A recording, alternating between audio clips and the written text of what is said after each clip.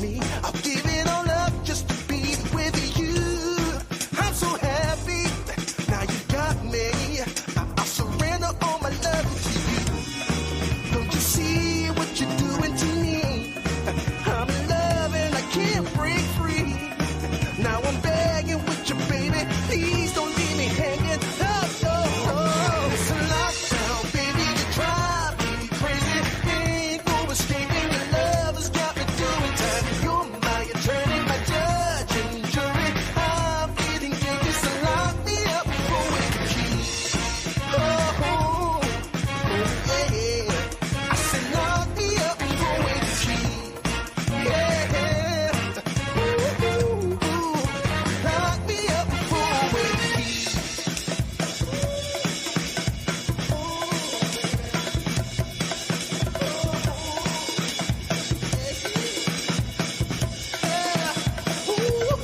Baby, it's a lockdown, baby. You drive me crazy. Ain't no escaping. Your love has got me doing time. You're my attorney, my judge and jury. I'm feeling guilty, so lock me up for with the key. Lock me. You gotta take away the key, my baby. Lock me up for with the key. Keep me in there. Lock me up for with the key.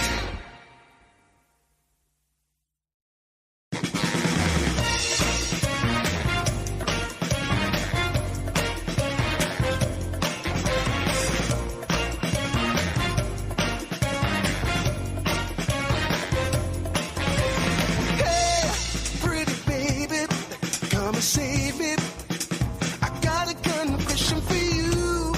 Call me crazy, but I may be committing a crime of the first degree. I'm not pretending, I mean what I'm saying. I'm coming in with my hands held high. Gotta face it, I'm not gonna make it without your love, and I got nowhere to go. Don't you see what you're doing to me? I'm in love and I can't break free. Now I'm begging with you, baby. Please don't leave me hanging. Oh, oh, oh, no. It's a lockdown, baby. You drive me crazy. Ain't no escaping. Your love has got me doing time. You're my attorney, my judge and jury. I'm feeling guilty, so lock me up for with the key. Oh, babe. Hey, hey. I said lock me up for with the key. Yeah, ooh, ooh, yeah.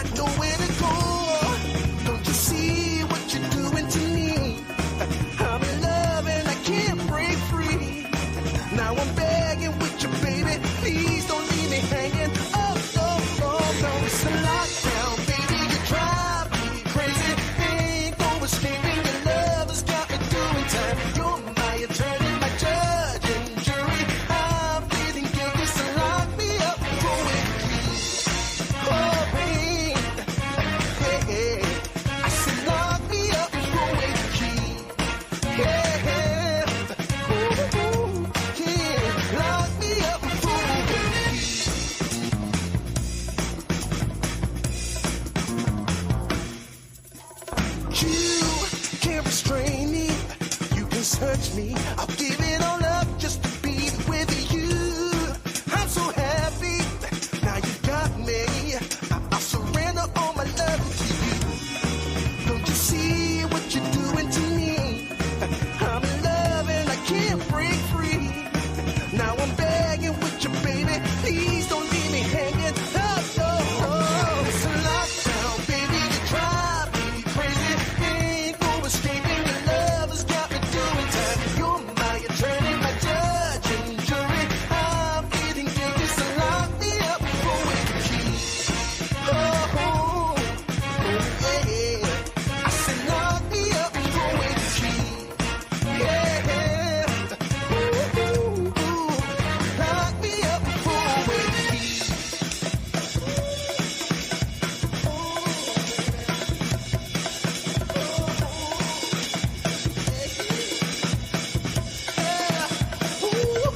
Baby, it's a lockdown, baby. You drive me crazy. Ain't no escaping. Your love has got me doing time. You're my attorney, my judge and jury. I'm getting guilty, so lock me up for with the key.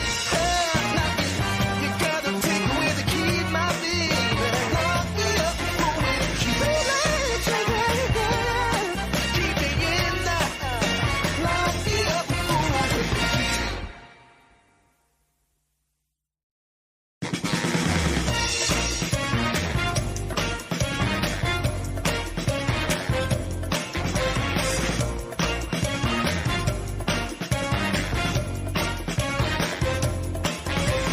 Hey, pretty baby, come and save me. I got a confession for you.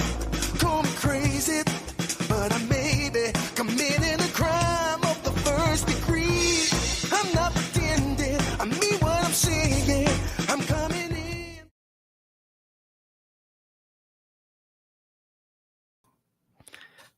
Hello, everyone, and welcome to a New Year's Eve special. Just going to be a chill stream, waiting for some people to get in here. Kind of last minute, I decided to do this stream, but yeah, I'm gonna see if I can get one person in here. Just wanted to celebrate New Year's Eve with you guys. For anyone that decides to join. I got the Kings game on in the background. This is going to be a super chill stream.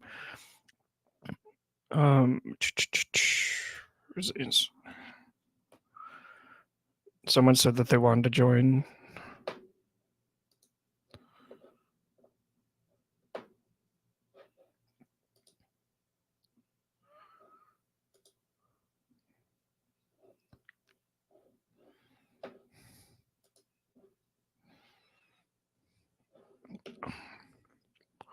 Put on some background music, actually.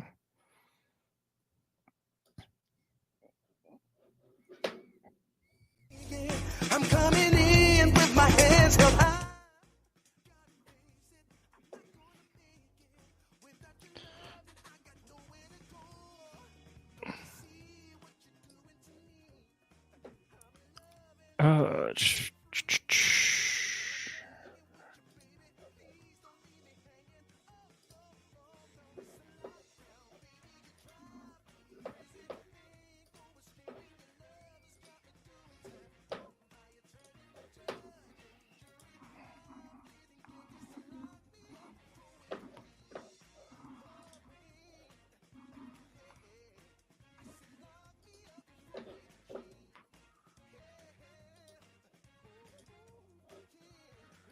But yeah, New Year's, it's the last day of 2023.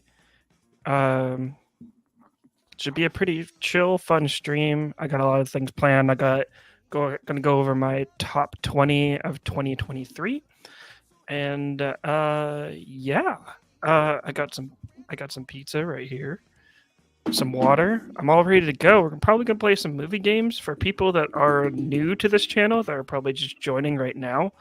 I did do a bunch of movie games on stream on the Real Lovers Morning Show, but I just stopped doing that show when I started doing the 250, but I decided to bring it back a little bit. So yeah. To see if people will join.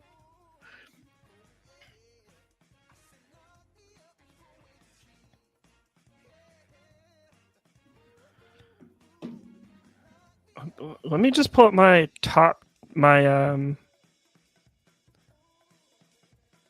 hold on, shoot. Go solo. Share screen.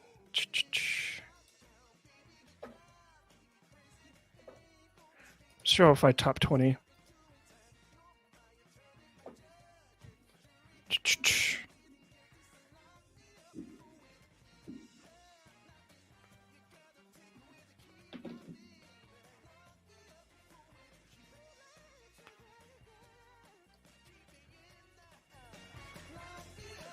But yeah, I have Dream Scenario at number 1 actually, and then The Boy and the Heron, number 2. Boy and the Heron is just a wonderful film. I absolutely love that film, and I'm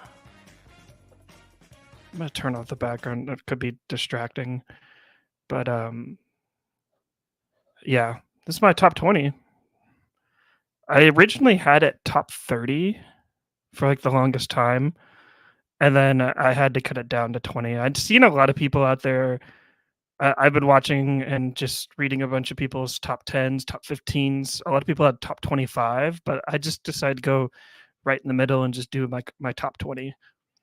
But this is my top 20, but this is my way of announcing that I'm going to be doing the first episode of 2024. I'm getting together with Tyrone from the Circle Club, Megan from Megan's World, and we're going to be doing one top 10 because we all did top 20 lists. So why not narrow it down to just 10 films that were the best in 2023? So that's going to be a real fun episode. We're going to basically just go through our list and see which one belongs in the group top 10, which is going to be a fun time.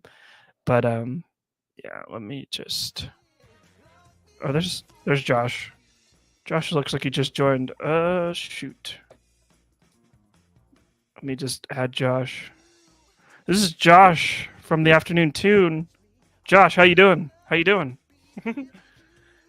Sorry, I think I got you before you. Yeah.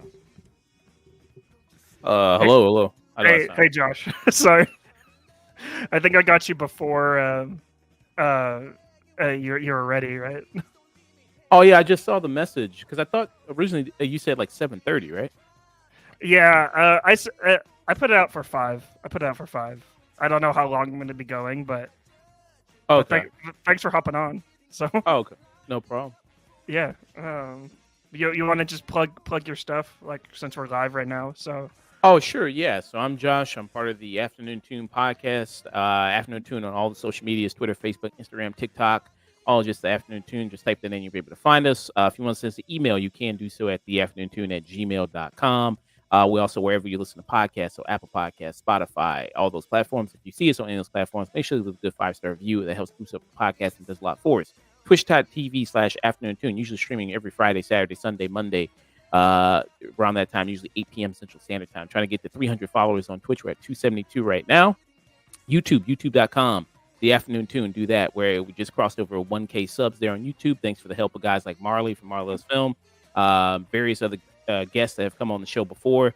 So yeah, trying to get to 2K now, 2K subs on YouTube. So youtube.com. Just type in the Afternoon Tune and you'll be able to find us.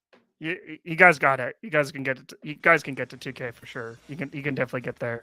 But how's your New Year's going? New Year's Eve? You're probably you're like at least 3 hours away from going to 2024, right? No, I'm it's 5 hours away. 5. Okay. Yeah. My math is wrong. Yeah. But yeah, did you do your top 20 list? I have to ask, since I was just kind of sharing mine. Yeah, so we're gonna be doing our best of this upcoming Friday. We just did our worst of, but I do have my best of list already. Yeah, I have that already ready for the show. Yeah. I posted it on Threads and Twitter, but I basically, before you started joining, I'm going to be doing a top 10 list with Tyrone from the Circle Club and Megan from Megan's World, and we're just going to do one top 10 list and basically kind of combine like all of our lists. So hopefully it doesn't get too heated, but yeah, should be pretty interesting. So I'm hoping, I'm trying to binge as much movies as I can before the show Friday, because there's still some that I haven't seen that I'm hearing a lot of great things about that I wanted to check out. Like for instance, like you have like 1001 on your list. Like I haven't seen that, but I heard really great things about it. yeah, 1001 is I saw that pretty early in the year, I believe. Let me just pull it up right here on Letterboxd. I think I rated it. Does Letterboxd show like when you rate things? Yeah, so that's it right there, right? You gave it 5 stars, or on April 9th. Yeah, I gave it 5 stars. I seen it back in April, and this is probably this is really one of my favorite movies of the year. It's really great. Tiana Taylor, is it? Yep. Well, yeah. I think she made up for it because she was in that shitty White Man Can't Jump remake. So Well, that almost made my worst movie of the year for the White Man Can't Jump remake, but I don't know. I think I like that one a little bit more than you did, but it's still not great. It's still not good. There's too many non-actors in that. Yeah. But the guy who played her husband in it, Sneakle Walls, he was in The Blackening. He was good in that. I thought he was fun. Yeah, that one just missed my top 20 list. Like it's in my honorable mentions. It's just I don't know. I liked it. I thought it was funny. The Blackening. It's just it just didn't stick with me for some reason. I don't know why. It's because I like Scary Movie. I like the Scary Movie franchise. So you'd think it would be right up my alley, but yeah. But is there anything else that you were that you're trying to cram before the? I'm trying to cram Rustin. I'm trying to see that. That's on Netflix. What else? Saltburn. I hate to see you have it on your list. That's on Prime right now. Yeah. I don't think it's a movie that'll be on my best of probably, but I just want to see it.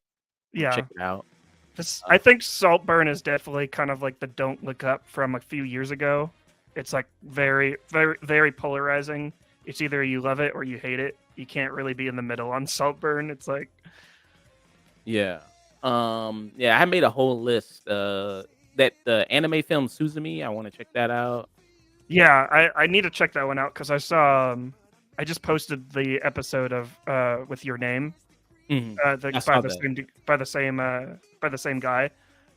So I'm really excited to check that one out, but just didn't.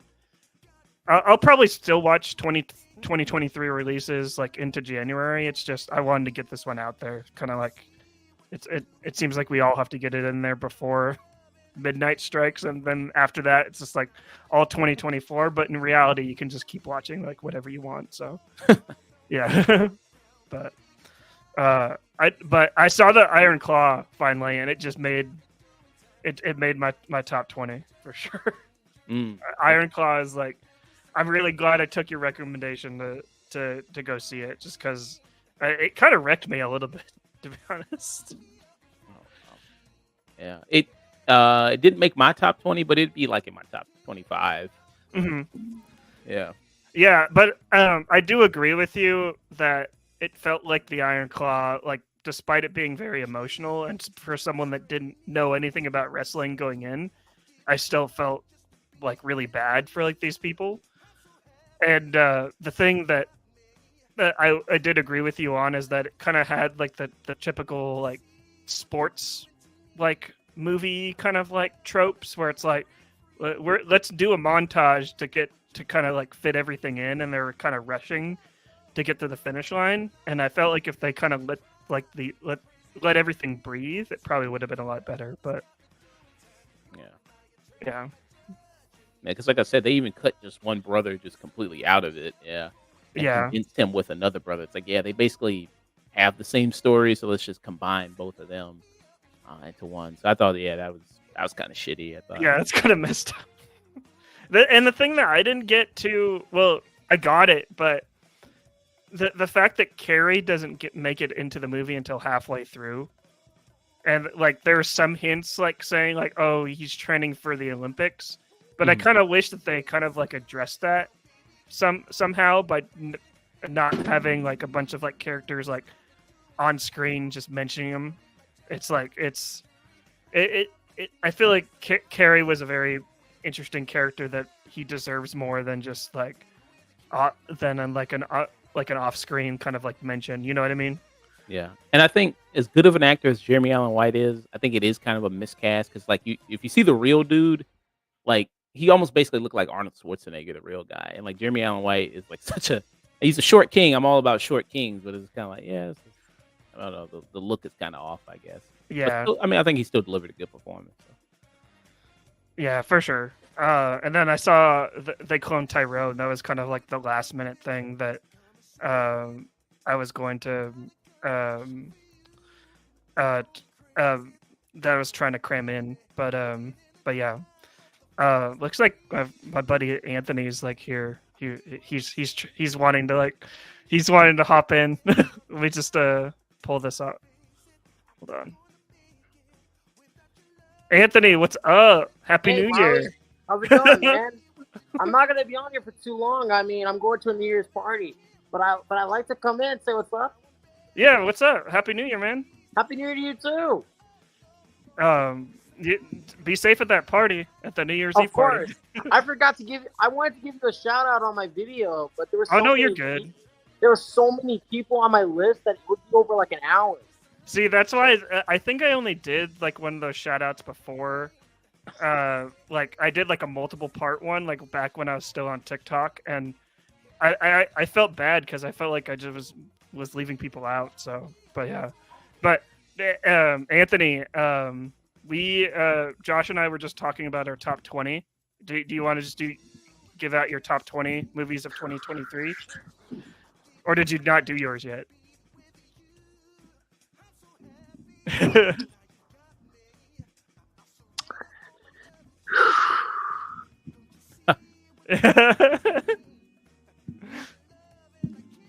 Well, Did you not do yours yet? I do have I mean, I do, but it's not 20 movies because I didn't see a lot of movies. Oh, that's good. That's fine. I mean, I have top 15. If Do there was- your if top I- 15. Well, well, the movies that won't be joining my list are The Zone of Interest, Perfect Days, Evil Lane, or something from the guy who directed Drive My Car. I know there's another movie. It's on your list too. Hold on, let me just. It was on your list. Rye Lane. I wanted Rye to see Lane? that one. Rylane is 1,000 fantastic. Josh, you saw that one, right? No, I didn't ride lane. No. I thought you guys did a review on it. I'm pretty sure. I never did because, if it came out around the time that I was filming a movie, then that's probably why. I know I did not see 1001. That was on my watch list. Forgot I missed out on that one. I missed out on They Clone Tyrone. I missed out on still the documentary Godzilla -1. I'm seeing that tomorrow. If I have time, I'm gonna go see that tomorrow. Definitely check out Godzilla. Godzilla is. Oh, if I had a top 20, I would add 5 more movies: Zone of Interest, Godzilla -1, Rye Lane, the movie Saltburn. If the movie wasn't Saltburn's on my honorable mentions, I think. Bottoms, but Bottoms, the ending sucked. That made no sense. So it's not on my recommend list. Like, it's a C+. Yeah, I love the ending. That was a forgettable movie, and I love Rachel Sennett. The other film called How to Have Sex, that film I wanted to see that one. Timing is not a good idea. All Dirt, Taste for Soul, I wanted to see that one. The timing. My favorite movie of the year is Kills of the Flower Moon. Mm-hmm. Number 2 is Oppenheimer. No, Poor Things. It's Poor Things. 3 is Oppenheimer. Okay. So one on my list. 4, Spider-Verse. Because I love it was number 1 for very long, but I was not gonna drop that low. Number 5 was The Boy and the Heron. Mm-hmm. That's my number 2. Yeah. Number 6, I think I had either Anatomy of a Fall or The Iron Claw. I haven't seen Anatomy of the Fall yet. Anatomy of a Fall is a great film. I highly recommend that film. Oh man, it's really really good. Yeah. Have you seen it, Josh? No, I have not. I missed Yeah. that. Yeah, I heard great Sandra things about Cooler's amazing. Oh, dude, the word of mouth in Cannes is justified. It makes a lot of sense. The movie's great. Yeah, that's definitely on my list. It's just there's no theaters near me that are playing it. I feel like this is gonna be out of pocket, but I do want to see Wonka, like within the first week of January. Wonka. I enjoyed Wonka. It's just not on my list for the best of the year because I had issues with them. I had it. It's not. It's one of the best, but it's not like the. If I'm not gonna put it on my list. I have issues with Timothy Chalamet. That's just me. You're a Chalamet hater. It's okay. I'm not a hater. It's just I'm tired just of seeing his messing face. I get it. No, What was that, Josh? Jeremy Allen White, I would say. What was that, Josh? Oh, I was gonna say, you think he's just too overexposed, or? I think he's a little overexposed, and a lot of people are like, "Just wait for Dune," and I'm like, "Well, I don't really want to wait for Dune because I'm not excited for that movie in 2024." Oh, wow. Like sure what movies are we excited for 2024? What's I coming up? want to say the new. Well, Mad Max Furiosa is gonna be Oh, yeah. awesome. Oh yes, That's good. That's this gonna be summer, a right? good one. Yeah.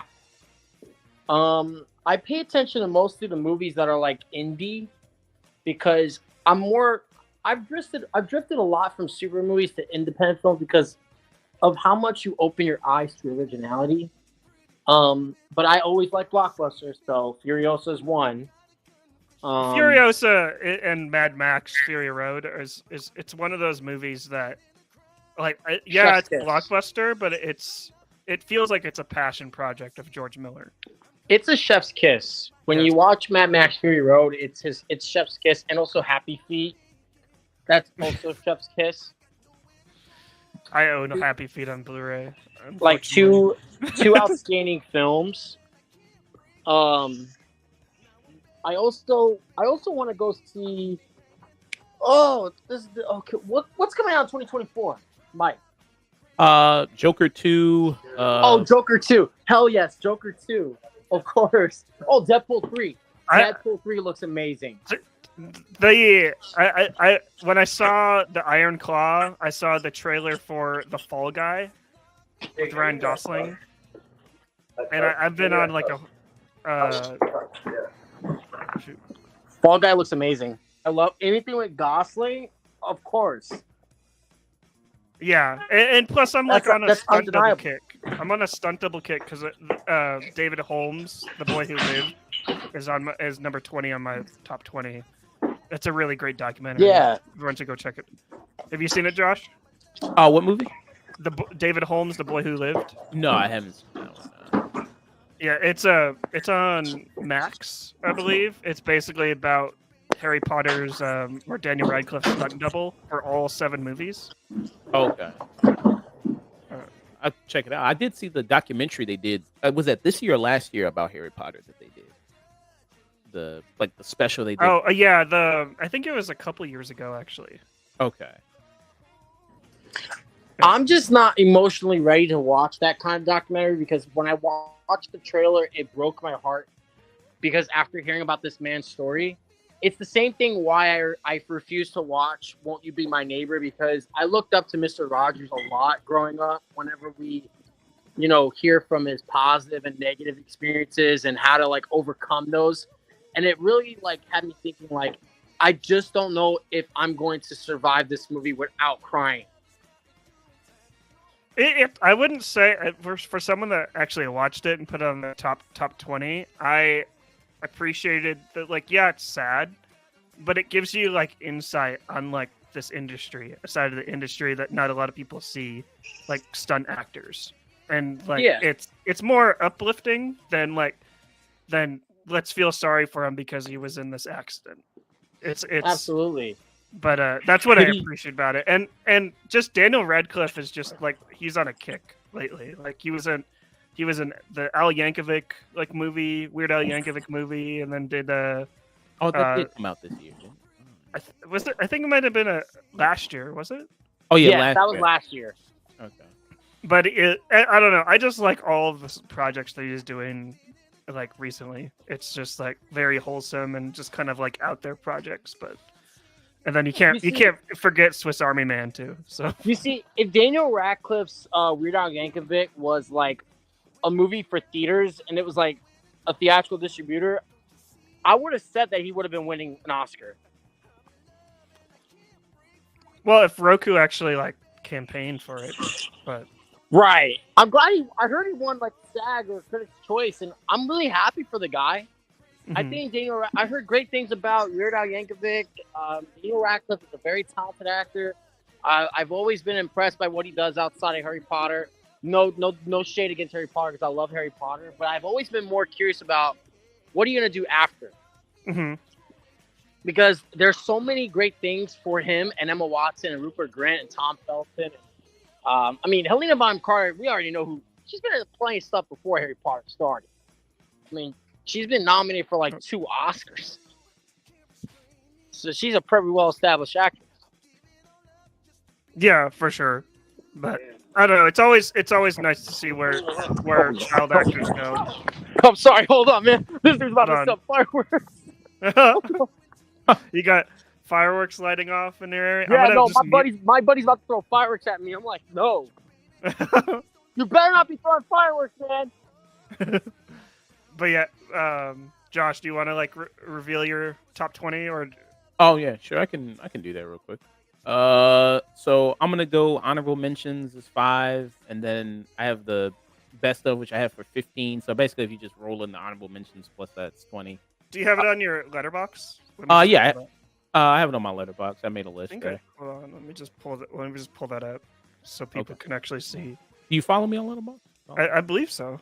Yeah, let's hope. Yeah, let's see. Yeah, let's see. Just find out in real time. Yeah, Afternoon tune. Yep. All one word. Shoot. There you go. And I'm following you. Okay. Yeah. Okay. And then your list. You made a list. Yep. There we go. Let me just pull it up. And then shoot.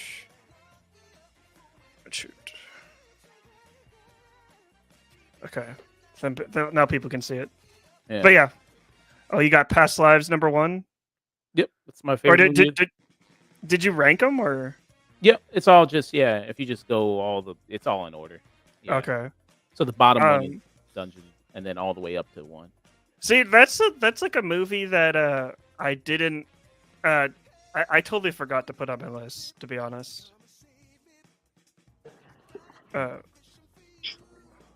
But I had a lot of fun. I think Dungeons and Dragons is the biggest surprise of the year. I think it's a lot of fun. I think. How much it works. Yeah, I definitely had a good time. Had a good time with it. Hold on, let me just. Do you want to just go through your list? Sure. So the last one here, number 20, would be Dungeons and Dragons. Honor Among Thieves, biggest surprise of the year, I thought. I think it's the best movie that Chris Pine had this year. Between this and Wish, yeah, definitely this one. But yeah, it was a huge surprise. I know there was that terrible Dungeons and Dragons movie that came out in the 80s, 90s with Jeremy Irons. That one, so definitely redeemed that film. But yeah, good cast. Even though it's a generic kind of formula, they do a lot with it, and yeah, it's a lot of fun. Polite Society, nice kind of Bollywood Hong Kong type action film there, kind of inspired. Did you see this? Yeah, this one made my list. I think it was like right around 13 for me. It was number 13. Oh yeah, I love Polite Society. I actually was able to find it at this local like bargain bin for like $5 on Blu-ray. It was like brand new, and oh wow, yeah, it was a huge find. I love Polite Society. So. Yeah, I love the 2 lead actors. I think they do a really good job. I pitched maybe one of them to be in like the next Knives Out movie, like you know what I mean. I think they would kind of work well there. Mm-hmm. The Blackening, probably the second funniest movie I've seen this year. I think the first one is a movie that's going to be coming up on my list. But yeah, I had a really great time with The Blackening. I thought it was really funny. really how it examined a lot of things. Then so it's 2019, 18, 17 would be Dream Scenario with Hmm. Nicolas Cage. Interesting movie, I thought. How it's touching on viral fame, how a complete nobody can be the most famous person in the world just all of a sudden overnight like that. That's pretty. I think it touches on that. I think towards the end of it, it kind of doesn't know where to go exactly towards the end. It just kind of just ends there. Hmm. But there's that. Then there's 16, The Royal Hotel. Did you check out this movie? No, but tell me more about the Royal Hotel, just because I've been seeing trailers on it, but I'm surprised to see this on your list because I don't think it was playing anywhere, to be honest. Like, at Yes. least it wasn't playing near me. So I got a recommendation. So Chris Ayers, who he's a special guest that comes on the show sometimes, he reviewed it. He had saw it, and then based on his recommendation, I went to go check it out. Chris Ayers, so yeah, he gave a review of it. And Royal Hotel is based on a documentary of Hmm. the same name, I believe, and it's about these women who go to like this, who go to Australia, and then they're like basically wait at a bar. They're basically bartenders there to earn some extra cash because they don't have any money, and they're kind of backpacking Hmm. through the country, through the continent there. And the movie's filled with tension. Like it's clearly filled with tension because they're at this bar, they sleep there, they work there, and then it's mostly men that work there, and then these men who work in like this mining kind of town, so they all come there after work to drink there and hang out and to kind of decompress.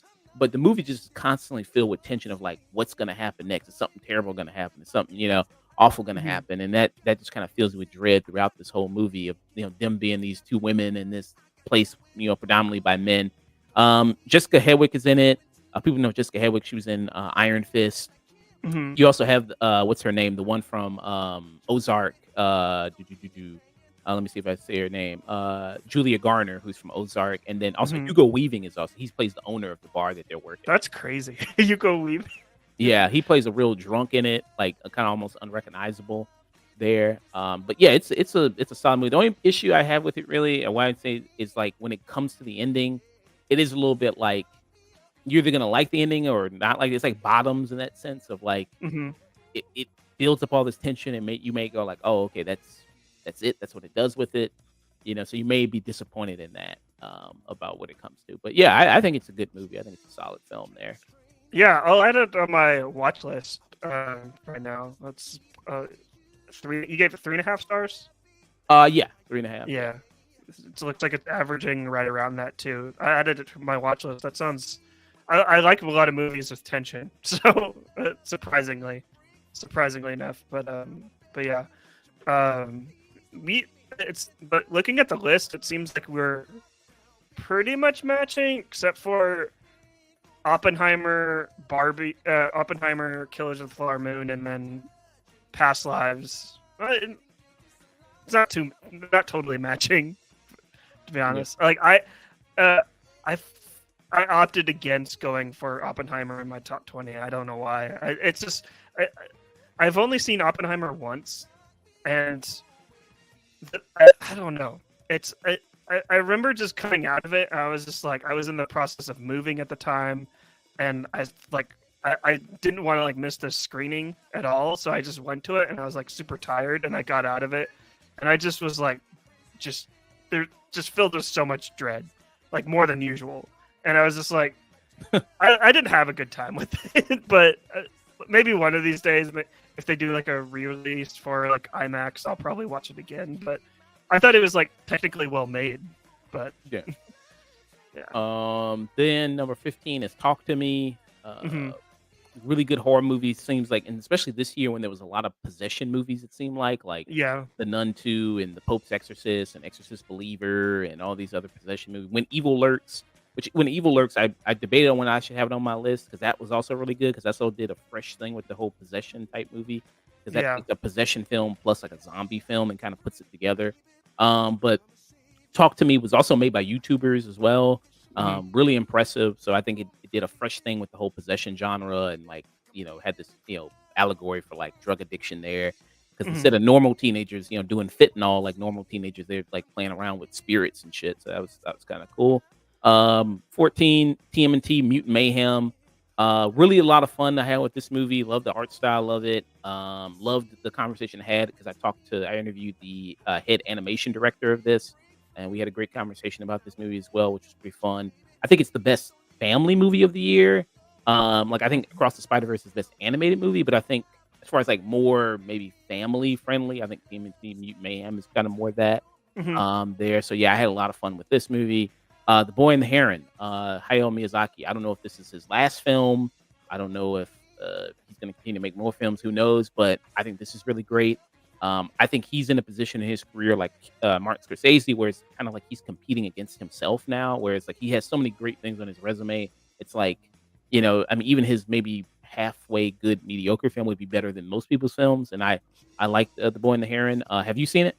Yeah, Boy and the Heron made my is number 2 on my list. Okay. It's I think it's one of my favorite Miyazaki films, like of all time, just because I feel like it's like it's his magnum opus, where it's just like a collection, basically a collection of like all of his work, like combined, and also him commenting on the things that he has done, like in the past, kind of like glorifying like war and stuff like that, and just like and the mistakes he's done. And the thing, like spoilers for The Boy and the Heron, the thing that I appreciated most about it is like the ending of it as well, where it's where I won't reveal too much of it, but I appreciated it just because knowing like Miyazaki's like son, and like he's supposedly supposed to take over Studio Ghibli like when Hayao Miyazaki is retired and he's not making movies anymore.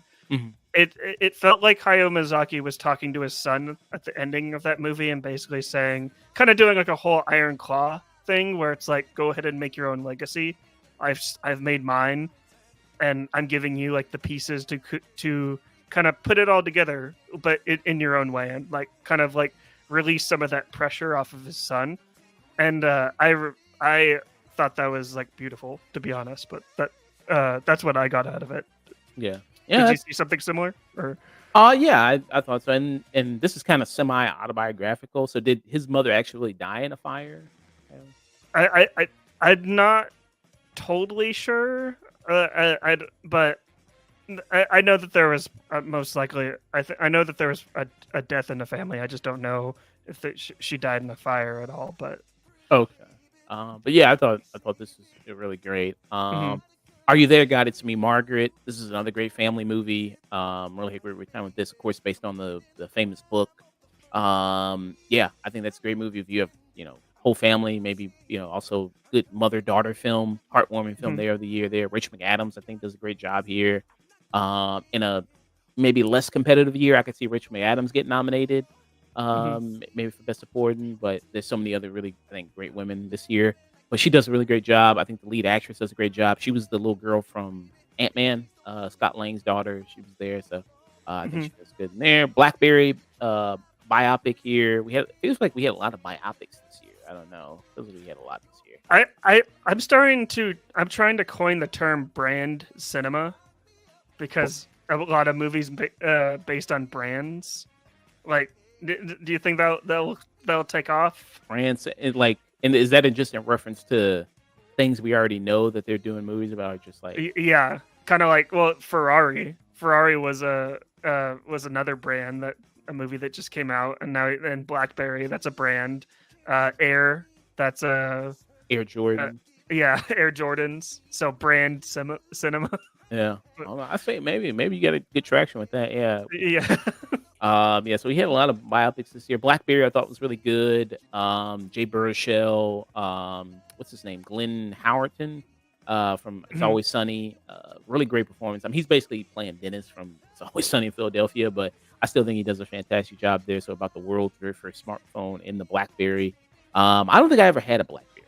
I think I didn't. I I had a thought- Razor. I did have a Razor. I had a Razor. Mhm. So I missed the whole era of like the BlackBerry. I missed that kind of era there. Yeah, my brother had a BlackBerry, and I used to kind of like see him like texting with the little small keyboards, and I was like, that doesn't seem like a good thing to do. Yeah. But yeah, I mean, just the downfall of the company was really just like this other competitor, the Apple, the iPhone just came and crushed them. I mean, just innovative technology there. Mhm. Godzilla minus one came out later in the year. A lot of people loving it. It's sweeping a lot of people. It's going to be on a lot of people's best of lists. It's on my best of list, obviously. Yeah, I mean, some people are saying this is the greatest Godzilla film ever. I don't have experience with a lot of Godzilla films. I can't make that judgment. We just recently did a review of the very, very first Godzilla film, 1954. Mhm. It was interesting going back and watching that one. But what are your thoughts on Godzilla minus one? I love Godzilla minus one. I believe it was like 1819, kind of like right at the very end of it. But I absolutely adored like Godzilla minus one. I thought it was like crazy like action and all, but also got really emotional too. Like because it like you started to know like what these characters were going through. And even just knowing like the history of Godzilla too, of like what Godzilla actually represents, like basically just like the atomic bomb and how it destroyed like tons of like Japanese people. Mhm. And I made a TikTok about this, and the thing that I find really like amazing about Godzilla minus one compared to like Oppenheimer is that Oppenheimer is like this dreadful like movie about like, oh, this guy creating the death weapon. And Japanese people like they take like a tragedy and they kind of turn it into like an icon, because Godzilla, like if you go to Japan, like he's everywhere. Like you can get him on shirts. You got like I believe like the Godzilla like Tokyo Hotel or whatever, like that is like that's totally a thing. I like I have like a lot of respect for the people of Japan for kind of like making light of a bad situation. But Yeah. What was I gonna ask? Oh, what would be the equivalent of here in America? Like, what would be the equivalent? Like Superman, maybe? I guess Superman, but I don't know. It just seems like even like with movies like 9/11, like those movies are always so dreadful as well. It's like it's just something that I've noticed, like especially after seeing Godzilla minus one and seeing like all of the stuff in Japan. I've never been to Japan, but people send me pictures all the time, and just I don't know. It's interesting cultural thing. So.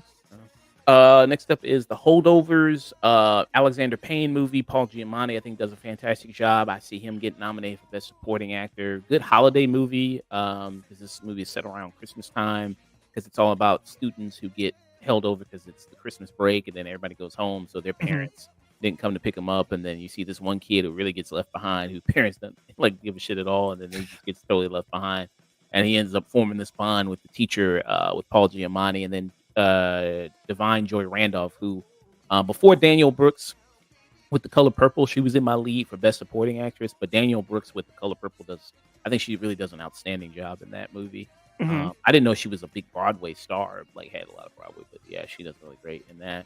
But I love The Holdovers. What's your opinion on The Holdovers? I have not seen The Holdovers yet. It just recently debuted on Peacock, so I was gonna check that out like eventually. But since it's a Christmas movie, it's kind of hard for me to like watch like a Christmas movie and like after Christmas. So it's like it's like I know you said it's a Christmas movie, but is it one of those movies that's like it's more of a family movie than Christmas? It just happens to take place.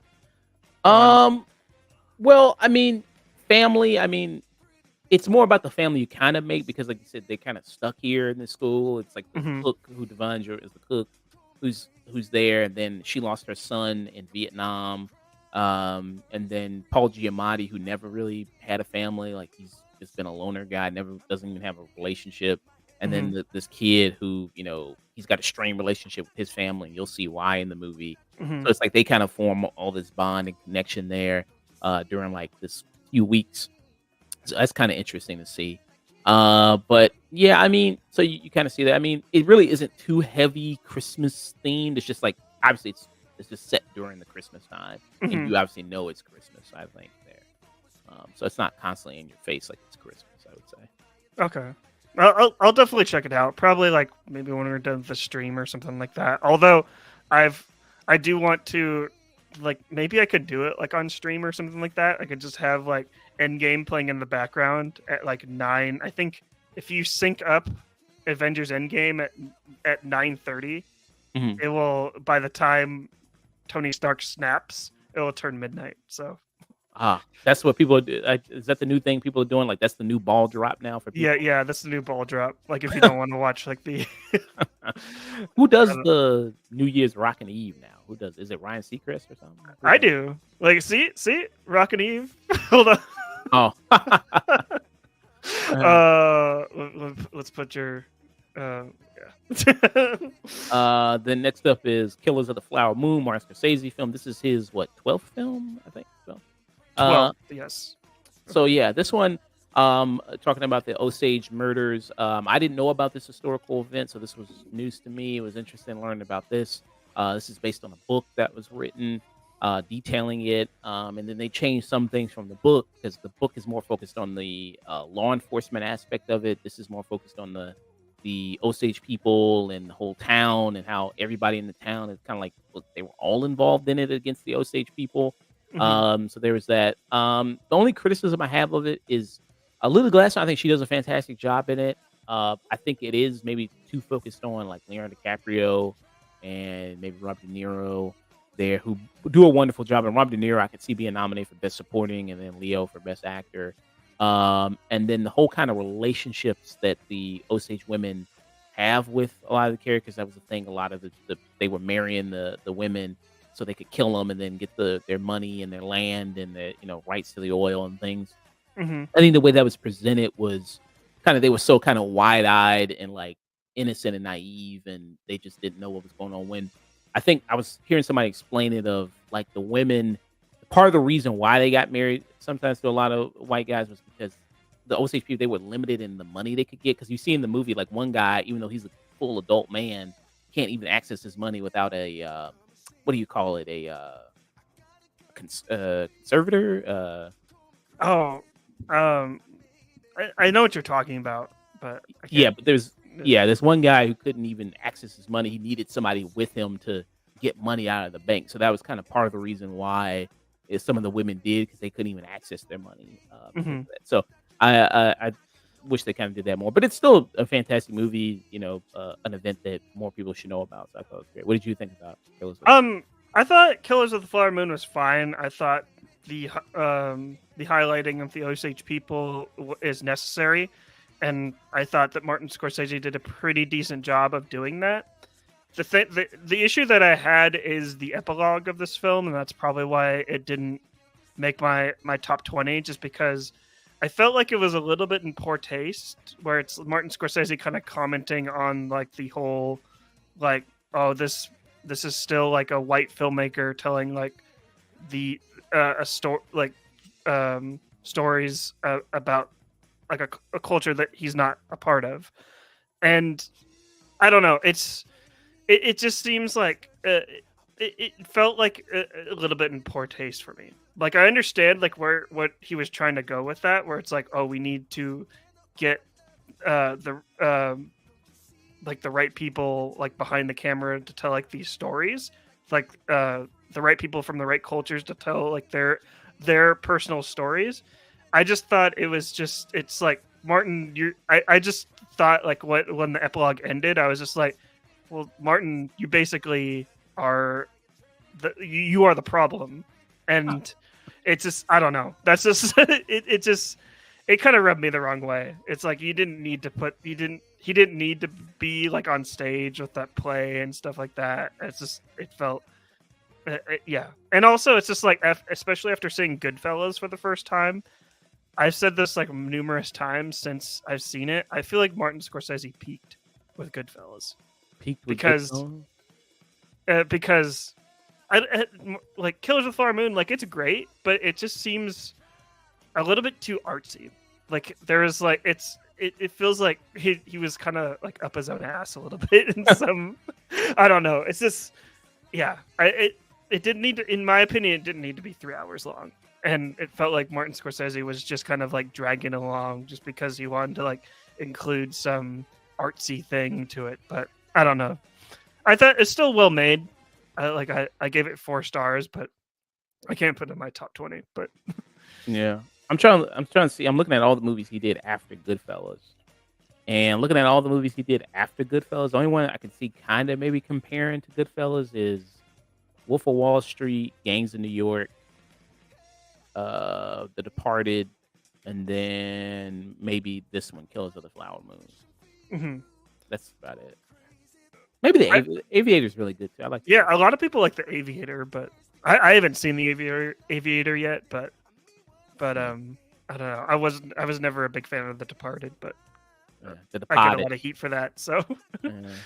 Um, my next film is They Clone Tyrone. Best sci-fi movie of the year, I think. Mhm. Very very funny too. very like- funny. Yeah.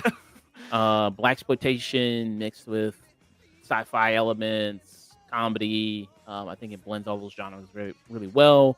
Good performances, really great performance from John Boyega. John Boyega, I'm always happy to see him in great things. Jamie Foxx does a really amazing job here. Tiana Paris does a really good job here. Again, good for her to have a great movie this year and not just the Marvels. So that's pretty awesome. Yes, I love They Clone Tyrone. It's on Netflix. It was did it have a limited theatrical one or did it just go straight to Netflix? I just went think straight it might have been like a week.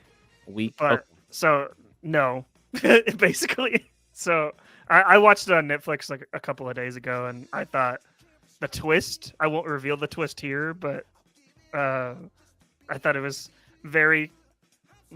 Let's kind of give it away, but it's maybe it's kind of obvious, like like from the title, but I don't know. I thought it like everything you said, like the performances are really great. I'll see anything with John Boyega in it at this point. Like even though the Women King, I'm not wasn't the biggest fan of. I thought it was great, but I feel like they could have done more with that. But They Clone Tyrone, I totally agree with you. It's it's probably one of it's definitely my favorite of the year. Yeah. Next up, I got Poor Things. I just Mhm. recently saw this, the Yorgos Lanthimos movie. This is my first one of his. Mhm. Marley, he's a veteran of his films.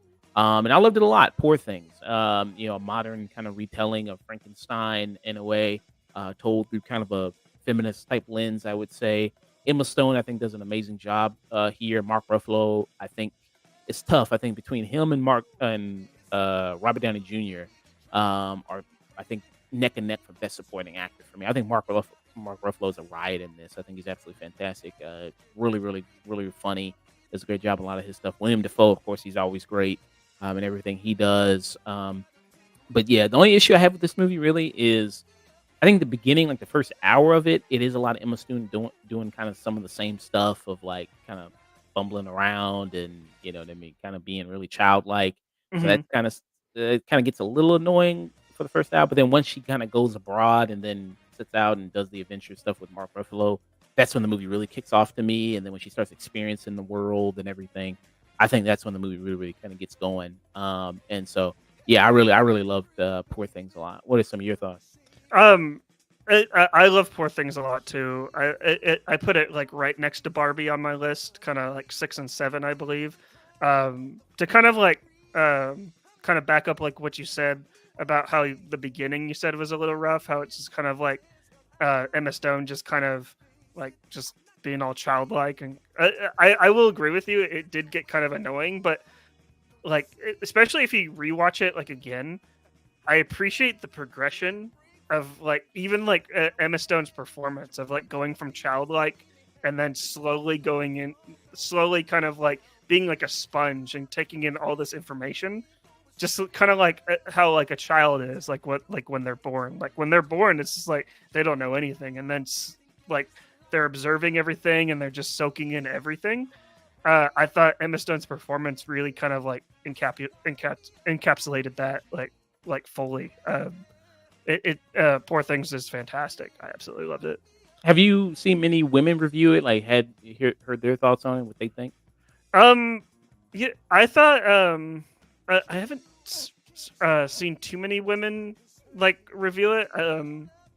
But like the few ones that I've that I've read were they kind of compared it a lot to Barbie. Like this is kind of like a good companion piece to Barbie, where it's like this. It's kind of just women kind of coming to terms with like their own body, and how they kind of have to adjust in a like male-dominated world because, and I feel like Poor Things kind of like dives a little bit more deeper into that, and it gets a little bit more darker than Barbie, even though Barbie is just like can get dark, but it's more kind of like jokey about it. But Yeah. I wonder. Yeah, I was wondering how women would feel about it, and plus, there's a lot of sex scenes in it. mhm. So I wonder if that would maybe be an issue. But yeah, I thought this was a really amazing film. There. Next up, I got is Bottoms. Mhm. Bottoms. I think this is the funniest movie of the year. Really had a great time with it. The director of this movie, because I saw this, I went back to see her other movie, and the director of this movie, let me pull up her name real quick, is Emma Seligman. Mhm. Uh, and then so I went back to watch her film Shiva Baby, and I liked that as well. And then I think Io Debris, she's my MVP of the year. We're gonna award her that Friday. Because she's been in nearly everything this year: The Bear, TMNT, Mhm. Bottoms. Every movie you can basically name. It'll say Theater Camp. Yeah, Uh, yeah. yeah, she's Shit been House. She was in Shit House a Shit while House. back. Yeah. Yeah, she was also Across the Spider-Verse. She was in that as well. Like, damn, that girl was working hard this year. This was her year this year. Right. And so Io Debris, she did great. Really just like I said, funny movie about this female fight club that they start. Rachel Sennett, I think, is also really great. She's coming up. She's a big young star coming up as well. But yeah, it's just like I thought it was really a good time. Marshawn Lynch, who I think this is this is his first. His first one was that show on Netflix. Yeah, The League, wasn't it? And no, not The League. It was the show where they get a bunch of celebrities to like figure out like a case. Shoot, what's it called? Hold on, let me just pull it. I wonder if it's on Letterboxd right now. Yeah. Marshawn Lynch on his. They even have him? Yeah, he's right there next to. Yeah, there we go. Yeah. And Murderville on Netflix. Oh, Basically, he that whole concept of the show is like when it's hosted by Will Arnett, I believe, and he basically plays like a detective, and he gets a celebrity like detective like partner like each episode, and Marshawn Lynch is episode 5, I believe, and the best episode of the entire season. So okay, because he's really good at improv. Marshawn Lynch is like the way he's like so quick-witted with everything. I feel like that made that episode like super funny, and like he is good in Bottoms, and Bottoms is a pretty funny movie, but I kept going back whenever people bring that up. I always have to think about Joyride. I feel like Joyride was funnier, especially like funnier with like female led ensemble cast.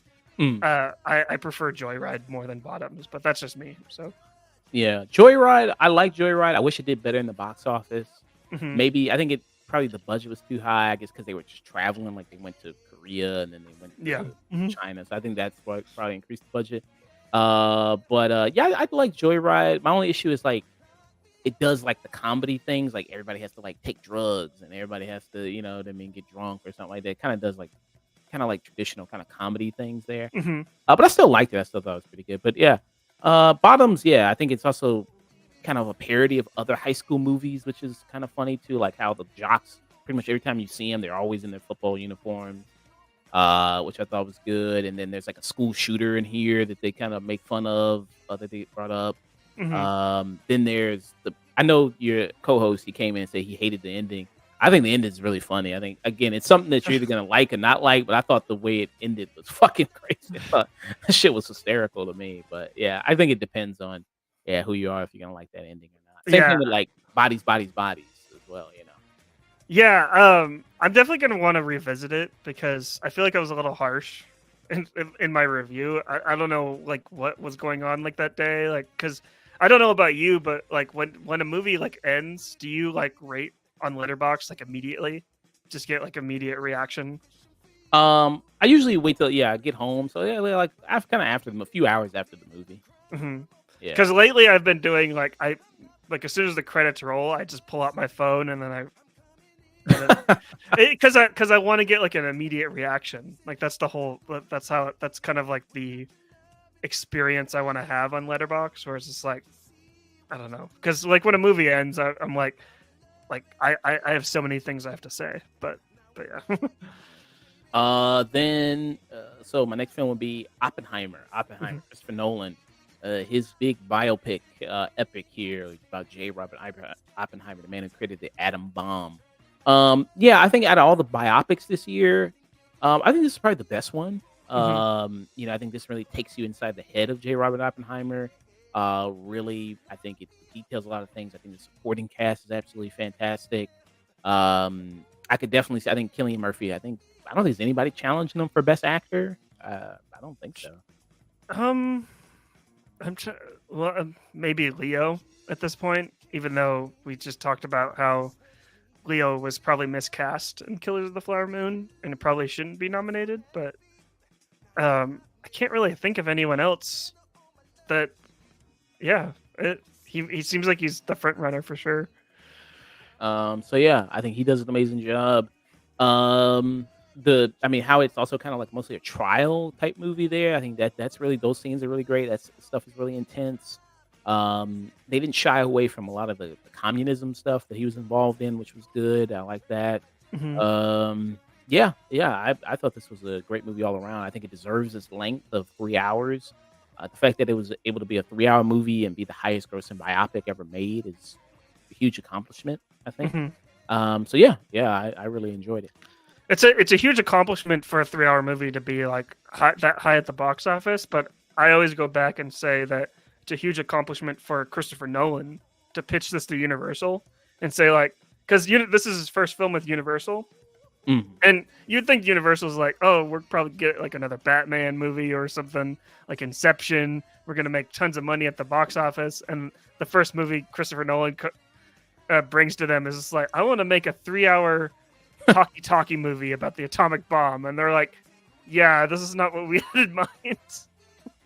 But it worked out. It worked out. So Yeah, and it also did have the big lightning in a bottle thing of the whole Barbieheimer thing. So Mhm. I think the meme of Barbieheimer helped Oppenheimer more than it helped Barbie, because everybody's probably going to see, because people know Barbie. But Yeah. Oppenheimer, it's like, I don't like, who cares? But And yeah, I may not have liked Oppenheimer as much as you, but the thing that I appreciated so much about the whole Barbie Oppenheimer like craze is like when went to my Oppenheimer screening and Barbie screening, I loved kind of seeing like the Barbenheimer shirts and like you could tell like you could pick out in the crowd like, oh, they probably came from Oppenheimer and they're seeing Barbie next. And I just liked the sense of community that these two movies kind of like brought back to like theaters. And I don't know, I just like seeing like all the people dressed up in like pink, like when I went to go to when I went to the Barbie movie. I thought that was just people having a good time at the movies, because that's what I do like when I go to the movies. So yeah. And I can lead into my number third film, Barbie. Barbie, big event, highest grossing movie of the year. I think this is the highest grossing movie in Warner Brothers history, I think. I believe so. Yeah. For first billion by a female director as well. So Yep, first billion by a solo female director here, which is also a huge accomplishment. Yeah, I mean, this movie, when all the stuff it talks about, the patriarchy and feminism and man hating and all this other stuff that people said it ended up being the highest grossing movie of the year, highest grossing movie in studio history. Like, that's a huge accomplishment. Did incredibly well. Knocked it out of the park. Margot Robbie as Barbie. Really fantastic cast. That girl who's the daughter of America Ferrera, she's also had a great year, or a great career, I should say, because she was in Ahsoka. She was in Infinity War, where she was the young Gamora, which made $1 billion. She was in something else that also made $1 billion, I think. I'm trying to think, but like her career, like she's always like the young version of somebody, or like the kids. So her career is really good and great. So shout out to her. America Ferrera is really great. Will Ferrell, I'm liking him in kind of the supporting kind of roles instead of leading things now. I just saw him in Quiz Lady. I think he did really good in that, where he's kind of just a supporting character in that. Is he a CEO in Quiz Lady or? No, he's like Alex Trebek. Oh, okay. and Quiz Lady. But yeah, so I think this was really really a good time. Really had a lot of fun with it. I think some of the complaints people have about it is like it's getting kind of like it's not far enough in its politics or it's too far or something like that. It's like I don't expect this movie this movie's what only 2 hours and something I think or It's like right under 2 hours, like hour and 50 or something like that. yeah, it's like I don't expect this hour and 50 movie to sum up to basically solve sexism in an hour. Yeah. It's like it's not gonna do that. But I thought it was a really great job there. I could see Margot Robbie being nominated for Best Actor, Best Actress, and then Ryan Gosling being nominated as well. Do you think this is gonna win for like Best Original Song or something like that? Or I think you'll probably get in for song, and I think Greta will probably get Best Director as well, like a nomination there. But I think that'll probably be it. Besides, like the acting, I don't think it's probably going to get anything else. But the Academy's proven me wrong, like before. But like another thing about like Barbie that is kind of interesting that we can talk about, that it's kind of popping up now. Like everyone was loving it, like when it came out, and now like this whole they're calling it like a white feminist movie, like it's because Greta Gerwig's like a white female director, and it's like they wanted it to be more inclusive, and I'm just like, you can't have her, you can't expect her to do everything. So it's just like I don't know. It's just yeah. But what are your thoughts on that? Like, well, yeah, like I said, like it's an hour and 50-minute movie. It's not gonna solve sexism in an hour and 50 minutes. It's not going to touch on every single issue regarding feminism. Like I know there's intersectional feminism, and then you got to break that down. And then there's also feminism amongst queer people, and then LGBTQ people, and then there's that, and so it's like again, it's not going to touch on every single little thing like that in this hour and 50-minute movie. But yeah, and then also you do have a character of Margot Robbie who, even they call out in the movie of like, this is a terrible person to make this point of like, I don't fit the beauty standards, and you get Margot Robbie who's trying to say that, you know what I mean? But they bring that up. But I kind of see that a little bit. But again, like I said, it's come on, it's not gonna hit on every single little thing. I don't think it's annoyingly white feminism in this, as opposed to, I'm trying to think of like a movie that would fit that description. Lady Bird. I'm just kidding. Lady Bird. I don't know. When I think of Lady, I think more of like that's a good like mother and daughter movie. Really, not really so much like feminism. I think that's just a good mother and daughter movie. Really. Yeah. I can't really think of anything off the top of my head. I was just making a joke because I don't like Lady Bird that much. So you don't like Lady. I don't know. I guess maybe Captain Marvel, maybe. That's more like girl boss. Feminism. Yeah, it's more girl boss, but yeah, like Captain Marvel. Even though I don't hate Captain, it's just that is kind of like that's just generic like corporate brand girl boss feminism type stuff. Yeah. I don't hate Captain Marvel either, but I kind of wish that I saw it again just because so many cult references to that movie in the Marvels, and I was like, I should have done my homework. That's why I couldn't watch Marvel anymore, just because it's just like just too much homework to do anything. I'm just like then number 2, Across the Spider-Verse. Best animated movie of the year. I think it's tough between this and The Boy and the Heron. I went with this. I don't know, maybe I'm biased because I love Spider-Man. I mean, who doesn't love Spider-Man, right? So this is the sequel to the massively impressive Spider-Man Into the Spider-Verse.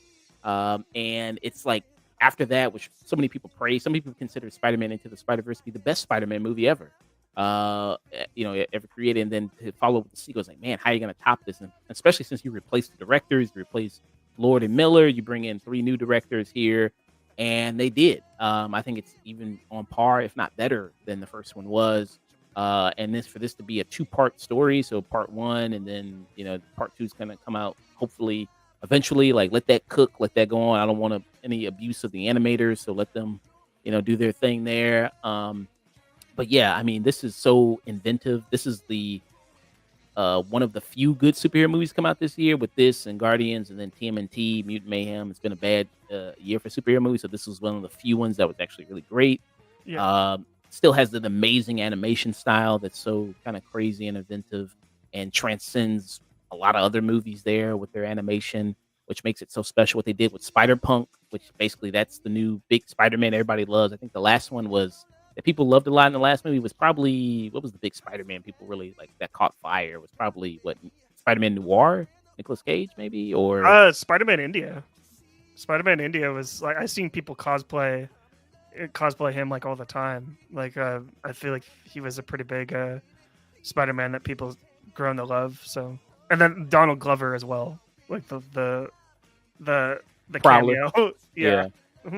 So yeah, this was really amazing. And then this also, people are like, well, this can you even really rank this movie or review it because the part 2 is going to be coming out later.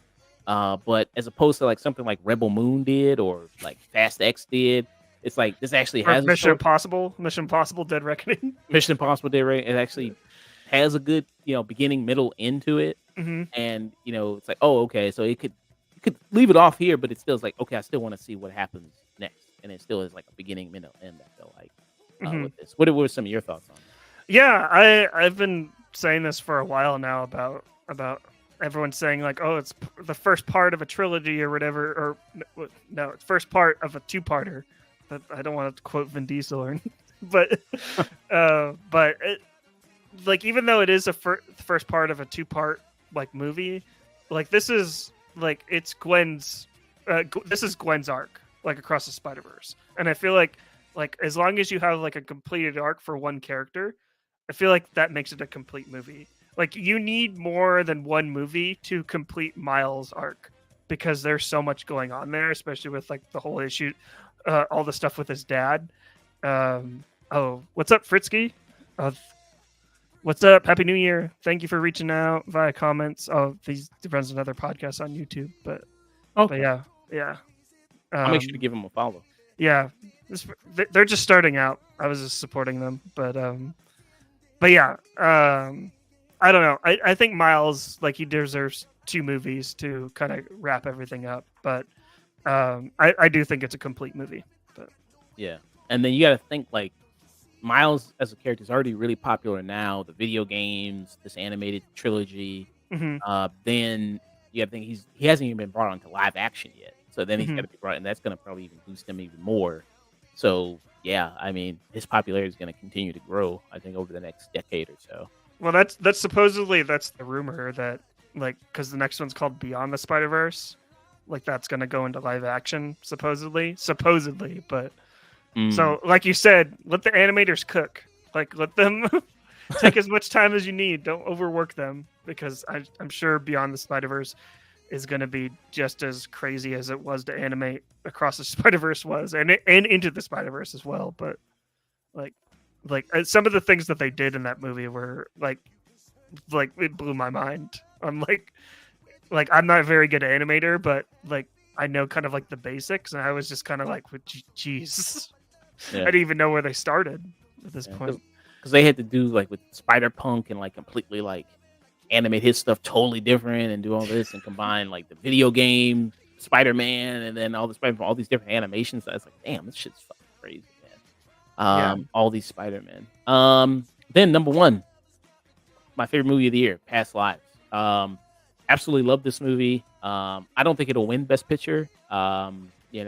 I think it'll probably go to Oppenheimer, probably more than likely. And not to say I don't like Oppenheimer. I mean, it's my number 4 film. And if it won, I wouldn't be upset about it. But yeah, I just had such an amazing time with this movie. Very emotional movie, heartbreaking movie, heartfelt movie. Loved it a lot. Greta Lee, I'm rooting for her. I hope she wins Best Actress. I think she does a phenomenal job in this movie.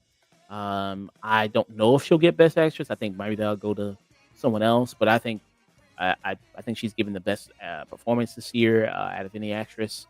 But yeah, I have nothing but great things to say about this movie. I love the ending of it. The ending is like, man, that's just heart crushing. The whole ending of it. It's just like, man. What were your thoughts on Past Lives? This movie breaks my heart because I love it.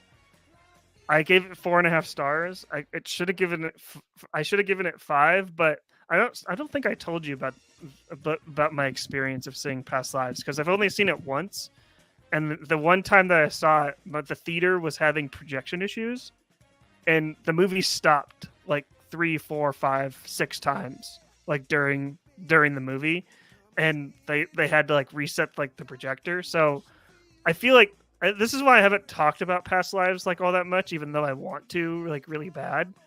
Is that I haven't felt like going back to it just because my experience was so bad, and I don't feel like I'm knowledgeable enough on like this movie just because of like it, because I need to watch it again. I need to get it on Blu-ray and just watch it again. But it's very unfortunate that my theater just didn't know how to run a projector. So, but yeah, it was man. I think it's great cast too. I like the Korean love interest in here. I thought he was really great. I forgot his name. But I think he does an amazing job. And then I know the actor who played her husband in it. I've seen him around before. He's been in like various different things. mm-hmm. But I love that scene of like, because obviously naturally he's a little jealous. You know what I mean? Naturally of this guy kind of speaking to her, and he's trying not to be too jealous. And then it's like he doesn't know what he looks like at first. And when he first sees him, you can see that look in his face, like, "Fuck, this dude is really good looking." Like, you know what I mean? Like, shit. And I'm like, oh man. John Magaro is his name. Okay, yeah. He was in The Big Short. He was in Not Fade Away. He was in Orange is the New Black. That's probably where I've seen him from. And he was also the evil boyfriend in Umbrella Academy too. This guy, right? Yeah. Yeah. Yeah, he's his cheekbones are pretty strong. No, I'm just kidding.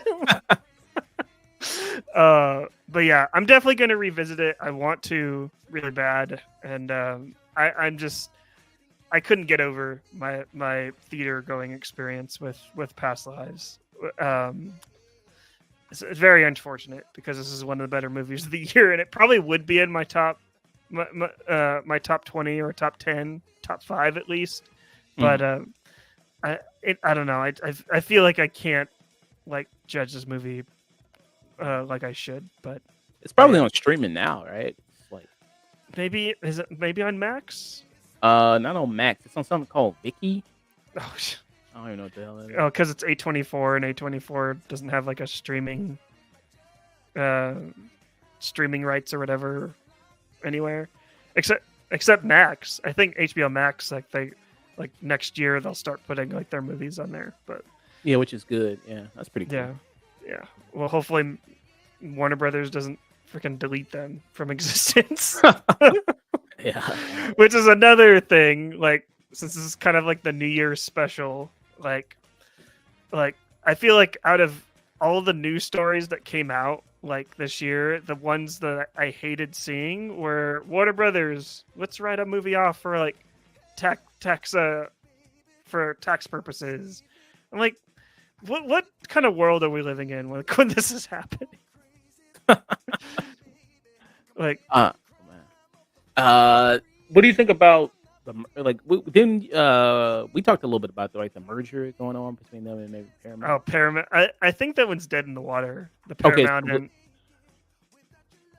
okay, you good? No, go ahead. Oh, I said so. It is completely just dead in the water now. From what I hear, I think that they're still going to resume talks when they get a better offer. But I don't know. It's like having that merger. I feel like would be the film industry would it would not be good. It would not be good. So to have like one company own pretty much everything at that point. What other independents? So if they do that, like what other independent ones would be left? Neon.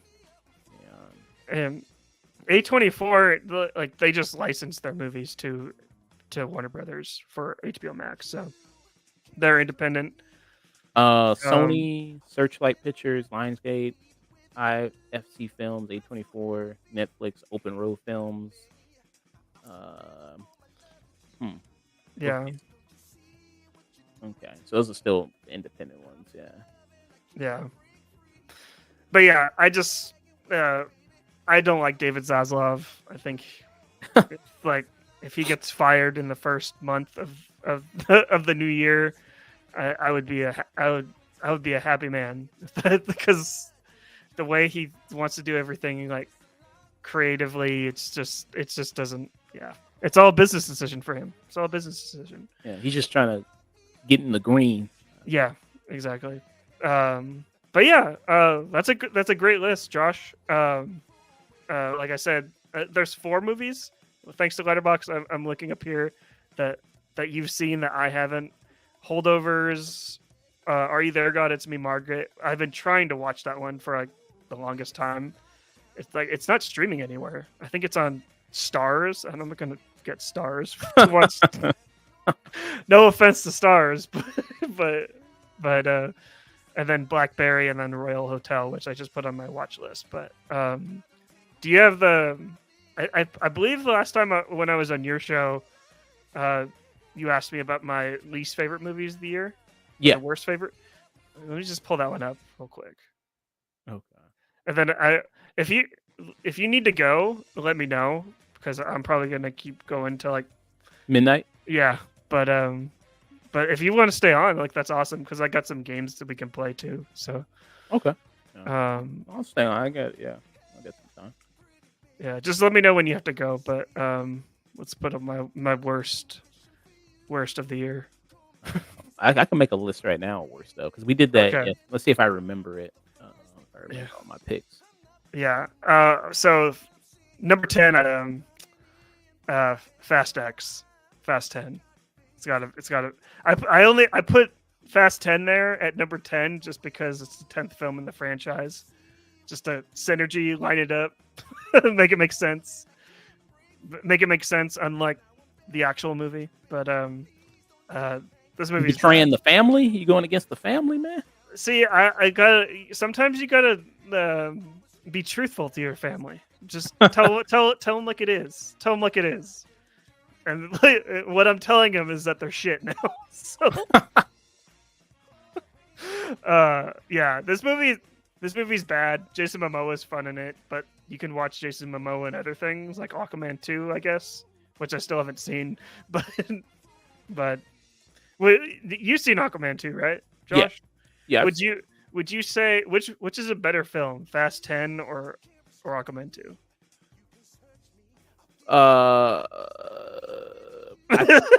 I think Fast 10 was. I didn't have Fast 10 on my worst though, so I think. Oh, really? Fast 10 is better.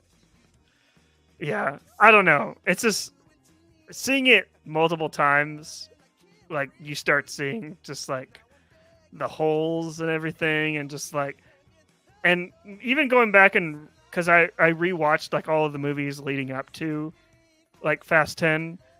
There's a lot of the older ones are actually pretty decent. Like Tokyo Drift is one of my favorites, and it feels like they just lost like their heart, like with the franchise. Surprisingly, 10 movies in, they lost it. But but yeah, going against the family, I put Fast 10 at number 10, and then Inside.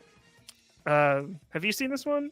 This is with William Dafoe, where he's trapped inside. Basically, that's the movie. He's just trapped inside his inside someone's luxury apartment, and he has to get his way out. Very weird movie with William Dafoe. If you want, like, he's good in it because, like, it's William Dafoe. He's good in everything, but there's not really much going on. So it's just him kind of like getting increasingly unhinged throughout the entire movie, and it's kind of boring, to be honest. Like, I did not have a very good time, but that's Inside. I don't think it's streaming anywhere, but and then The Family Switch. This is that family body swap Christmas movie featuring Ed Helms, where each member of the family swaps places with each other. This is not good. It's not funny at all, which is surprising because Ed Helms, but yeah, I don't know. Not good. And then this is not surprising at all, but The Flash, definitely one of my worst lists. Oh yeah. You don't like this film either, Josh, right? No, this was on my worst stuff. It was in my top 10. Well, bottom 10, I guess. Yeah. Yeah, this is like, I guess Michael Keaton, like, it was cool, but He was in it for like maybe 10, 20, 30 minutes. He's not in it very long. And when the stuff is in it, he's probably all CG or something like that, or like they used AI, which like, yeah, that rubbed me the wrong way when you start seeing Christopher Reeve just pop up and then just like reanimate the dead. I'm just like, you got to put it in your worst list for that. It's like it's bad, all bad. And then the next I have The Insurrectionist Next Door. This is a movie. This is a documentary made by Nancy Pelosi's daughter. So Warner Brothers gave Nancy Pelosi's daughter all this money to interview people that stormed the Capitol, and I don't know why I watched this. Someone told me to watch it, but I don't know. It's not a very well filmed documentary. Just because if you're gonna talk to like these crazy people that stormed the Capitol, you could at least do it professionally and like actually like ask them like hard hitting questions. Like it's really just Nancy Pelosi's daughter just kind of pointing a camera like a handy cam, and just kind of like pointing it herself and like interrogating them. And it's just I don't know. It's a bad documentary. It's not very well edited. Not very interesting either. Doesn't really bring up any questions or anything like that. It's just it feels like an interrogation. But yeah, that's The Insurrectionist Next Door. And then you disagree with this one, right, Josh? Gran Turismo. I thought it was kind of decent. I mean, it was better than I guess what I expected it to be. So I guess that helps. But I thought it was kind of decent sports movie, racing movie. The racing scenes are really good. Yeah, I just thought it was kind of boring. Which, like, if you read my review, like I say that this is a pretty accurate, like a 1-to-1 adaptation, just because Gran Turismo is so boring, like the actual video game. So is the movie. So, like, I feel like the one positive that you can get from Gran Turismo is David Harbour. Like, at least he's having a fun time, but I can't just like a movie just because one actor is good in it. There's got to be more there for me. So, but yeah, Gran Turismo, thought it was super boring. But yeah. And then Silent Night. Have you seen this one? I think you guys did a review on it. So we did. That was on my dishonorable mentions. Last Silent. I was just mostly like the disappointment. Yeah, John Woo and everything. Like yeah. I was very disappointed by this. Like exactly what you just said, John Woo. Like I've been a big fan of John Woo for like the longest time, and also I want Joel Kinnaman to actually get a win. Like I was hoping he would get a win with this one, and I was very wrong with this. So I like that. The one thing I do like about Silent Night is that I like that it kept to the bit of like not having any dialogue, but it's not very interesting. Like they kept to the bit, but make it interesting, and like even like and also to have like a movie called Silent Night, obviously a Christmas movie, a play on like the song Silent Night. Like this movie is not very Christmassy at all. Like there's some Christmas stuff, but it's all in the background, and it's just that's kind of like one of the main issues I had with it. It's just like you're claiming you're a Christmas movie, but it's not really Christmassy. But what'd you think? That's what my co-host said. My co-host was like, for a movie to be Silent Night, to do this whole kind of theme of it, it doesn't feel like Christmas isn't really brought up much in it. He said he wanted more of like Violent Night, which was the David Harbour movie, which is basically Die Hard, but he was Santa Claus. That's what he kind of more wanted from it. So I just hated the aspect of like everybody's silent. Like it's okay for Joe Kinnaman to be silent, but that doesn't mean everybody they don't have to talk. Like I thought that was weird why you decided to do that. Yeah, I don't know. I like the bit, but I don't know. It's definitely a choice, and they, like I said, they kept on that choice. But next, I have Leave the World Behind. I gave it 1 star. This is that movie on Netflix about the end of the world and cyber attacks, and I think you watched this one after. I don't think you actually got like your thoughts. I think the one thing that you DM'd me was the you call it underwhelming or whatever. Oh, I said it was Like, kind of pointless. I said, yeah, like, pointless. Yeah. yeah, I think the tension is good. I like the actors in it. I think they do a good job. Mahershala Ali, I think it's good. Speaking about bodies, the woman from there, she's in this. Um, yeah, I like some of the tension in it, and I think it's more about the human interaction rather than like what's actually going on. Like, what's is it a cyber attack? Is it aliens? Is it some country? Like, what is it?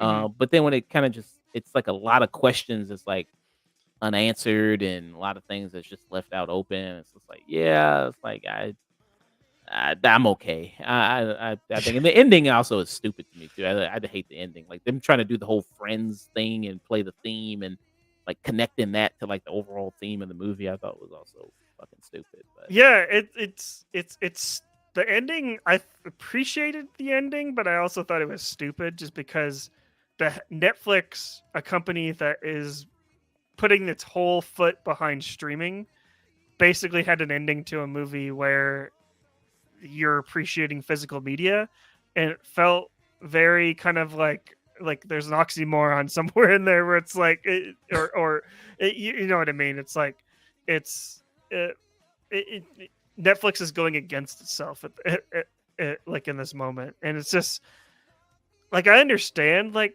appreciating physical media, but it didn't really. Like it leave the world behind, like it brings up like a lot of ideas and like issues like in the world, but it just does it on a very surface level and doesn't really do anything with that, or doesn't really have anything to say. It's like it's just someone just mentioning it instead of someone actually like diving deep into it. And mm, I wanted them to actually do something with it instead of just like show me like all the wrong things in the world. Oh, your phones are bad. I know my phone is bad, but oh, you're relying on technology. I know I'm relying on technology. It's like just yeah, it's just very surface level. But yeah, that's leave the world behind. Also, Julia Roberts, what was she doing? Or is when she was dancing or just she... yes, well, just dancing and just everything. Like, uh I mean, she's kind of presented as like a Karen in the movie. mhm, And I, not to say that her kind of being anxious or kind of nervous isn't not completely unwarranted. I mean, she doesn't know these people; they are strangers. But the whole kind of conflict of like Mahershala Ali coming with his daughter because that's his house apparently, and then he rented out as like an Airbnb to them for their vacation. But then it's like the whole thing of like, well, if he could just tell her. Why didn't he just tell her immediately like his email address? It's like, oh well, I emailed you from this email address, so you know it's me, instead of like saying like, oh, my name is just George GH, mhm. you know. But yeah, I mean, so it's not completely unwarranted there, her kind of fears. But yeah, I mean, the way she's kind of presented is like throwing a lot of microaggressions out there and everything with the Yeah. daughter, especially. And it's like, okay, this is kind of weird. But yeah, I mean, it's something different than what I've seen her do kind of before. That was something. Yeah, I don't know. I just felt it felt like she went a little bit too hard with it, to be honest. Like Mm. I don't know. It's just not for me. Definitely not for me. Another movie that wasn't for me. I think a lot of people would agree with me on this. Rebel Moon.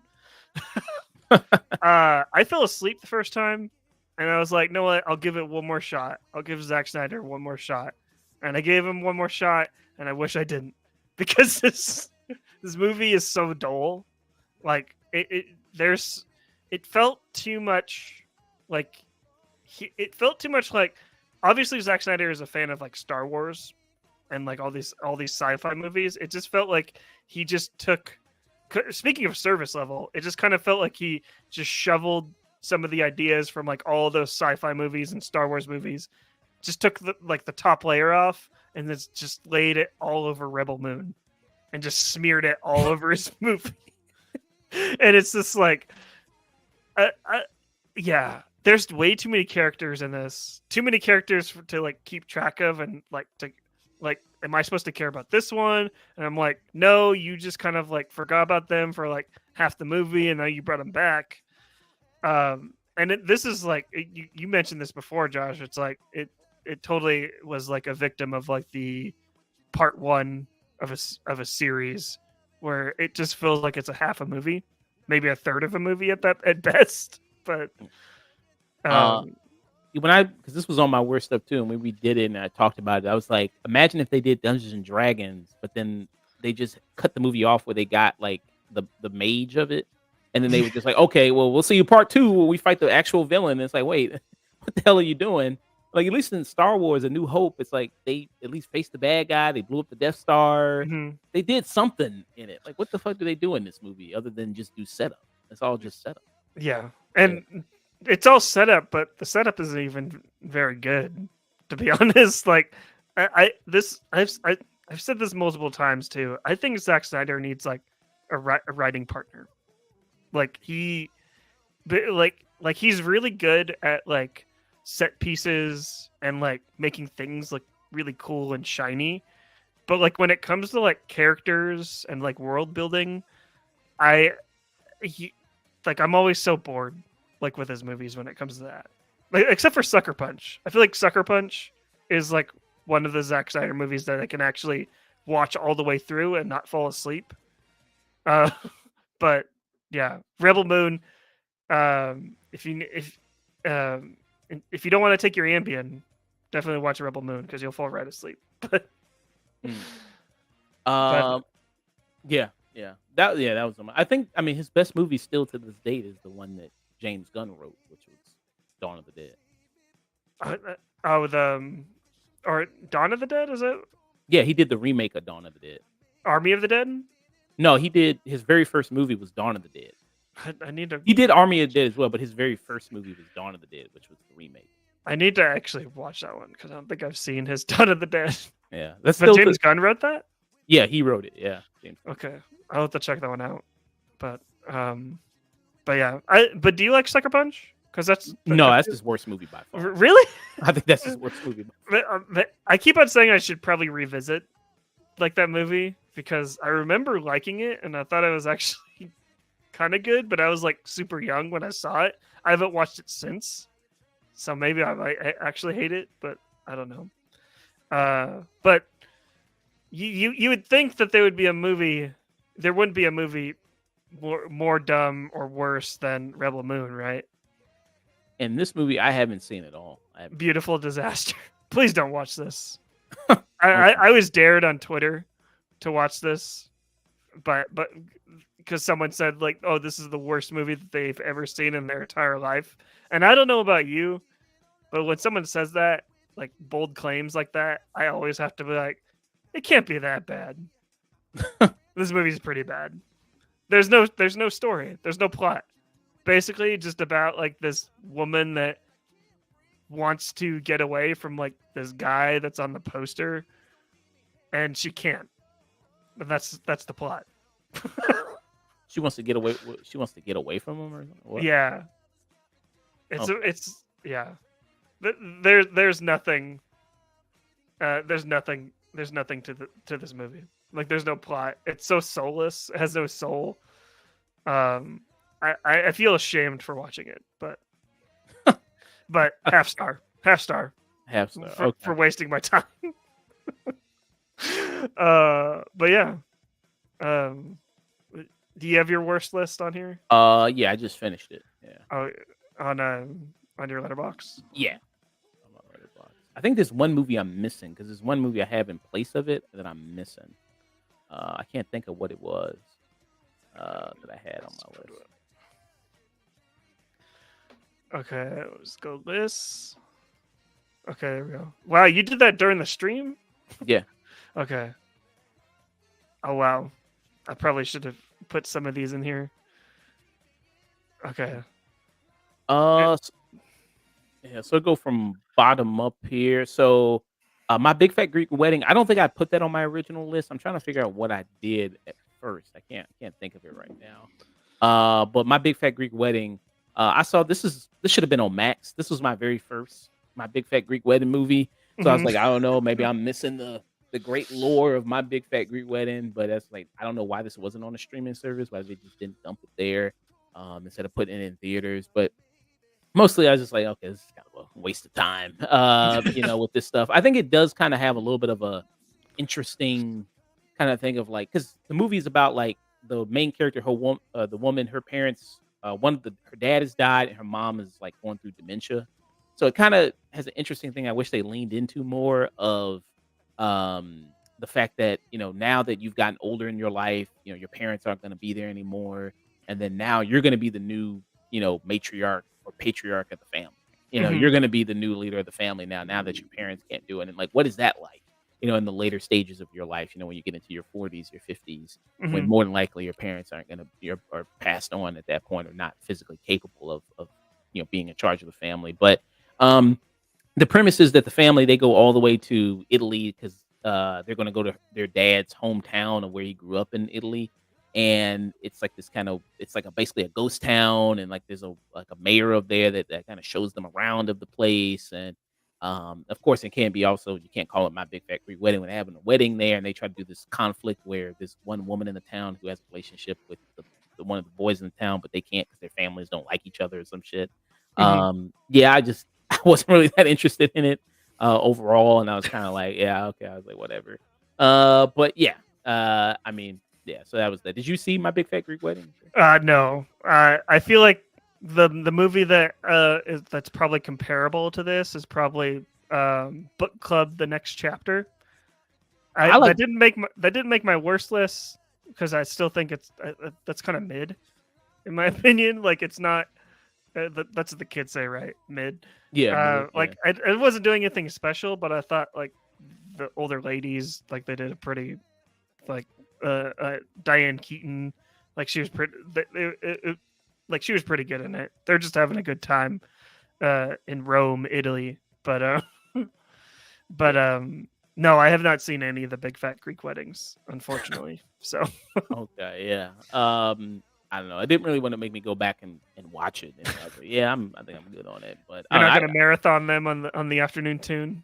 No, I don't think so. I don't think that's on the agenda there. I don't think there's much of a demand of that. But have you ever seen? Like you said, you've never seen them. But I mean, the first one, I know of the first one. I know of the movies, but I've never seen them. Yeah, I know of them too, but no.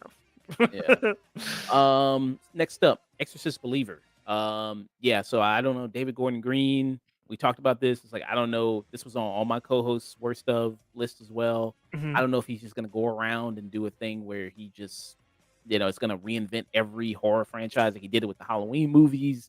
He's did it with Exorcist. I don't know if he's going to do Nightmare on Elm Street next, or if he's going to do it with Friday the 13th. If he's going to just try to change all these horror franchises and reshape them in his image. I love the first Halloween movie he did, 2018. I thought that was really good, and then everything else was kind of to me or bad. Halloween Ends I thought was kind of bad. Better than the second one though, I thought. But this Exorcist Believer, interesting concept of trying to like do different religions and their versions of exorcism and all that. And I thought the girls who did it, they did an okay job at being possessed. I thought they did fine. Leslie Odom Jr., who's really great. I think he's great in almost anything. He's really good in this. But yeah, I mean, just what they do, like a legacy sequel of trying to like bring back the actor from the original film, Ellen Burstyn, and that doesn't work, and try to connect too much back to the original. Yeah, I think it kind of falls flat in a lot of those elements, and it's tough. I mean, The Exorcist is like one of the greatest horror movies ever made. It was nominated for Oscars. And it just falls so short. What did you think about Exorcist Believer? I never saw it. Okay. To be honest, like I guess that speaks for itself. It never interest me. It's very unfortunate, like seeing like the critical reception from this, just because you're not the only one that hated this, especially like when the original Exorcist like just got remastered or something like that. I think it got re-released like in 4K and like in theaters. And everyone thought that was great because that's like the best Exorcist movie like ever. And to have this one come out and just kind of like stink up like the room, like it's very unfortunate that had to happen. But this next one, this makes me sad, Josh. Yeah, Next Goal Wins. I know you were a big fan. I think you gave this movie, what, 4 stars? Yeah, I gave it 4 stars. 4 stars. Taika Waititi directed this. I don't know. I think he's been on kind of a losing streak Hmm. recently, like Thor: Love and Thunder, which I didn't hate, but I didn't think it was that good. Hmm. Then he also did, this one. And his humor is like I don't know, maybe it's just he's working too much. He's got too much his hands in different pots because I know he's one of the producers on Reservation Dogs. I don't know how much Hmm. involvement he has with that. And then he also does Our Flag Means Death. Then he also has the What We Do in the Shadows TV show, which is a TV show of his movie What We Do in the Shadows. But he can be funny. Like I like his movie What We Do in the Shadows. I like Hmm. Hunt for the Wilder People. I like Jojo Rabbit. But with this one, I thought this was such a lame sports comedy type thing. Michael Fassbender, I think this was such a whiplash of him doing this and then The Killer. They came out during the same week there, and then it was such a whiplash. It was like Eddie Murphy being in Dreamgirls, and then he was in Norbit, like they come out the same week. That was pretty bad. But yeah, and then the whole kind of American Samoa team, because this is about another biopic about the American Samoa football team. And their whole goal was that they had the worst loss in league history with like 32-0, 31, I think. 31-0. And then their whole thing is like, we just want to score 1 goal. That's it. Mhm. They ain't even trying to win a game. They just score Yeah. 1 goal. And there was a documentary also about the team. Makes me kind of want to see the documentary about the team. And then I think this movie also had some accusations of being transphobic. Like they focused too much, like a lot of transphobic jokes and things like that in the movie. But yeah, I just think this is kind of just a lame sports comedy. Like I think it's like Taika Waititi at his worst in a lot of elements here. Mhm. So I was just kind of like, yeah, this isn't that good. Yeah. Yeah. Why'd you give it 4 stars? Well, I guess I'll defend it a little bit. I will. Like, no shame to anyone that's like tired of Taika Waititi because he is kind of everywhere. Like everything that you mentioned, and he was also doing the Star Wars movie. He's writing that one, so he is working a lot. But I think I just like Next Goal Wins just because I do like the story of like the American Samoan team and seeing like Samoan people like on screen too that we're not used to seeing like these type of people except for like Dwayne Johnson, like really the only Samoan person that's like in Hollywood that's like that people know of. So it's nice seeing like this culture being highlighted highlighted in a different light. And I think I was just like on the high of like Ted Lasso, so it's kind of like I like kind of like motivational like coaches, even though Michael Fassbender kind of like in my opinion, I feel like he misunderstood the assignment. Like if I were to recast this with Taika, I would totally get Brett Goldstein to kind of play like the coach because he's kind of like more of the kind of like out of touch like coach to like kind of like find love with the American Samoan people and he learned something from them and they learned something from him. But yeah, I thought it was great. I think the transphobic stuff, it seems a little bit overblown in my opinion, because I feel like that was part of the point, especially with the Michael Fassbender character, that he was not accepting and then he became accepting of that person. And yeah, like I can see like why people would not feel good watching that, but I don't know. That's who that character was at that point. The Michael Fassbender character was, but I don't know. I'm a fan of Taika Waititi, so I'll see anything that he puts out, and I generally pretty much like it. I feel like I'm the only supporter for Thor: Love and Thunder at this point. It feels like whenever I bring up Taika, everyone's like, "But he made Thor: Love and Thunder," and I'm like, he does other stuff besides the MCU, right? So I'm like, yeah, I don't know. Well, you know how it is. Once you make one of these bad like geek property movies, genre movies, everybody's like, "You're just shit director. You're terrible." Like Ryan Johnson, he makes The Last Jedi, and it's like he's the worst director ever. It's like, have you seen Brick? Have you seen Looper? Have you seen? Well, actually, I don't even like Looper, but have you seen Brick? Oh, really? Nah, I don't. I think Looper is his weakest movie. I love Looper. Just I think I like it because of like the technical way of like the way they did like time travel, where it's just like a jump cut. I don't know. I just like how simple it was, to be honest. But Brothers Bloom, I love Brothers Bloom. Mm-hmm. Yeah, but yeah, like once you do one of these bad ones, it's like people say you're the worst director ever, And I know Right. people have issues with Jojo Rabbit in terms of like they think it's him glorifying Nazis in a way, but Yeah. Well, he's gone on record. Taika's gone on record for saying this, where he people kind of get overly sensitive, like especially with the Jojo Rabbit character where he plays Hitler, but uh, he says that he didn't do any research on Hitler, and he was just this is just like another version of Hitler that he like, and I kind of like I respect that where it's like he's not glorifying Hitler. He's glorifying his own version of Hitler from Jojo Rabbit. You see what I'm saying? It's like, yeah. Well, I don't think he's glorifying anyway. I don't think he's glorifying Hitler. well, that's what people are saying. But Oh, okay, that's yeah, yeah, but yeah, I mean, so he said he didn't do any research for him. yeah, he said he was like, oh, I didn't do any research on Adolf Hitler. I just like, yeah. Oh, So wow. yeah, Well, it's kind of funny. I mean, he Like got he's the not basic. serious. He's totally unserious, like filmmaker. Yeah, I mean, I guess that's what pisses people off. Is like sometimes he'll do things. It's like yeah, but Yeah. Well, uh, did you hear his quote? Like, since I mentioned, like he was writing the next Star Wars movie, he says that his Star Wars movie is gonna piss people off. yeah, and that angered people. Yeah, Yeah, I kind of want to see it now because I want to know what he's doing. he's gonna make it with Jar Jar Binks as the lead character as he did, and I would love to see that. He's Jar Jar Binks. yeah, he's Jar. He's got to put himself in because hasn't he been in? I think he's been in all his movies. I think. Yeah, Except- he usually puts himself in every movie because he's in Boy, his directorial feature. Oh. He's And is he in Hunt for? He's not in the Hunt for the Wilder People. I don't think he's in. he might be like a side character in that. Okay. Yeah, but I haven't seen that one in a while. But yeah, I like Taika. Next Goal Wins.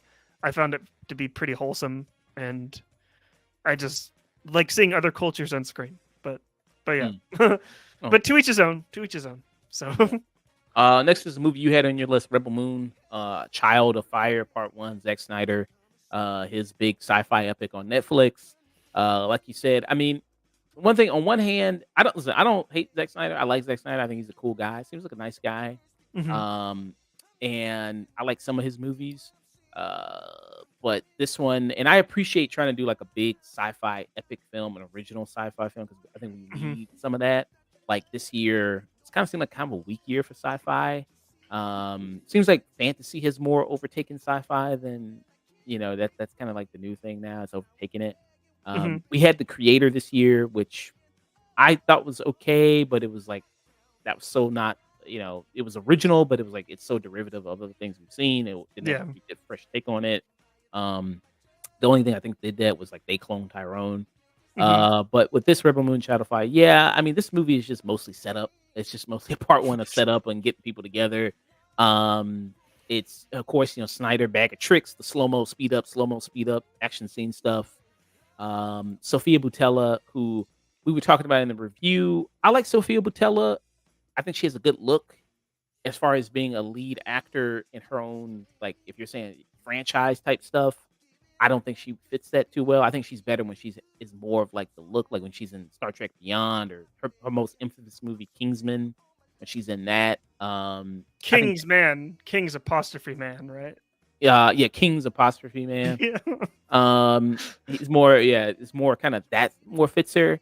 So it's like it's curious of why she like or the mummy where she was just kind of like Mhm. kind of just the look in that she more utilizes her body and her kind of physical presence there. As far as like being an actor and leader, like I don't know if you fit that in this. Mhm. So yeah, so I was yeah, like I said, it's just mostly just set up and not interesting and so derivative of others like Star Wars or Dune or Chronicles of Riddick, Yeah. different things like you have the Empire and everything. Yeah, so Oh, she's in Argyle coming up. oh, is she? Oh, okay. Yeah. What do you think of Argyle? That's out next month, right? I don't have high hopes for that movie, honestly. I mean, I like Matthew Vaughn. Like I know people are hating on him recently, but I'll always go back to Matthew Vaughn just because he's just crazy. So He does do But- really great action scenes. He does know how to shoot action scenes really well. Yeah. And when he did that one, the Kingsman movie with Ray Fiennes, I did Mhm. love the where they fought Rasputin. That was really fun. That was a great action sequence. So he knows how Yeah. to do action really well. Yeah, for sure. But Um, I don't know. Argyle just looks fucking stupid. Like the whole like she's a writer, but then her books actually match in real life. I was like, what the fuck? it kind of reminds me of Stranger Than Fiction Stranger with Things. Will Oh yeah, Ferrell. Real Pharaoh. Yeah, Yeah. maybe it'll be something like that. But yeah. Yeah. But would you? So yeah, you want to say anything else about Rebel Moon? Not really. It's just like, can we just retire Rebel Moon? Yeah. Are you That's are you all. going to see the rated R cut? Is it 4 hours? Yeah, To I keep- think it's like a 4 hour cut, rated R or something. Netflix is going to drop it one of these days. Yeah, I think it's supposed to drop in a month or so, like before part 2 comes out. Because part 2 comes out, I think in like I guess I have to watch it now. February or something like that, right before part 2. Got to marathon it before part 2. So The next movie, have you seen this? The Angry Black Girl and Her Monster. Have you seen this? no, this is It's a Shudder film. Yeah. It was on their platform, Shudder Original. a 1.5. Oh. Yeah, my issues with this movie is like, listen, I appreciate, this is a black director, black writer here doing this story. It's another modern retelling of Mary Shelley's Frankenstein, like they mentioned, Poor Things, like how that came at Frankenstein from more of a feminist type lens. This is coming at the Frankenstein story from more of a black lens and black political lens, and it's just done in so much of a ham-fisted and really kind of overhand, just really bashes you over the head with the messaging of it. 'Cause it's about this girl. She's a genius, but she's growing up in a bad environment, and she's trying to bring her brother back to life who died of gang violence, and is trying to do that. And she has a friend in this as well who she kind of battles with in terms of their politics, and it's just like so just heavy-handed in all the terms of it. Like there's a scene in the movie where she has a book and like it's like Malcolm X and everything like that, and she's saying like this is they don't want you to read this in school because they're trying to ban this and everything like that. It's like if you just weaved it into the story in a much better way, it could have worked. And then even the end of the movie, it has to spell out everything for you. It's like this black man who got turned into a literal monster. It's like it's trying to say that that's how people see black men in general. Just everyday life as monsters and everything like it just has to spell out everything for you. And Okay. yeah, and that's why I didn't like it. But, I still want to see the director still continue to do other things and see what they can do.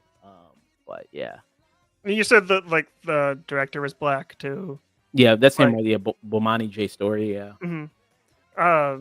Yeah, I didn't watch too many like black horror like this year. Like at least like newer black horror.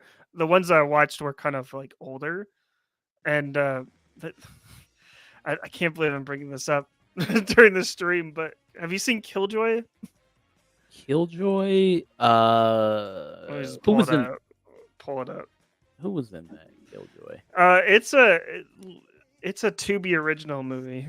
Oh Let's no, just- then probably I have not seen it.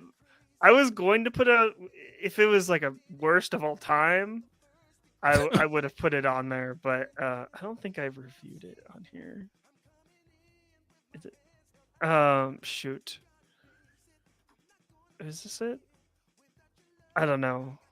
But Killjoy, that's another like black horror film, but it's like an it clown, but he's black, and it's just like I don't know. It's let's just say, like whenever I see like bad like black horror films, like the one you just described, and then Killjoy, it's just like I just like seeing like black filmmakers like working. Like it's like we support black people's rights, and then black people's wrongs. Yeah. but yeah, I would check out Killjoy because it's definitely an experience. But but yeah, but that was your movie was The Angry Black Girl and Her Monster. Yeah. Yeah. No. And I think after that is what did I have after that? I You think it was had Five Nights FNAF. FNAF.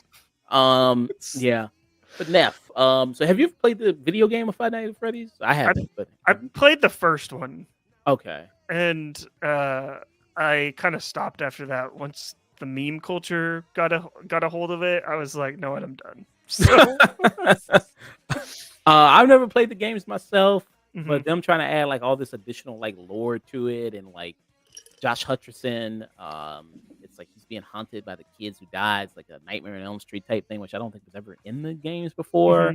Mhm. So it's kind of a like, okay, is it magic going on here or something? Like, how is the kids able to enter his dreams? I was kind of confused by that. Mhm. Then the whole thing of like, because it's really simple, right? It's guys watching over this, like a TV cameras or whatever. yeah, TV cameras, like a fake ass Chuck E. Cheese type thing, Five Nights at Freddy's, and then these animatronics they come to life. Which I think the only really great thing about this movie is the animatronics. It was done by the Jim Henson Creature Shop, Mhm. so those really look really good. And then Matthew Lillard, I also thought was pretty good in it. But overall, I just thought that this was pretty boring of a film, pretty nothing of a film, really. Yeah. And not all that kind of exciting. Even when they fight the kind of animatronics in it. But what'd you think about the movie? I thought it was pretty boring, to be honest, which is like for someone that played like at least the first game, like that knew kind of like the rhythm and how they like these games went. Like these games, like they relied on jump scares. Like you'd be watching like these cameras, like seeing like if these things are moving, and then all of a sudden they just pop up like in front of you, and like, oh my god, I'm so scared. Like this movie doesn't have any of that. Like no jump scares at all. It's like you basically go away from like what made the games like so popular, because people would watch like let's plays of like people like playing these games on YouTube of like them people getting so scared. Like the most famous person is Markiplier, that would be like he was like constantly like jumping around screaming and stuff like that. So I was disappointed by that, because like you took out the main thing from like these games, put it and made it like all kind of like uh accessible for like kids, which I understand. Like I was shocked like after seeing this. I thought there was like maybe 2 or 3 games, and then they made a movie. There are 9 games. Yeah, There it's are long. 9 Five Nights at Freddy's. And This there's is like long, a dude. comic. There's like a comic, and like I think there's a TV show too. And I'm just like, damn, this this got more like lore than freaking Fast and Furious at this point. Yeah, it's a long franchise. It's been going on for a minute now. Yeah, so Yeah, so I felt old with this movie coming out, so that's why I gave it 1.5. yeah, I think my next one was Renfield, I think. This one, I understand why you put this here, because I feel like I'm the only one that liked this movie, Yeah. because I love Nicolas Cage. Like anything that he's in, it seems like I'll instantly love. But I understand why people didn't like it, because it's kind of boring. But I thought Nicolas Cage was entertaining. Like, Yeah, I think the dynamic between Nicolas Cage and Nicholas Hoult, which is, by the way, a Weatherman reunion, because they played mhm, father and son in that. So, like, that reunion was pretty cool. mhm, And then playing on the relationship between Dracula and his assistant Renfield, and making it like a domestic abusive relationship, I thought was nice. mhm, I think that all stuff was good. And like when he goes to like the support group is good. That's funny. mhm. But then where it just kind of loses me is when Aquafina comes in and like the gang cartel stuff comes in. Like that's where it just completely loses me. I'm like, I don't care about any of this. I Right. don't think this stuff is interesting. I don't know why it's doing it in this movie. It's like 2 different movies mashed together, and it just doesn't fit at all. And that's, I think, is what really drags it all the way down. Right. Um, And you don't like Aquafina either, right? no, I Kinda- like her. I think she's okay in something. It just depends on what she's in. And like Little Mermaid. yeah. Well, you hate the rapping song a little bit. Yeah, I don't like this. Actually, I thought it was kind of cool. I don't know. I know Yeah. I'm probably alone on that island like a motherfucker, but I don't know. I think it was kind of all right. I mean, Yeah. her rapping in it, but I thought she was good in The Farewell. I thought she was really good in that. Yeah, she's good in that. She's good in And that. she's good at Shang-Chi too, as well. Yeah, she's good in Shang. I think she stuck around a little too long, but I think she's good in Shang-Chi as well. Like Yeah. she had to go to like the mystical place and then fucking learn how to shoot arrows. Like I don't need you here. Like you don't need to be here. But Right. oh, and Quiz Lady. I liked her. I thought Quiz Lady was good. I liked her in that. I need to check that one out. That one just recently came out, right? Yeah, Yeah. it just recently came. It's on Hulu. Yeah, it just recently came Yeah. out. Yeah. But I understand why people really, like your criticisms. Like they all make sense because it's like it's two different movies just duct taped together. But I was able to ignore it enough to just kind of like enjoy like all the Nicholas Hoult and Nicolas Cage stuff. Like their back and forth was great. But I gave it 4 stars. Looking back at it and seeing everyone Damn, 4 stars, man. Come on. and seeing everyone's reactions to it, like I was just like, no, what? Maybe it's a little high, but I just like Nicolas Cage. So, and my top 20 will show that I like Nicolas Cage because Dream Scenario is my #1 movie of the year. So, this is a movie that you came on for the review for. The Meg 2, The Trench. yeah, Yeah. Like this is another thing. Like with when I talk about Renfield, like we just care about the dynamic between Nicolas Cage and Nicholas Hoult there. I only care about the dynamic between Jason Statham and the shark. Like, why is all this other corporate stuff coming in here? It's like I just want to see the shark eat people and do that. Like all this corporate espionage and them trying to. What was it? They were trying to like steal their plans for like a facility or something like that. What were they trying to do? I don't know, like some like underwater exploring or something like that, and like you had like this. It's the movie's a blur at this point. The only thing that I do remember is, like you said, like the Jason Statham and the shark, and that's like the last 15 minutes of the movie. I think it was like when they trying to steal like the suits, like the exosuits or something. Trying to steal the Yeah, I think so. Something with exosuits sounds right. That sounds like something the Meg 2 would bring up. But yeah, like that was there. It's like I only care about the shark and him, and then all this other corporate stuff I don't care about. It's like this is not that interesting. I don't know why you're focusing on this. Then there's like because they have to show like this movie was obviously also like China was involved, so they have to have like one of their actors in it, like that guy who I said like I wouldn't be surprised if there's a cut in China where they just completely cut Jason Statham out and just made this dude the hero of it. Right. Of the movie. This guy? Yeah, that guy. Like because it's almost like his movie too. It's almost like he's the coach. He's like the main lead of it as well. And I was like, I don't know who the hell this like, where the hell this dude come from? He wasn't in the last one. Which the actors of the last one, the woman, she didn't even come back for it, who was the love interest. Her daughter stayed, but she didn't come back. And yeah, she was like, I'm not in this bullshit anymore. Fuck this. I'm going back. You know, I'm not in this American bullshit. So yeah. But there's some good deaths in it. There's some okay deaths. Yeah, there's some good deaths, but like I don't know. It just seems like everything happened like towards the end of the movie, and I was already out of it by then. So, which I was super disappointed because like the director of this movie, he did Kill List. He did. Hold on, let me just pull his name up. Ben Wheatley. He did Free Fire, one of my favorite movies that he's ever done. I just watched Kill List this year, and that movie is, let's say, choices were made during that movie. So, but I've been meaning to watch Kill List. For Brie Larson. Is she good in it? You mean Free Fire? Yeah, I'm sorry. Yeah, Free Fire. Yeah, Free Fire. Free Fire is excellent. I love that. It's it unfortunately it stars Army Hammer. Yeah, but if you could ignore that, like Free Fire is really great. But does he Kill eat Us anybody in really it? too. Does he eat anybody in it? Or no? Oh no, he doesn't. Yeah, and then after that was the movie. Yeah, that was on your list as well. Big disappointment. Silent Night. John Woo, legendary filmmaker of action movies such as Hard Boiled, Better Tomorrow, and this is his return to American cinema after over 20 years, and he does this. I was really disappointed by this. You know, I think Joel Kinnaman, I mean, he could be a good action star. He's got the look for it, got the body for it.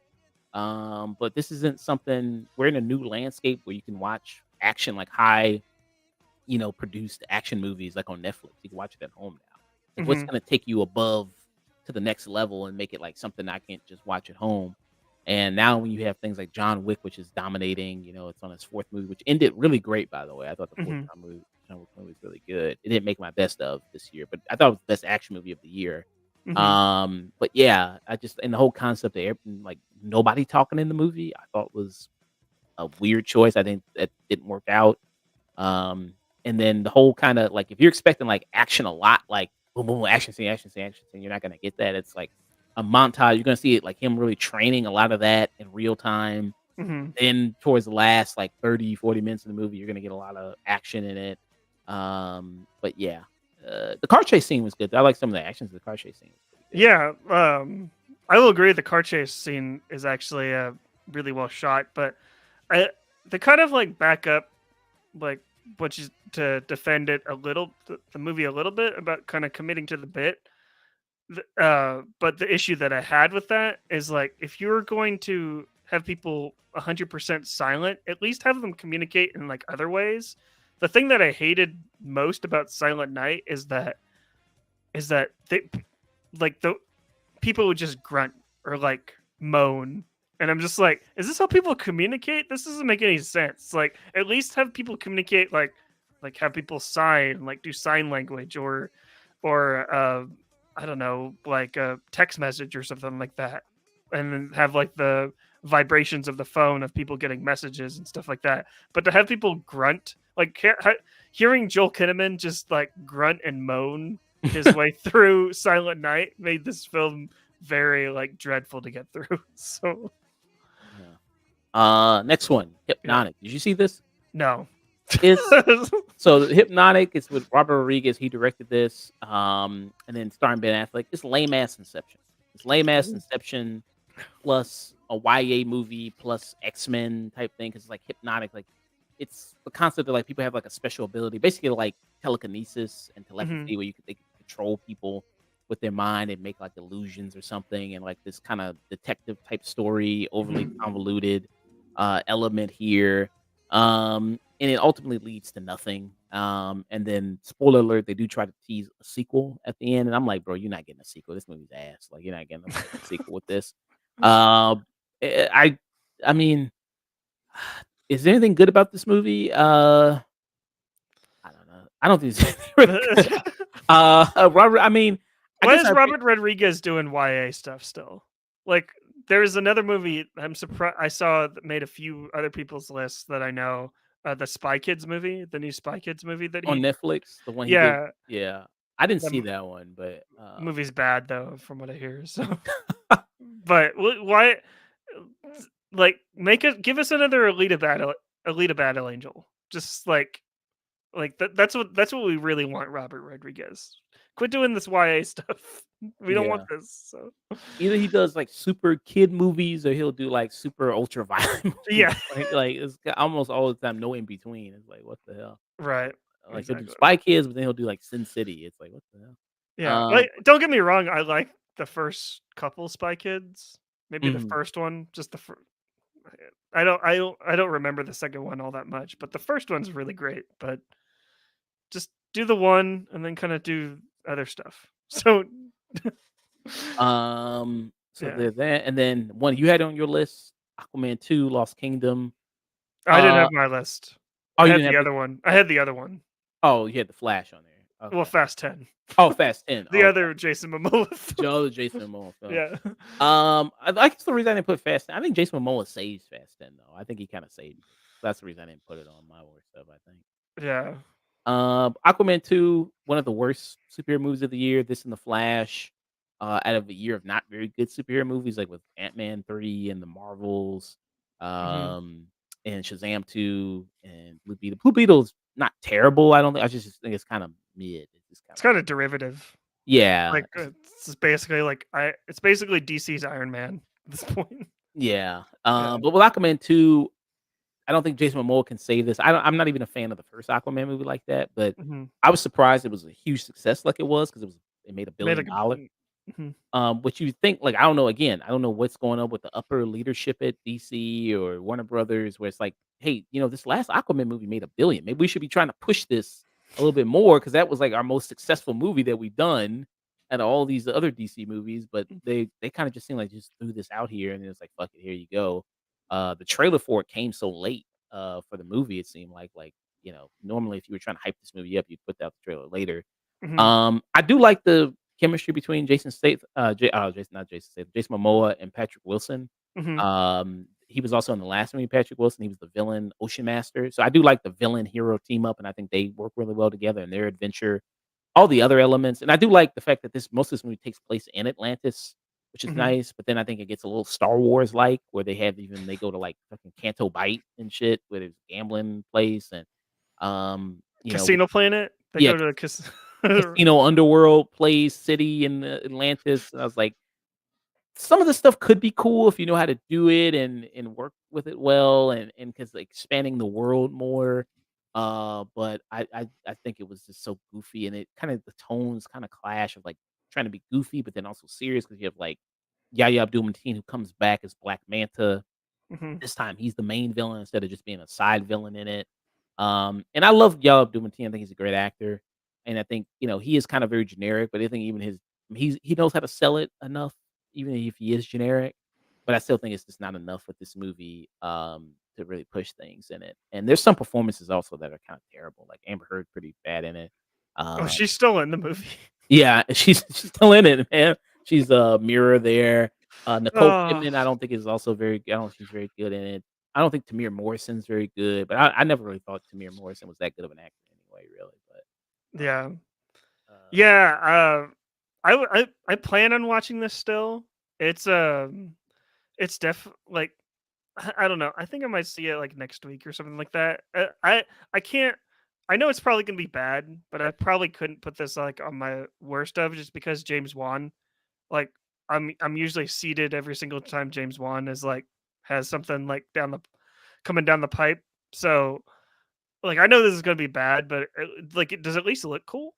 Like uh, I don't think. I think like it doesn't have because I one thing I really hated about the first one was like the ending where it was like CGI Bukaki, where it was just like all these fucking things just clashing into it's like Mhm, oh, but it doesn't have anything like that in it anymore. mhm. It doesn't have that, but it looks better there. Like I said, the Atlanta stuff looks kind of cool. But yeah, I think some of it is just yeah, very Star Wars like. There's even a thing where they like when he goes to break his brother out of prison, like they ride those like you remember in what was it? I think Attack of the Clones. I think it was Mhm. where Obi-Wan where they get tied up and then they're like Coliseum and then these like creatures Oh, come. Yeah, it's yeah, like I you know kinda what you're talking ride about. kinda creatures like that and everything like that. It's like some shit like that. And it's like, okay, this is really weird. Yeah. Um, speaking of James Wan, this is kind of a James Wan property here. Now he And didn't direct. Patrick Wilson too. Yeah, Patrick Wilson. Yeah. This was his directorial debut. Insidious: The Red Door. Did you see this? Yeah, I saw it. I didn't like this either. It just didn't make my worst of because there's if I made 20, it probably it most likely would have. Yeah. But yeah. Because James Wan, he directed the first Insidious, right? He directed, Yeah, I think he and then did 1 and 2. okay, and then so this was my first experience with the Insidious movies. I'd I'm never seen it. sorry. I've never seen any of the other Insidious before this one. So seeing this one, it's kind of like, man, I mean, like this was really dull, like really, really boring. And I know that this was Blumhouse, right? They had Blumhouse. Mhm. And I know they do things on a shoestring budget. But damn, can you give at least some more money? At least increase it a little bit instead of like create some excitement because you're doing just a fog machine and lame ass Darth Maul coming back, and it's like I just think that it was just so really, really dull.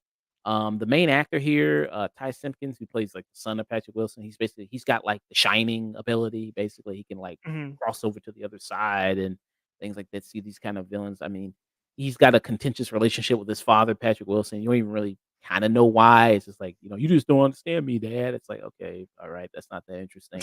Um, but it gets kinda later explained why there is because like, this the backstory of the other movies there when Patrick Wilson, like, went fucking nutso when he got possessed and shit, so they had to, Mhm. like, repress some memories and shit. But, yeah, I just thought this overall, it's just like, I'm having all this because it was so dull. I just was like, "Man, this is boring." I think I totally agree with you. I think Insidious has gone on way too long at this point. Like the first 2 movies are good. But like when you start kind of like diving deep into like the family uh, of uh of like certain like franchises, that's when it starts getting dull. And I'm just like, you're just running out of ideas. Like I like like Insidious, like there's some decent scares in the first Insidious, and I like how simple it was, and I feel like that's what Patrick Wilson was trying to do. He was trying to like bring it go back to the original and make it and kind of like stay away from like all the CG like scares from like the ones before it. And like he likes James Wan. James Wan and Patrick Wilson, I think they're like best friends or something like that. So Mm. I could see a lot of like similarities in their direction style. But it just didn't hit the mark for me. I like hopefully he gets like another project so he can show like his other skills in directing, but it just wasn't here. It wasn't here. So It wasn't the knockout of the park like Bradley Cooper did with, Stars. Maestro. Oh yeah, well, yeah, Oh yeah, well yeah, Stars are Born. So was his first one, yeah, but Maestro. How'd you feel about I thought it was okay. I didn't watch Maestro yet. Oh, It's, okay. yeah. Next up, Peter Pan and Wendy. Did you see this? The Disney Plus No. movie? So this was a Disney Plus movie. Disney, like people talked about, had a rough year. A lot of mid came out this year for Disney. Mid to terrible, and Peter Pan and Wendy was one of those things. Why it's on this list? Ugly looking movie, really grayish kind of tones to it that looked kind of terrible. Mhm. Didn't really all that much liked a lot of the performances in it. I thought Jude Law's Hook was somewhat interesting. I mean, Jude Law's a terrific actor anyway. This also has Mila Jovovich. Has her daughter in it. Mhm. So there's that. Um, That's cool. yeah, I was like, oh, okay, that's cool. She looks just like her mom. So I mean, yeah, she's got that. I mean, so there you go. But yeah, I don't think this isn't really that interesting. A tale of Peter Pan. I'm not even a big Peter Pan fan myself, but I was just kind of like, I think I the like boy Hook. I like Hook. Hook. So, I actually reviewed Hook for the first time. I actually saw Hook. what'd you think of it? I thought it was okay. Yeah. Yeah, I thought it was all right.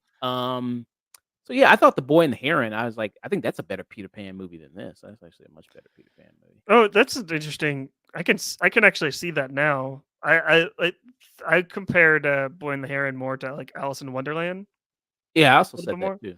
Yeah, but I can see that comparison for Peter Pan. I Disney doesn't know what to do with their franchises anymore or their stories, their properties. This is like it, who I want to know who was in the green room and was like, know what, know what the kids want? They want a Peter Pan and Wendy story. Yeah, That's what they yeah. want. Peter Pan and Wendy in 2023. I want to know. I want to meet that person. I want to pick their brain and be like, "What?" It's just that's what I'll ask them. I'll be like, "What?" What? Yeah. So it was just overall really, yeah, like a nothing of a movie, really. Like, Yeah, a um, nothing burger. nothing burger of a movie. Then it has like they replaced. I know there was a contract because they replaced Tinkerbell. They made her black in it, but I think this is kind of one of the worst cases of that because it's like it shouldn't even talk through most of the movie. She doesn't talk till the very end. So it's like, why did you even get this actress and have her shine, try to give her, and then relegate her to a role where she doesn't even talk? Yeah, well, okay. I'm glad you brought that up because I didn't know that they did a made Tinkerbell black, which is I think that's cool. But this is what Disney's been doing for like the past 3 or 4 years, like really heavily at least in the last 3 or 4 years, is like it's just lazy representation where they're just like, oh, you want like a black character? Yeah, we'll give you a black character. Like I don't want to like hate on Little Mermaid because I thought they tried with Little Mermaid. It's Mm. not one of my favorite movies of the year, but at least they tried.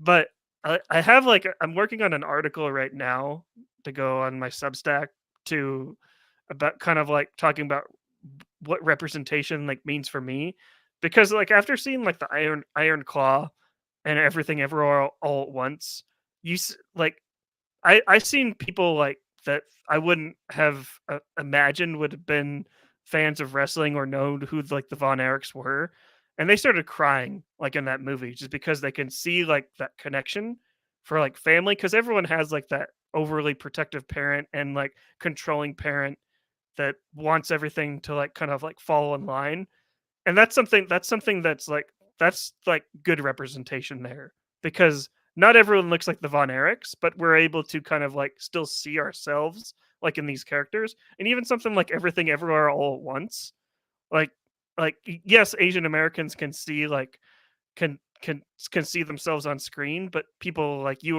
or me can still kind of like pull from that movie and be like, hey, like that's good representation because I've had moments like that in my life, and I feel like when you have like good excellent representation like from Iron Claw and Everything Ever All at Once, that's when we can kind of become more united as like a society because like we can see each other's on all levels. You see what I mean? It's like Yeah.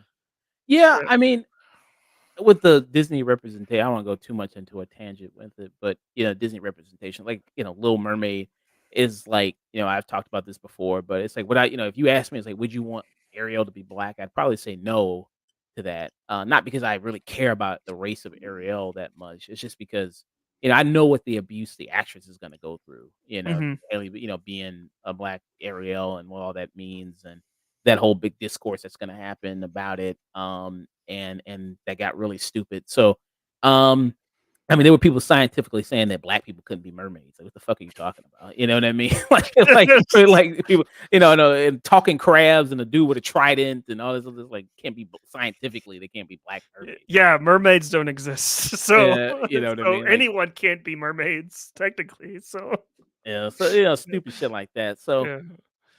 when it, I mean, when it works, like, stuff like Black Panther, Disney, that works for them. Obviously that's a Mhm. black story, you know what I mean? That worked very much and had a lot of good representation in it and was a very cultural lightning in a bottle phenomenon. That's the reason why it made $1 billion. And then Bob Iger recently coming out and saying like he feels like Disney is focused too much on messaging. And I was like, I feel like the issue isn't messaging, is that you don't know how to message it properly. Like if you're talking about, I think this was in reference, he was talking about the Marvels, and I was saying like with the Marvels, it's like it's not like it doesn't have a message. It's just like it's got no message. It's like what the fuck is the message of this movie? Women be womening, like women be Right. doing shit. Like what's the message here? It's three women. You got a female director also. You got a female villain, but what's going on here other than it's just women? Like Right. you just think you're just gonna put women out there and go like, hey, it's women. Y'all want women, right? Here you Right. go. It's like no, I mean, you need to do something with it. And we talked about it with Barbie. Barbie's the most successful movie of the year, and it did more than just go like, "Hey, here's women." Like it did something with that. So Right. And not only it's like the Marvels they were like, "Oh, here's women, we're just putting them out there." It's here's women from Captain Marvel, from Miss Marvel, from you remember WandaVision? Oh, yeah, not Wanda, the other girl from WandaVision. yeah, So it's like yeah, just it, the Marvels is messy. We can go on a tangent for that, but let's get to another woman, the yeah. mother. The Mother. Did you see this? This was a Netflix movie. I believe so. It was with Jennifer Lopez, so she's doing like she's playing an assassin in it.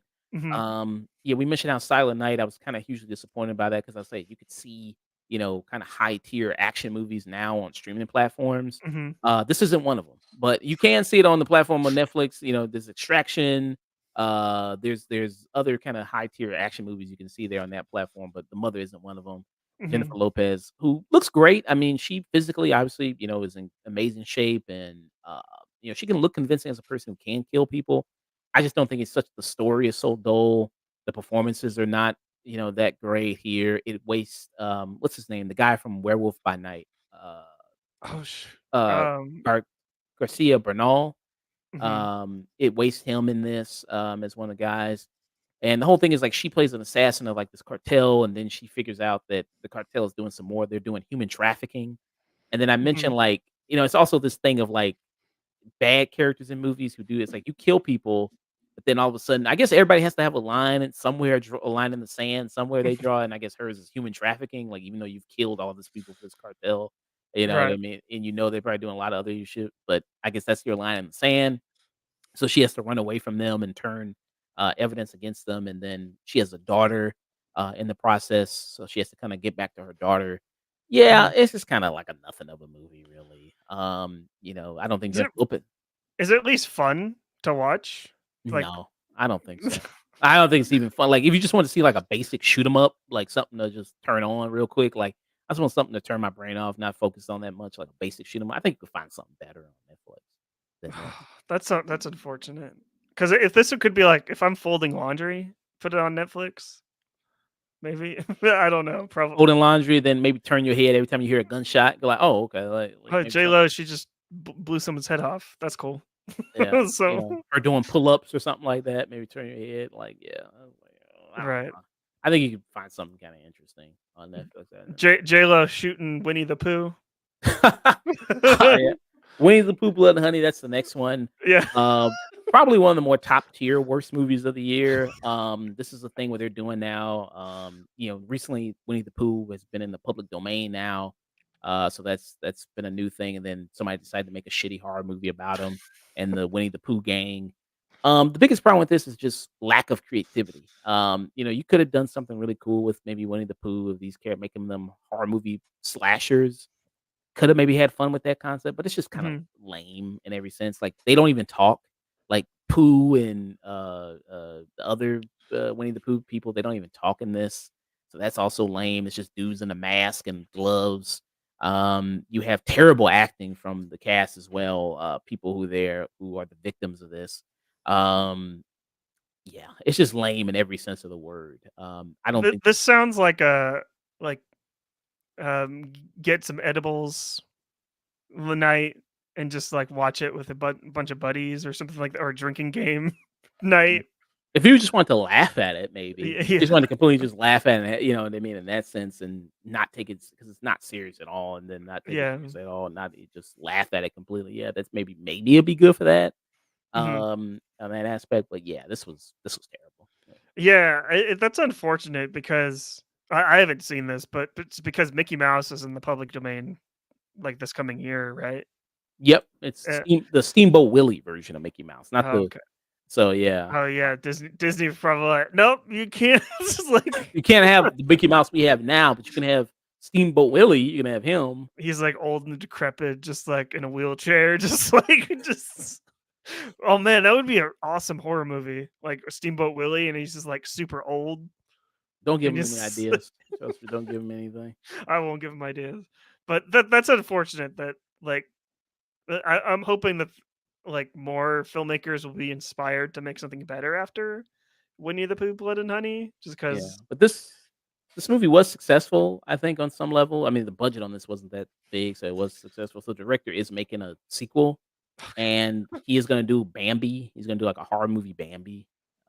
So that's what he's That got. sounds terrifying. Like not like for a horror movie terrifying. That sounds like horrific. Like just because the way Bambi ends, like it's just I don't know. It's just yeah. It's gonna be like, well, we kind of, I guess we already saw a version of it, like with Leave the World Behind, where all the deer kind of come. Yeah. Back. It's gonna be like something like that, where they actually like start eating people and shit, like zombie deers and shit. Yeah. Um, Next up is a movie you had on your list, The Flash. Uh, Yeah. the What else do you have to say about it? The Flash this year, I think, is the worst superhero movie of the year. hmm I think it is. Um, I don't know if it. I wouldn't say I was influenced by people coming out early reviews of it saying like, "Man, this is the best superhero movie ever." Ezra Miller is fantastic, and then you won't even have to see another superhero movie after you see The Flash. Like this is gonna change superhero movies forever. Tom Cruise was so impressed by the Flash. Stephen King was so impressed by The Flash. Like this is the greatest movie I've ever seen. How And much then do you think they got paid to say it? I mean, I don't know how much would you pay for just an opinion of like Stephen King or Tom Cruise, like 500,000, 250, It's got to be more than that. Got to be more than that. you know, Especially with the Flash. I I don't know. It's got to be worth at least two Batgirls. At two least. Batgirls. And that's another thing. This was the movie that they scrapped Batgirl for. They said, like, man, Batgirl's terrible. This can't even be shown to anybody. And then you release this shit. This bloated monstrosity of a movie, which budget is probably upwards of like 300 something $1 million. This movie was in development hell for a long time, production hell, because it switched directors like 5 different times, Mhm. writers so many different times. And for this to come out with all this kind of hype going like, hey, it's the greatest thing ever, only for it to be like it's bullshit. Ezra Miller is not that great as the Flash. Him them meeting their younger version of themselves. That was terrible. Ezra Miller Penn is totally annoying younger version of himself. Michael Keaton, who shows up as Batman, which really a lot of this movie was pitched as like, hey, don't you want to see Michael Keaton back as Batman again? Like, don't you want to see him all the famous lines? Let's get nuts and I'm Batman. Don't you want to hear that again? It's like, no, I don't like. Maybe it would have worked in a different context, as like if they did like a Batman Beyond story and he came back as older Hmm. Bruce Wayne Batman. Maybe that would have worked, but not in this. Sasha Kaye, I feel bad for her. I mean, she only comes in as Supergirl the last 10, 20 minutes of the movie.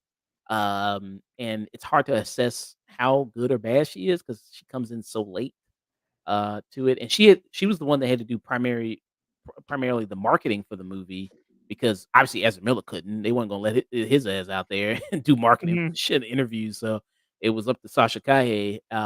So feel bad for her about it, but this was a huge fucking dud, obviously, box office wise. Didn't make its budget back. Um, if there's something She's not even coming back as Supergirl, right? I James don't Gunn's I think he officially said that like he's not going to bring her character back or something.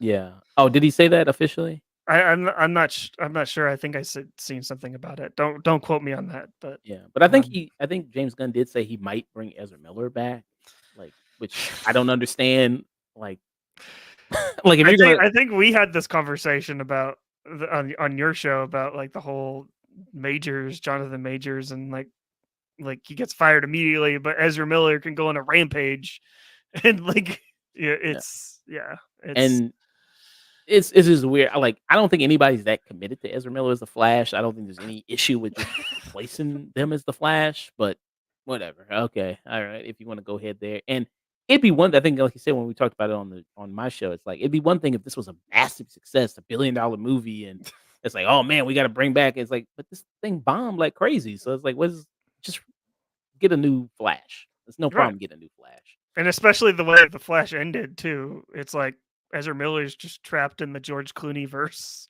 Yeah, I guess you could just say it like that. I guess he's in a different, separate universe. I guess, and they Yeah, so yeah.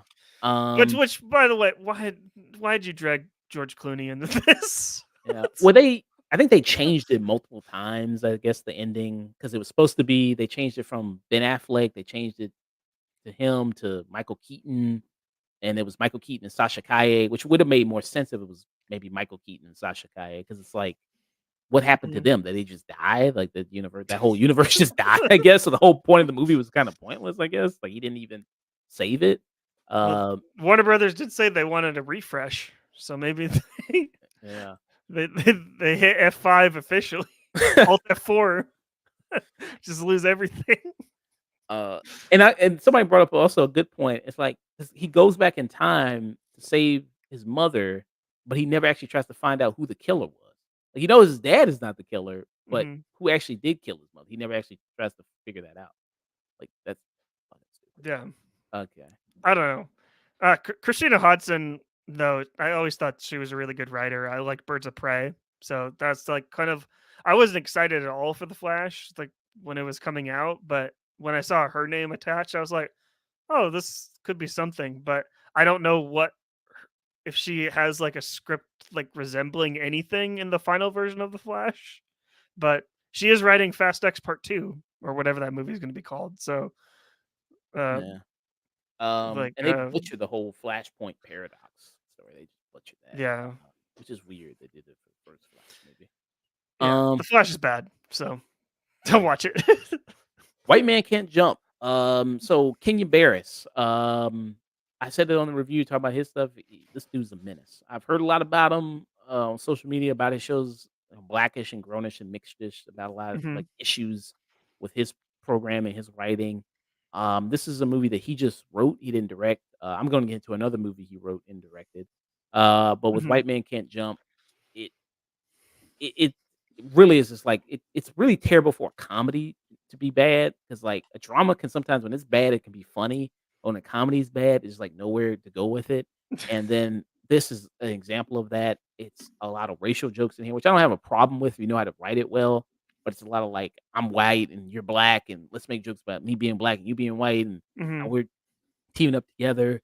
which they did in the original. Which I actually watched the original again because hadn't seen it in such a long time. I watched Mhm. it with Wesley Snipes and Woody Harrelson, but it was also another. It was also this good story about like Woody Harrelson was obsessed with gambling and street ball, Mhm. which they completely downplay in this movie, and it's just kind of mainly about these two people just trying to get to the NBA. Basically, that's what they kind of base it, like trying to win a tournament or something to try to get to the NBA. Jack Harlow, does he have a future in acting? I think under a better movie, maybe direction, Well, right? have you seen him on SNL when he No, was on SNL? uh-uh. Because he was actually really funny, like when he hosted SNL, and that's what kind of had me excited for White Men Can Jump because I was like, "Dang, Jack Harlow is actually kind of funny on SNL. Hopefully, he's funny in White Men Can Jump."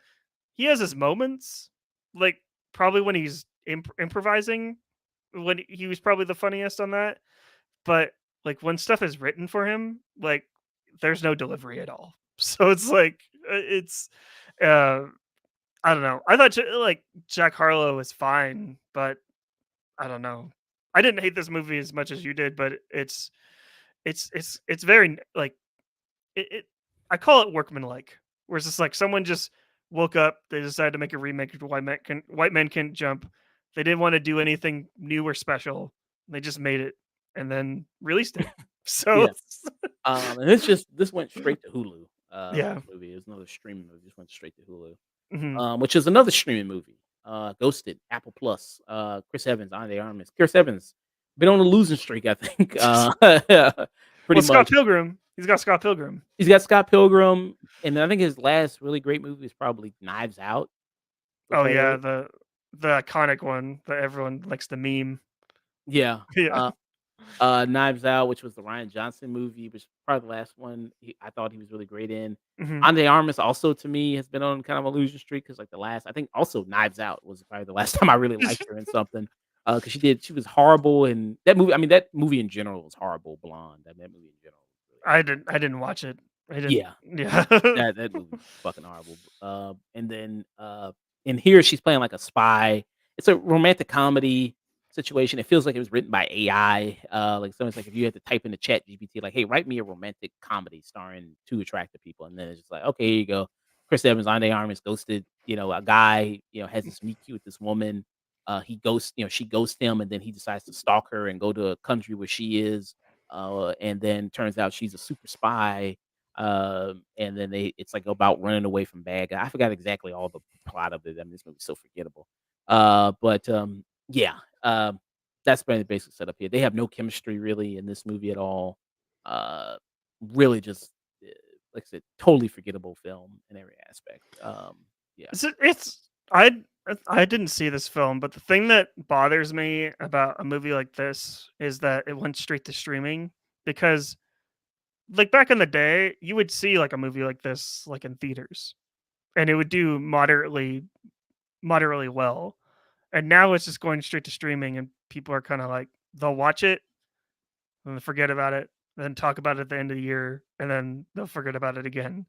So it's kind of sad that a bunch of people probably worked on this and they're not gonna see anything from it. It's like it's so I feel for the people that worked on it, like the production assistants and the people behind the scenes. But yeah, I don't know. I have no interest in seeing it. So yeah. So there, and he did, and this was Dexter Fletcher. I'm looking at it. He did Rocket Man, which was really good. I love Rocket Man. that's the Elton John movie, right? Yeah, With yeah. Emil Hirsch, is it? No, Or no, the dude dude that from was in Kingsman. yeah, Yeah. Why did I say Taron Emil Egerton. Hirsch? I don't know. I, we've been live for like 3 hours. I'm going. Yeah, But yeah. Dexter Fletcher. Yep. Uh, yeah, he did Rocket Man. Yeah, He's I think he hasn't done anything else really. I never Really? saw Eddie the Eagle. I never saw that or The Offer, or Sunshine of the was that the Linux? Yeah, very unknown movies. Yeah. The well-known movies, it's really just Rocket Man and Ghosted. I won't even say Ghost is well known. Yeah, I it's want just Rocket Man. This is Rocket Man. Poor Which Rockin' man. Man was, yeah, I love Rockin'. I thought that was really good. I think that's one of the better biopics that we've had recently. Yeah, Um, I didn't see it. I'm so done with like music biopics, especially ever after what's it called? Walk Hard, Dewey Cox. oh, that kind of I broke it for you, the Yeah, I formula. was just like, I can't I can't take it seriously. I'm excited for the Bob Marley movie though. That looks kind of good, but I'm worried about it. I don't know. I'm worried, but I'm also excited. But Number two, You People. You People is the same issues as White Man Can't Jump. You People has kept Kenya Barris directing and writing this time hmm around. I think it's nothing funny about this movie whatsoever. hmm I don't think I even chuckled once. Maybe I chuckled at the amount David Duchovny's in this. So it's about like these two people, Jonah Hill, Lauren London. They get together, they form a relationship, they start to get serious. Then they're like, okay, well, I want you to meet my family now. Jonah Hill, his mother is Julia Louis Dreyfus, who I guess she had a really great movie, and You Hurt My Feelings. yeah, Um, I seen that one. It didn't make my list, but that one's really great. So Yeah, so good for her for having one really great movie this year. hmm So was really good in that. Julia Louis Dreyfus, and then her husband is David Duchovny, who looks like he could honestly give a fuck less to be here, like in this movie. Like he just looked like he smoked a lot of weed and just hung out and was like, hey, I'm just here, I'm here, whatever you need. And then you have Laura London. Her parents are Nia Long and Eddie Murphy. And then there's obviously conflict. He's a Jewish family, Jewish white family, and then her family's black, and then Eddie Murphy's very much a black Hotep type guy. Um, and you could do something with that and make it kind of funny about these awkward kind of incidences of people meeting each other's families and the kind of awkwardness of that. But then here it's just done so terribly and corny and hmm lame, just like White Man Can't Jump and a lot of the jokes there. Um, and you have a comedy legend in Eddie Murphy, and it's like, yeah, it's just terrible all around. yeah, Kenya Barris is quite controversial, like you said, right? It's Yeah, like a lot of stuff he does. Like I'm trying to like I don't watch his shows, so I mean his shows are obviously massively successful, Blackish, and they got created two spinoffs, Grownish and Mixedish. Yeah, So I've seen pretty much all the episodes of Blackish, and I enjoyed that. I thought it was actually better than Modern Family in some like okay. in some instances, but it's just uh, I don't know. I never was interested to see You People at all, but I'm glad that Eddie Murphy got a win later in the year, though. Like since you said this, You People was such a stinker, but have you seen Candy Cane Lane? No, I haven't. It's good. It's really good. I've actually rewatched it like twice already, but Eddie Murphy's really good in it. Like that's on Prime Video, but it didn't make my list, but because I didn't want to put any Christmas movies on my list, but Candy Cane Lane is just really solid. Yeah. Okay. All right. And then number one, you had this movie on your list, right? Hold on. Expendable? No. I, Oh, okay. here's I haven't seen any of the Expendables movies. And I tried to marathon all of them leading up to the fourth one because I like doing that. Like when Mhm. there's movies came before it. I've tried watching the first one. I couldn't make it through. I just, and I was like, you know what? Expendables 4 is probably going to be right around the same, right around the same camp. I'm just like, I'm not going to watch Expendables 4. It looked fun, but yeah. um, so with the expense, so I because I had seen the movies before. Well, actually, no, I had just seen the first one. I never saw two and three. So with the fourth one, I did go back and I watched all of them again. Some Mhm. people say that I think the second one is the best one. I think they're all crap, but a lot of people seem to think that the second one I think is the best. Um, but yeah, so the Expendables, the concept of like, hey, let's get our old action heroes back together again for one last ride and a Mhm. fun kind of shoot 'em up action movie. But this doesn't do anything that those action movies of yesteryear do because it's like CGI blood. You don't really get any good fight sequences in this, action sequences in this. It's a lot of them shouting tough guy dialogue at each other with not being funny at all.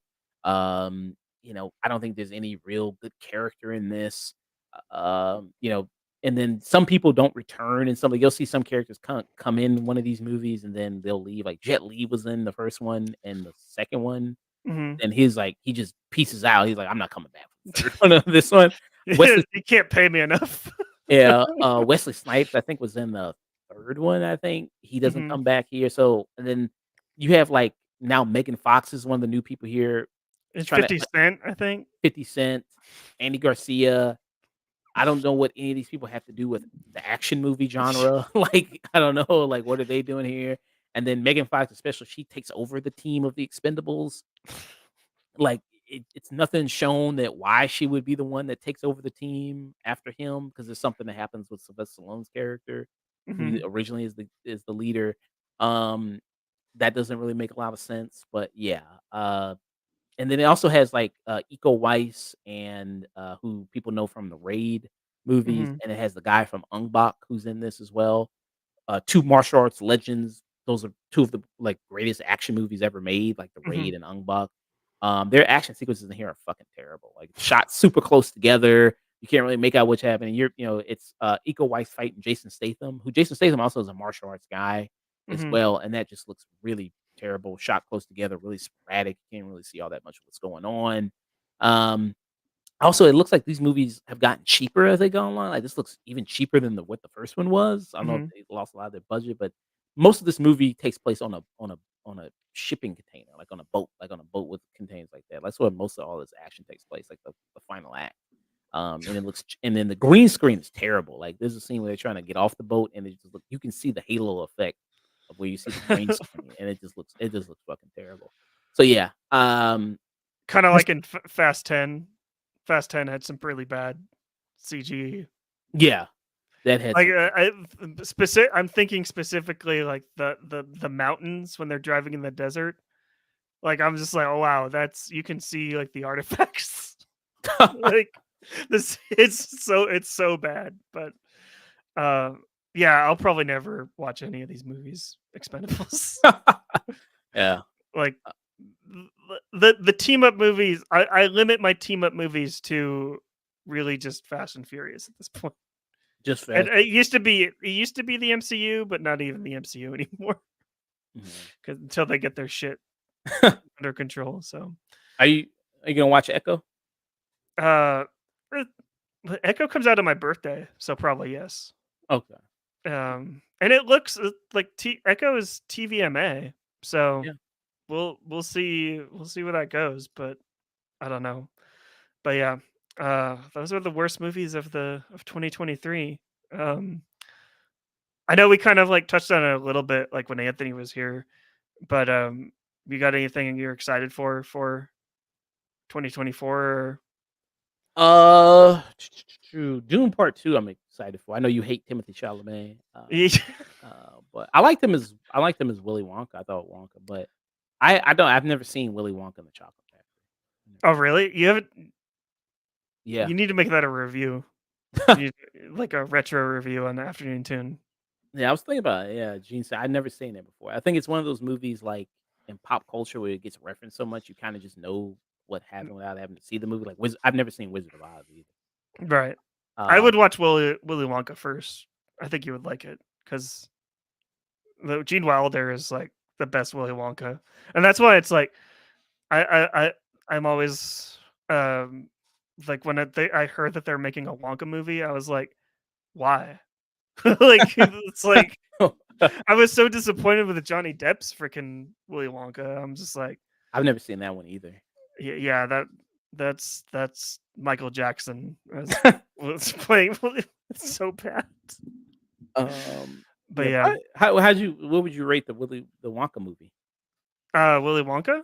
No, Wonka with Timothy Chalamet, just Wonka. Oh, I haven't seen Oh, okay. I haven't seen it yet. I'll probably watch it eventually, but I yeah, think I don't know. I think it's good. yeah, I think it's but good. I don't know.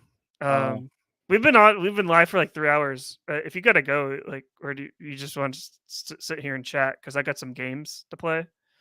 we can do till I guess till midnight. I guess if you're going, Okay. you go until midnight. We'll see. Okay. We got some like I used to play like these games and I used to go live on Twitch. It's called the box office game. Okay. Um, let me drop the link if you can't see it on StreamYard, but I'll drop it in the chat, the private chat. Oh Okay. shoot. Uh, and then you can pull it up on your computer. But um, basically, they give you a date, and you have to guess each. You have to guess each position, Okay, so I hit the which is link right here. hold on.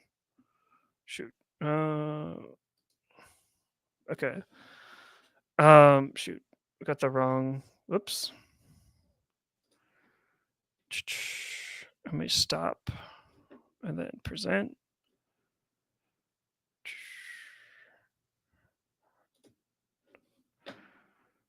And then I wish there was a better way to do it on StreamYard, but oh well.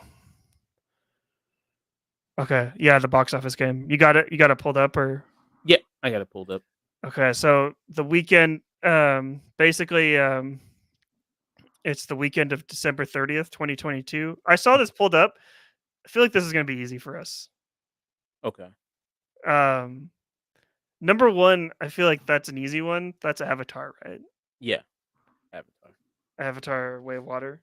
Yep. This is an easy one. Usually, it's like December 30th. So do I type it in as well, or You can put it. You can put it in, but we can all do it. We can do it together. But Okay. okay, so that's the easy one. So 2 is a Universal film. It grossed 16 million for that week and 61 million total. Can you think of a Universal movie that came out? Universal movie that came out last year. Uh, Shoot, hmm.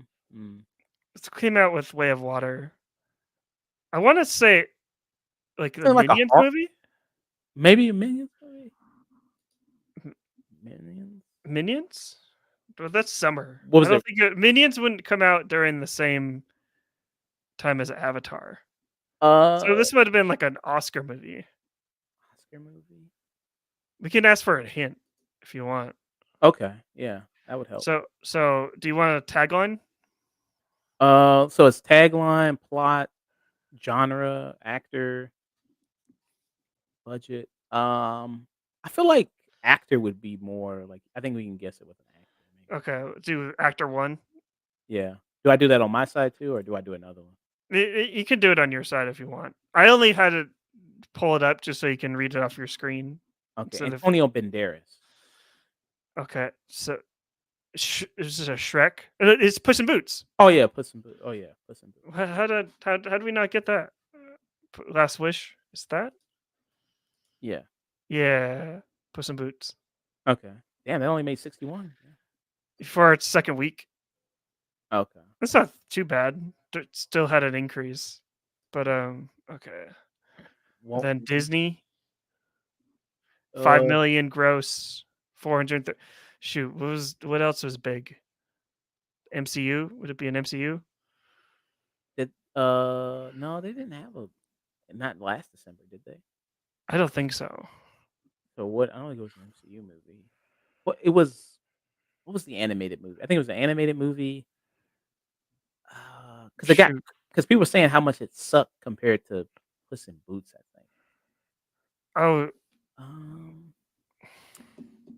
let me see. Let me get a hint here. let's get a hint. You want to do a tagline?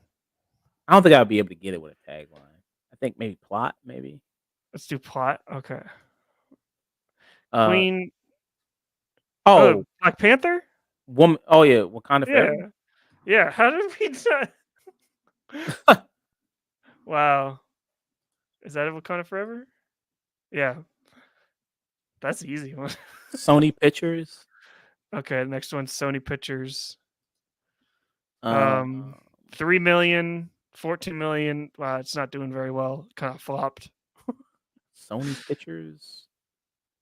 Not because Barbarian came out like what, November, right? Yeah. And was that Sony Pictures? Is this Smile? Was that Smile came out what? I thought that was January. Right? Smile was like October. It was October. Okay, so we could try it. Smile. Yeah. I don't think that's Sony though. No. Wrong. You want to do an actor? Yeah, let's do actor. Let's do actor 3. Name me Aoki. Stanley Tucci. That's I have Naomi Aoki and Stanley Tucci on yours. Yeah. Naomi Aoki. Who is that? Shoot. I'm gonna reveal a tagline because sometimes I can get it with that. Okay. Celebrate the untold story of an icon. So it's a biopic. Yeah, Naomi Aoki. with Stanley Tucci. Maybe it'll help if I see her. Can we Google her face? Maybe it'll help if I see her. Naomi. We'll be kind of cheating. We're cheating if we Google Her face. Shoot. Stanley Tucci, Naomi Aoki. Untold story of an icon. So if it's Stanley Tucci. The Whitney Houston movie. I think you're right. It's the Whitney Houston movie. Did you look it up? No. Okay. That just I was clicking because Stanley Tucci was what's his name? The manager. Oh, really? Yeah. Yeah, I didn't see it. Is it good? Not really. Okay. I remember seeing that trailer everywhere, but Paramount Pictures. Yeah, Paramount Pictures, 2 million, 20% drop off, and then 10 million for its second week, or 10 million. See, I thought this one was going to be Smile right here because I think Smile is actually Paramount. But Paramount, December. Shoot, I'd see. Paramount doesn't really have, like, when you were talking about the merger, Paramount doesn't really have any properties that I can think of, like, off the top of my head that is recognizable. Like, it's like, yeah, I don't know. They have Star Trek, I guess, but They got Star Trek. Top Gun. Oh yeah. Okay, never mind. Shit, but Top Gun wouldn't be here. Yeah, I need a hint. A hint. Oh, you want to do tagline? Or you want to do actor? Let's do tagline. Always make a scene. That gives me nothing. It's always make a scene. always I'm make gonna try actor on my end. Actor, which one? Actor 1 or 2 or 3? 1. Brad Pitt.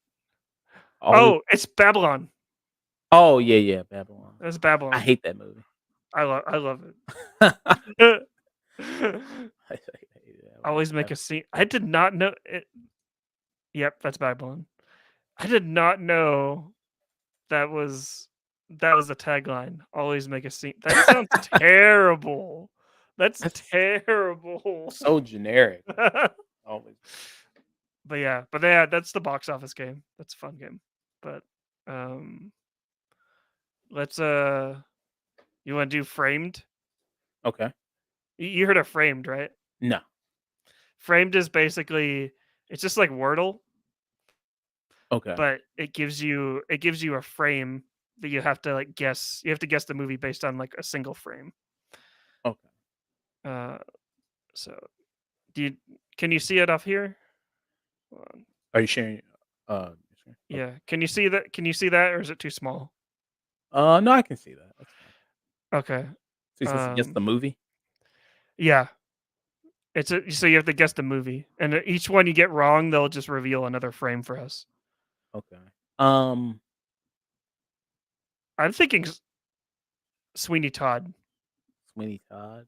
I don't know. I want to see The Exorcist for some reason. The Exorcist? We can go with that one, and we can do Sweeney Todd if we get it wrong. How many guesses? You get one guess? I think you get 6. 6? Oh wow, that's a lot. The first one? I think I'm wrong. I don't know, but okay. So now we got a wrong. Now we got, this is the next frame. Oh no, I guess the last one. You want to guess this one? Now I'm thinking it's either Sleepy Hollow. I don't think it's Sweeney Todd anymore. I'm gonna go Sleepy Hollow. Okay. I think I'm wrong though. Oh wow, Oh, there you I go. got it. We could do the TV show one. Okay.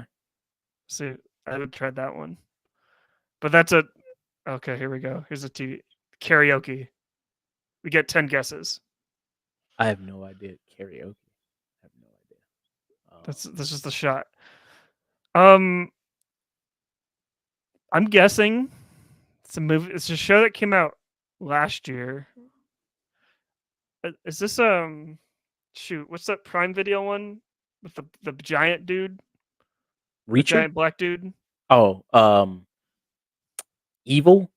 With, like, No, uh, giant black dude. from it's like it takes place in Oakland. Uh, Shoot, what's giant- it called? He's in Oakland. It's a Prime show. Amazon Prime. Yeah, Uh, it's by the same guy that did Sorry to Bother You. oh, I Am Virgo. I am. Yeah, I am. Yeah, I think I am Virgo. I think no, but I am So- your Virgo or something. I don't know. Well, it's not popping up, so that's probably not it. Um, karaoke. I would know what I'm gonna go do another guess. I haven't seen this, but I see a bike, so I'm going Sons of Anarchy. Okay. I think I'm wrong though. No, I'm wrong. Okay, the next shot. Desert. It's like a canyon, and then we got a camp set up.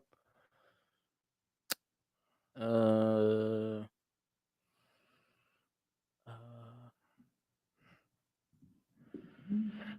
Um, what would this be? Would it be like one of those shows like 1912 or like Kevin Costner? What's that show? um, Uh, shoot. what's it called?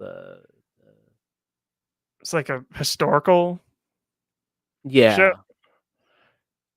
the one with Oh. I don't know if the Kevin Costner. I can't. Shoot. Uh, But the first shot that wouldn't make sense. Yeah, but the Kevin Costner one is in modern. day. Yellowstone or whatever. Yeah, is it like Yellowstone or We something? could try it. Yeah. What is that? Nope. No. Okay, now we got two dudes. Kind of army. Yeah, kind of army jeeps. I was gonna say Last of Us. No, I don't think so. I mean, I probably haven't seen this show. looks like I don't know. I'm trying to think of army people carry. I don't know. Maybe the show it'd be probably too recent, right? Monarch. I haven't watched it, but I don't know. Monarch. It's probably too recent. But Try it. I'm trying to think of like whatever were army people in it. Oh, wait, this one that one didn't pop up, but I'm thinking Narcos. Narcos. Okay, Oh, sweet. there you go. Got it. Got it. Okay. Then we got. I think that's that. I got one more. I haven't even seen Narcos. That's it's surprising that I got it. I got one more. It's called Cinenerdle. Basically, kind of do the same thing, but we reveal squares. Okay. It's like a tile game. And we just reveal different parts of like the um of the movie. So which Okay. square do you want? Middle. Middle. Okay. I can't really see it very well. Can't see it. Oh shoot. I see a woman in the. I guess it's all it is just a woman in the woods, right? In the, like tree. I'm gonna guess it immediately. I think. Is it shoot? Is it Prey? Oh, that does look like her. Yeah, It kind of looks like a Amber Midthunder. and Amber Mid Thunder. No. Oh, I got it. Oh, okay. Wow, that was easy. Anyways, those are the games that I like to play. Okay. Want to run through it back one more time? Well, they're daily. So Oh, that's it. Oh, okay. yeah. Hold on. Let me see if I can pull up another box office game. Maybe I can do the previous day. Yeah, oh yeah, I can do the previous. Uh, oh, it looks like I can't pull up the previous ones. But yeah, it's 11 o'clock your time, or 10 my time. so you got 2 more hours Yep. before It's a new the year. new year, the new year. Yeah. But yeah, Yeah. I don't know. We kind of talked about like the new releases um for 2024 we're excited for. Mm-hmm. Like you didn't you're not looking forward for Argyle? No, I'm not. What, is there like is there a reason why? I kind of I don't know, it just looks. I don't know. Maybe it's because I've seen the trailer so much. I don't know. It just looks fucking stupid. I don't know. Like Bryce Dallas Howard, and she wrote a book, and the events are matching the book or something. I don't think it's gonna be something like Stranger Than Fiction or something. I don't think it's gonna be like that. right. And then you know, and then they say who's gonna be the true Argyle. I bet you. I don't know. For some reason, I think it's gonna be Ryan Reynolds. It's gonna be the true fucking. I feel like he's gonna bring him out. He's the cameo for everything. I could see that. I could see that. That I hope that's not the case. Now that you bring it up, but it most probably is going to be the case. But Ryan Reynolds or Chris Evans, or it's gonna be some of those variation of one of those dudes. let's see if Letterbox has new release 2024. Just pull it up. Shoot. Just so we can go off it. Shoot. You gave Scott Pilgrim 5 stars. Hmm? You gave Scott Pilgrim 5 stars. Oh yeah, The movie? yeah, the movie. Yeah. I rewatched it. I started rewatching. I started watching the show. I watched the first episode of it. Mm-hmm. Do you like the show, or? Yeah, I love the show. I think that I don't know. I don't know what it is. The animation feels a little off. Off? I don't like how it's not smooth. Mm. Like, what do you mean? Like, I don't know. I think it's just because I came off of Nimona, uh-huh. a movie that I thought was just fine, but I love the way it was animated. I like how smoothly it was animated, and it was just very choppy. Like Scott Pilgrim felt. I don't know. It's just I don't know. It had a weird vibe to it, to be honest. I think it matches the comic pretty well. I think it was trying to adapt, like if you've read the comic of it, like trying Right. to add animation style. Right. Well, we got some. I think people are still building their lists for 2024. Wow. So we got Beekeeper. I'm actually seeing that on my birthday. So, what do you think about the Beekeeper? That's another generic Jason Statham movie. I haven't seen a single trailer, and it played in front of. It played in front of. Which one did it play in front of? With Iron Claw, I think. Mm-hmm. That trailer. I think they did the right decision for just revealing everything about that movie. They revealed the twist, because I feel like if they hid the twist from us, the movie would have been dumb. But now that we're going in and we know that it's going to be dumb as fuck, then yeah, we're going in with the right attitude. Yeah. Well, also January is. I mean, there's been some good movies that came out in January, so January isn't so much like the death month anymore. Yeah, The Missing came out in January. Missing. That was on my list. Megan came out. I saw Megan on some best of lists. Yeah, I didn't watch Megan in theaters. I watched it on Peacock. Okay. I feel like that was a perfect place to watch Megan. Because Megan was fine for me. I don't know. Like, the ending was fine, where Megan goes on a rampage. Yeah. But everything leading up to that, I'm just like, this is boring. I don't know. This is very odd. You excited for Madam Web? I'm excited for how bad it'll be. Um, Sydney Sweeney? Sydney Sweeney. Did you see Anyone But You? No. It's actually not bad. It's decent. It's decent. It's decent, I guess. I guess I Alright. have to go see it. I wouldn't say go to the theaters for it, but it's alright. It's decent. You're streaming. Yeah. Uh, But people loved her in Reality. I saw that on Best of list. That yeah. Max movie. Oh, really? Oh, I think. Yeah, I think I've seen that on Max one time. I didn't watch it, but yeah, Madam Web looks like a choice. Yeah. Definitely a choice. Got a lot of who else is in it? Who else are the other actors in it? Sydney Sweeney, Dakota Johnson. Who else? Yeah, is in it? Dakota Johnson, Who's the other 2 women? Isabella Merced. She was Dora, right? Dora. I think so. I don't know anything about Madam Web. Adam Scott.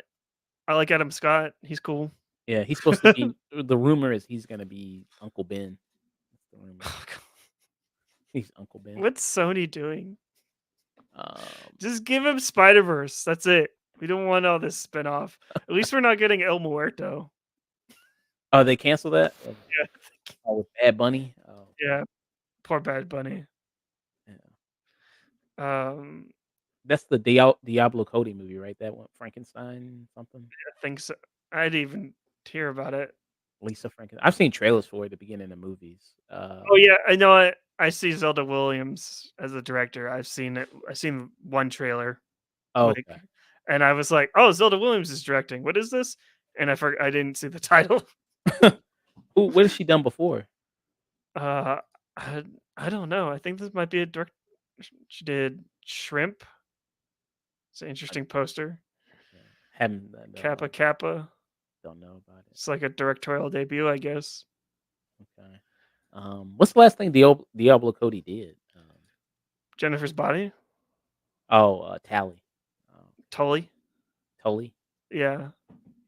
As a producer, writer, she was. Yeah, Tully. Or Jennifer's Body. Didn't Tully come after Jennifer? Or am I mistaken? Oh, 2018. Yeah. What she directed? What was the last thing she directed? Let's go direct. Paradise. Okay, so she's just mostly been a writer. Okay. Yeah, she's a writer. Okay. Yeah. Tully was. Oh, that was alright. If I remember it correctly. I haven't seen it, but my sister-in-law loves it. But because it's about it's about moms. It's about moms. Yeah, like oh my god, yeah. The Borderlands movie. Oh yeah. Oh, Eli Roth. Did you like Thanksgiving? I thought it was okay. Okay. I thought it had some creative kills. The turkey popper or whatever it's called, where the guy gets stuffed in the oven and it pops out, and I thought it was like a lot of creative and funny kills, but yeah, it was him going back to what he does best. Yeah, except for Planet of the Apes. Yeah, I am excited for that. Westball. It's going to be 300 years in the future, so it's like they don't have to worry about too much connecting to, the other Planet of the Apes with Matt Reeves. Mm-hmm. And so we're getting closer to the Planet of the Apes from 1960. What was that? When did the first one come out? 1969, 1968. Yeah, it was like 60s, late 60s. Yeah, so we're getting closer to that Planet of the Apes. Yeah. So Westball did the Maze Runner movies, right? Yeah, I've only ever seen the first. First one's good. I've only ever seen that one. Oh yeah, he's rumored to have the Legend of Zelda movie. Yeah. What do you think about that? I mean, that's the new currency now. Video game movies are going to be the new comic book movies. Every studio wants to do a video game movie and see what they can match up and buy for a video game. As a fan of Zelda, I am not. I'm cautiously optimistic about them making it live action because I feel like, especially how like childish the Zelda games are, like the way Zelda characters look. Like, I don't know how you make that transition to live action. I can see it more for like a Studio Ghibli, like, Yeah, Studio but Ghibli. live action, like, can you imagine like a Tingle character running around in live action? How'd you feel about Mario Brothers movie? That's safe, Safe. safe movie. It's Um, like if they cast Chris Pratt as Link, I'll give up. like like well, I isn't would give the up. fan casting what Tom Holland? That's the fan casting. Yeah, that's I think Tom Holland's the fan cast. But Uh, speaking of Chris Pratt though, Garfield was yeah. hold let me just hold on. Pull YouTube. Let's just watch some YouTube. Yeah, this is true streamer life. Just watching Yeah, YouTube. you're right. Once you get to like 3-4 hours, like fuck it, I got nothing else. Exactly. Let's watch somebody else talk. Right. The Garfield trailer. What'd you think of that Garfield trailer? Yeah, me and Hunter, we talked about it. I did a review of it. I don't care about Garfield really, so You um, hungry little guy? I don't really care about this movie really. I don't Oh, have really? I have no real strong emotion either way, honestly.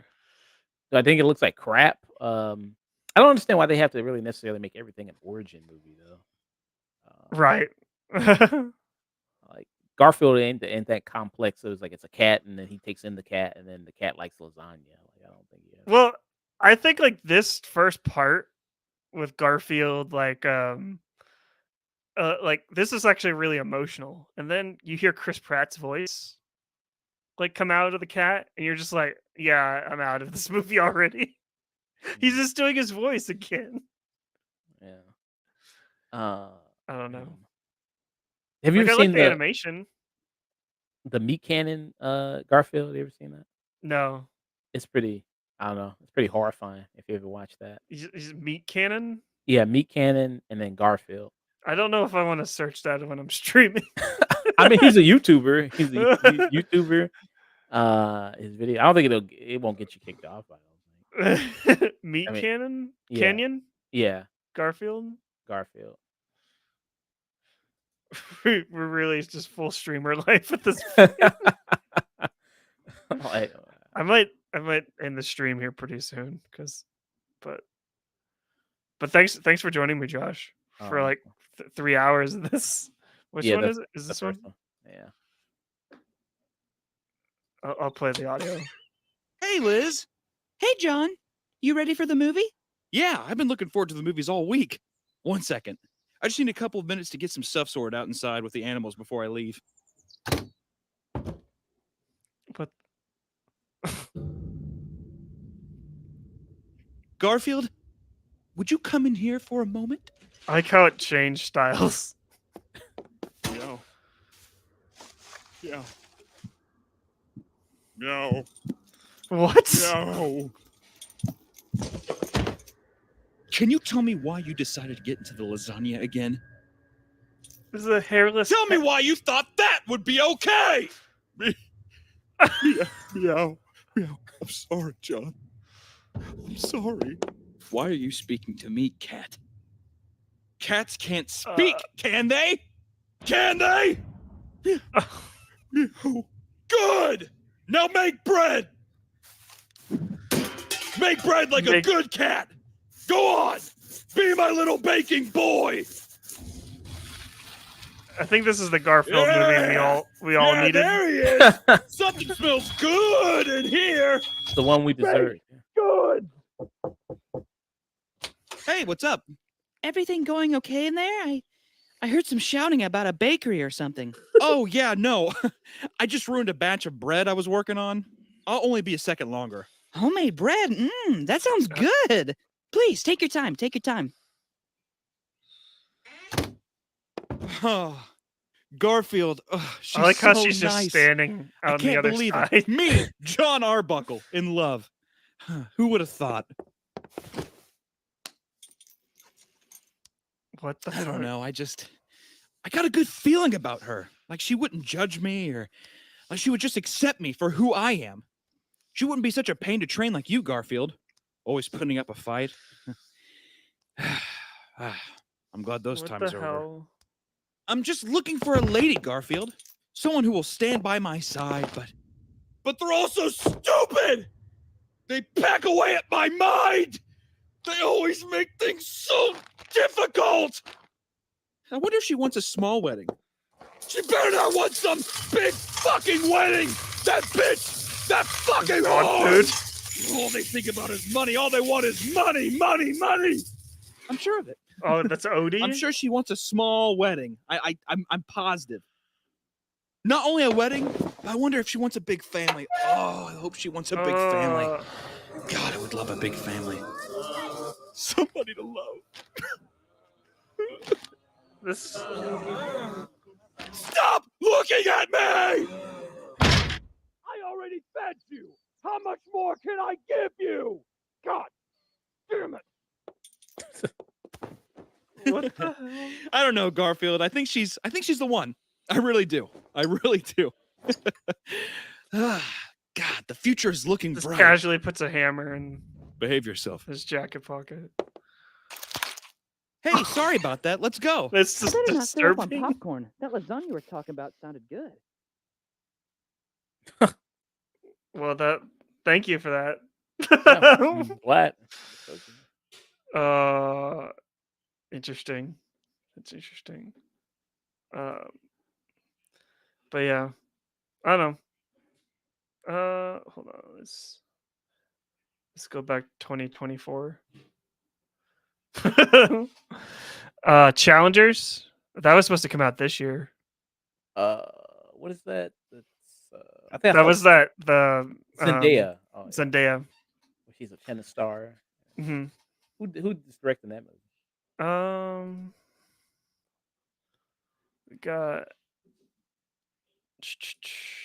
Luca Guadagnino. Okay, I don't. He did Call Me by Your Name. Oh, he did. The Suspiria remake too. Oh, okay. I like the Suspiria remake. Bones and All. I like. hmm I thought Mark Rylance should have got nominated for Bones and All. I feel like it was good. I haven't seen Bones and All. I hear it's good though. But I haven't seen Call Me by Your Name. yeah, I still need to watch. I'm gonna add that to my watch list. Although Army Hammer and everything. Yeah, and I know people talk about the age gap is weird. Yeah, exactly. And also Timothy Chalamet. Maybe Oh yeah. I probably can't watch it. But yeah. Deadpool 3. Yeah. I think that's going to be the true testament there, because if that doesn't make a lot of money, then it's like, I don't know, It's going to be.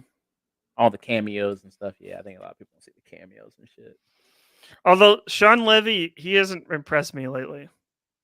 To be He's honest. I don't know. Looking at his filmography, he's impressed me never. Like, he just makes the definition of like okay. Like, you're not. Like Free Guy, I didn't like.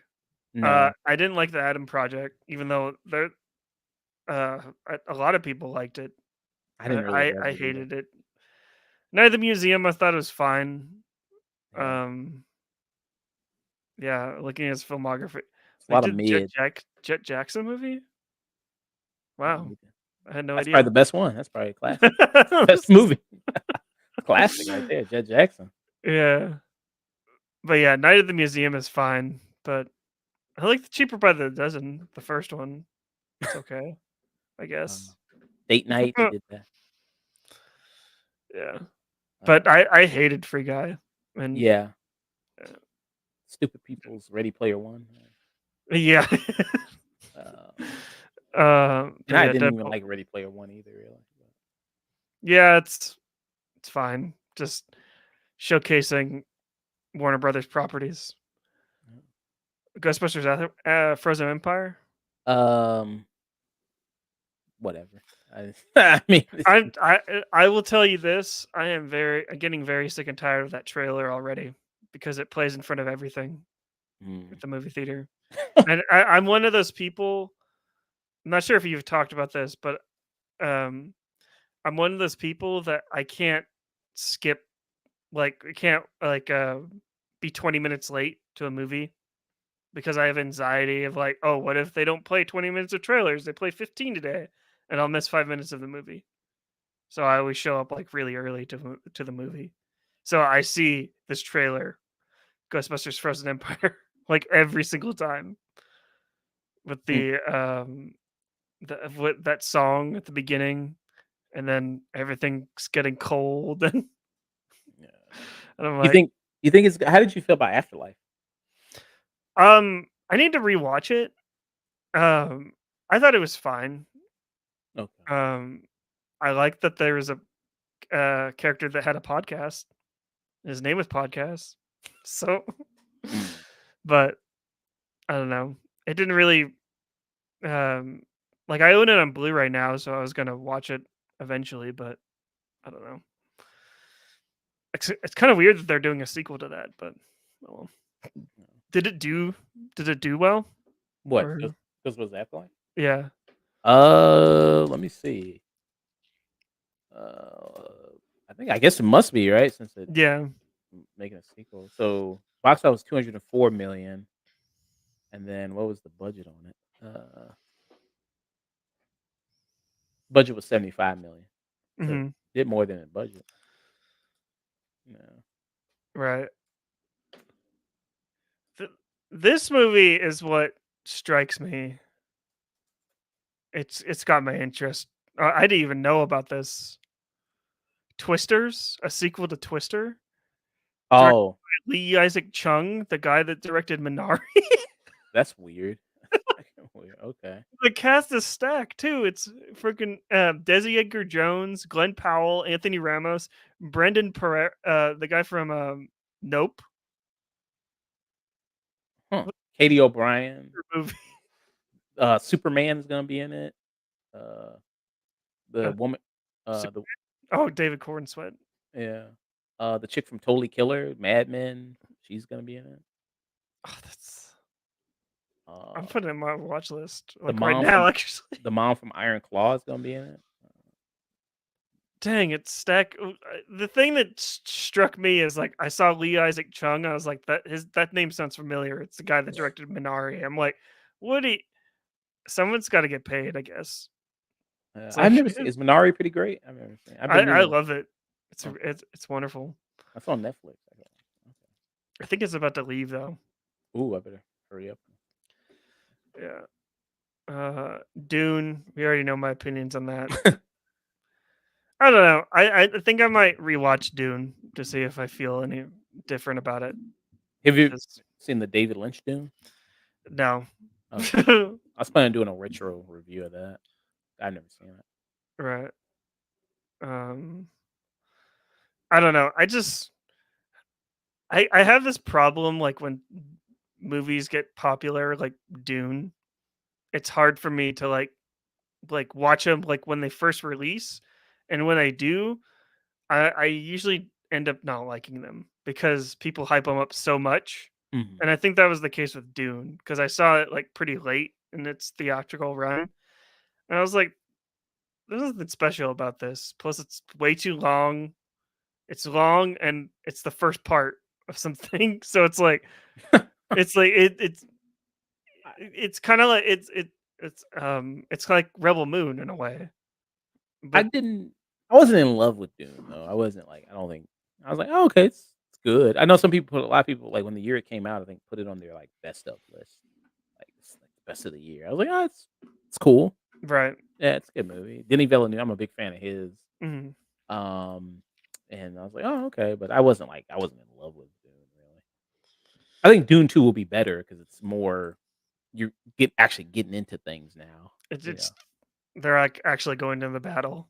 Yeah, and there's gonna be another one after this one. Oh, jeez. It's gonna be Dune 3, uh, but the book is I really would, dense though, so you can do that. yeah. But like this is the thing. It's like I get you're trying to be faithful to the book, but it's called adaptation for a reason. Like there's stuff meant to be in a book for a book. Yeah, Like if it can be cut for a movie, cut it from the movie. Although a lot of fans may not like that I'm saying that, but it will. I still haven't seen Arrival. I haven't seen Arrival. I see. I haven't seen Prisoners, but Oh, Arrival I think is Denny's best movie okay. because I didn't care for Blade Runner 2049. Really? I like the original Blade Runner. I think 2049 is way better. I thought 2049, like I didn't hate it. It's just I don't. Since I like Arrival so much, I wanted to see Denny do something like original because he's so good with original sci-fi, and the fact that he's just remaking like all these old sci-fi movies, I'm like just do something original, man. But I like, mean, I like Sicario. Sicario is good too. So yeah. Did you like the sequel? no, sequel's dumb. I don't think I watched the sequel. It was. I don't know. I thought it was kind of fun with Benicio del Toro. It was kind of fun. Yeah. Mean Girls. You can watch Mean Girls. Yeah, I was planning on doing a retro review for the film. If you need someone for that, like for the retro review, like I could help you with that review because I haven't seen Mean Girls, the original. You've never seen Me? Yeah, I've Wow. never seen Mean Girls. That's like a millennial classic. That's a millennial. I feel like when it released, when did the original one release? I think 04. 04? I want to say 04. I was 14. Yeah. And I don't know. When I was 14, I wasn't really watching movies like that, to be honest. I think it was if it came out 2 years later, I think I probably would have been all about it because Superbad. Well, when did Superbad come out? 07? Yeah, if it came out right around Superbad, I would have been all about Mean Girls probably. But I don't know. It's yeah. Yeah. I just never got around to it, and it's one of those things where it's kind of like with you with Willy Wonka, where it's like you see it memed everywhere, and you feel like you've already seen it. So it's It's like, like yeah, especially it's all over TikTok. Like people meme Mean Girls like all the time on TikTok, and plus it gets referenced in other movies too. So yeah. I'm trying to think. Does Bottoms? Oh yeah, I think Bottoms has a reference to Mean Girls. Too. yeah, see. I even understood the Mean Girls reference in Bottoms, and I didn't like Bottoms, and I didn't never seen Mean Girls. Yeah. How do you feel about Tina Fey as a writer? Because some people say she's kind of weird in some of like the racial humor she does. I've never noticed it like when because I was a big fan of 30 Rock. It's one of my favorite shows. Mm-hmm. But when people started bringing up like the racial stuff, I started noticing it, and it doesn't surprise me. She's a white woman writer. Of course, she's gonna have her biases. It's just really weird that it's you start noticing like all this stuff. So I don't think she's racist or anything like that. It's just she has biases, and it's probably the way she was raised too. So, Where did she grow up, Tina Fey? kind of. It's not gonna let me pull up. Yeah. I don't think it pops. She grew up in Pennsylvania. I believe it. Yeah, Pennsylvania. And she had like a weird story too when she was a kid, like very super weird. Really? Have you heard that story she told like when she was like a little girl and then she was like playing in the front yard and then some dude came up and like slashed her face with a knife and then just ran away? Dang. That's why she has like that scar on her face. Oh, really? Like right here? Yeah. Dang. That's crazy. Yeah. Yeah. This Mean Girls is going to be an adaptation of the musical which was an adaptation of the movie Mean Girls. Which is saying like The Color Purple, like The Color Purple is an adaptation of the musical, which was an adaptation of the movie, which is an adaptation of the book. Dude, it's getting out of hand. It's getting out of hand at this point. Inception. But I don't know. The trailers, I don't know. It's like maybe it could be something to it. Maybe it'd be more fun. I don't know. Yeah. I don't know. As long as it's like, I'll have to watch the original to see if it does to see what I want from for the new one. But for someone that hasn't seen it, I would kind of want kind of like updated, kind of like representing like other cultures as well. And Well, they do have race swaps in it, so it mhm, change. Like, yeah. right. So I do have that. What? Okay. Uh, What's the last 2020? Oh, we talked about Fall Guy. yeah, Fall Guy. That trailer looks kind of fun. Fall Guy. Yeah, it looks fun. It's David Leitch though, so he's hit or miss with me. What has he done? He did what was that movie last year with Brad Pitt? Bullet Um, Train. Bullet Train. Yeah, it was alright. Yeah, it's fine. And then Deadpool Deadpool 2 was 2. alright. That was alright. Atomic Atomic Blonde was Blonde. great. Yeah, it's okay. Hobbs and Shaw was alright. Hobbs and Shaw is big stinker. You hate Hobbs and Shaw? No. uh yeah, he's hit or miss with me. And I feel like he's due for a hit because I wasn't all that big on Bullet Train. I thought it was fine. But Besides Deadpool, the first one, I think Atomic Blonde is probably the best one. right. Dang, he likes Deadpool. Maybe he just likes working with Ryan Reynolds too. Because Who showed up as a cameo on Bullet Train?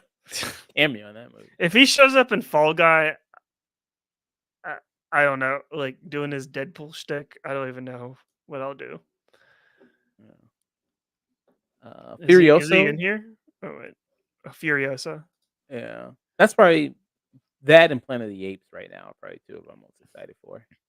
Yeah, I had to wait to see the Furiosa trailer like on the big screen. I wasn't gonna watch it on like my computer, and um, I think it played in front of um Poor Things, which is a weird trailer to play in front of Poor Things, but Well, hey, it's a woman. The well, women win. I guess, but it's just two completely different movies. So, Yeah. um, but that George Miller being 80 years old, Yeah. like late 80s, making Furiosa, like I love it. I love it for him. I hope they do like a re like they release Fury Road again. They'll do like Mm. a marathon. Oh They yeah, probably will. probably. Yeah. Warner I Warner Brothers gonna want their money. I haven't seen the original like the three Mad Max movies in a long time. I think about watching those again, reviewing Retro them. review. Yeah, before this one. Yeah. Um. Yeah. I don't think I've. Yeah. I don't think I've ever seen them. I think I've seen the first one. I haven't seen Beyond the Thunderdome. Yeah, and Road Warrior is the Yeah. second one. I played the video game though. Yeah, I haven't played. I heard the video game was kind of meh. It's kind of It was actually decent because okay. it was back when the video game came out. Back when open world stuff was like still new to everyone, Mhm. and it was. I think it was Avalanche Games. It came out in what 2015, right? I believe so. It was kind of like right next to the Fury Road movie. I think it was right before it. Okay. Yeah. Yeah. How do you feel about the John Wick spinoff? The series, TV series. No, Ballerina. That's a spinoff of John Wick, right? Is it? Yeah. Oh, is this one? Yeah. What Ana de Armas? I had no idea. Yeah. Like like going to like the like what you saw in John Wick 4, I think, like the ballerina stuff. uh, well, we talked about Ana de Armas already, like with Ghosted.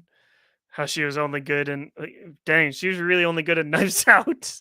I liked her in No Time to Die when she was in there for like a little bit. She's barely in that though. Yeah. The Gray Man was terrible. 2049, she was great in that. Yeah, I haven't seen Wild Dogs. I haven't seen yeah, but I don't know. We'll see. Um, Bell, that. what is hmm? Oh, go ahead. The ballerina is just I don't know. Len Wiseman. That name sounds familiar. Yeah, it does. Oh, he Oh did. fuck! Well, that's a lot of terrible. Like, Oh Underworld, man. and Live I didn't Free. even see Total Recall. My eyes went directly to Underworld. Yeah. The only good Underworld movie is Rise of the Lycan. That's only halfway decent one, and that's not even that good, but it's the only one. And he didn't even do that one. Live Free or Die Hard. It's not the worst Die Hard movie. That's Die Hard 5 is the worst It's one. Justin Long. Yeah, this isn't the worst one. The worst one is what came after. What was that one called? The fifth That one? was a good day to Die Hard. Yeah, that was the worst one. So at least you don't with, have the with worst his Die Hard. son. With his son. Yeah, Jai Courtney. Hollywood was trying to push Jai Courtney, like God. let's make him a thing. Him and Sam Worthington. It's like, Damn, what's he doing now? Let's look up Jai Courtney. uh, Since we're officially streamers right now. yeah. This is how I expected the stream was gonna go. So if I was gonna be streaming this long, I don't think I've ever streamed this. What is the longest you ever streamed? Probably 3 hours. 3 hours. Yeah. So we just broke it, Yeah.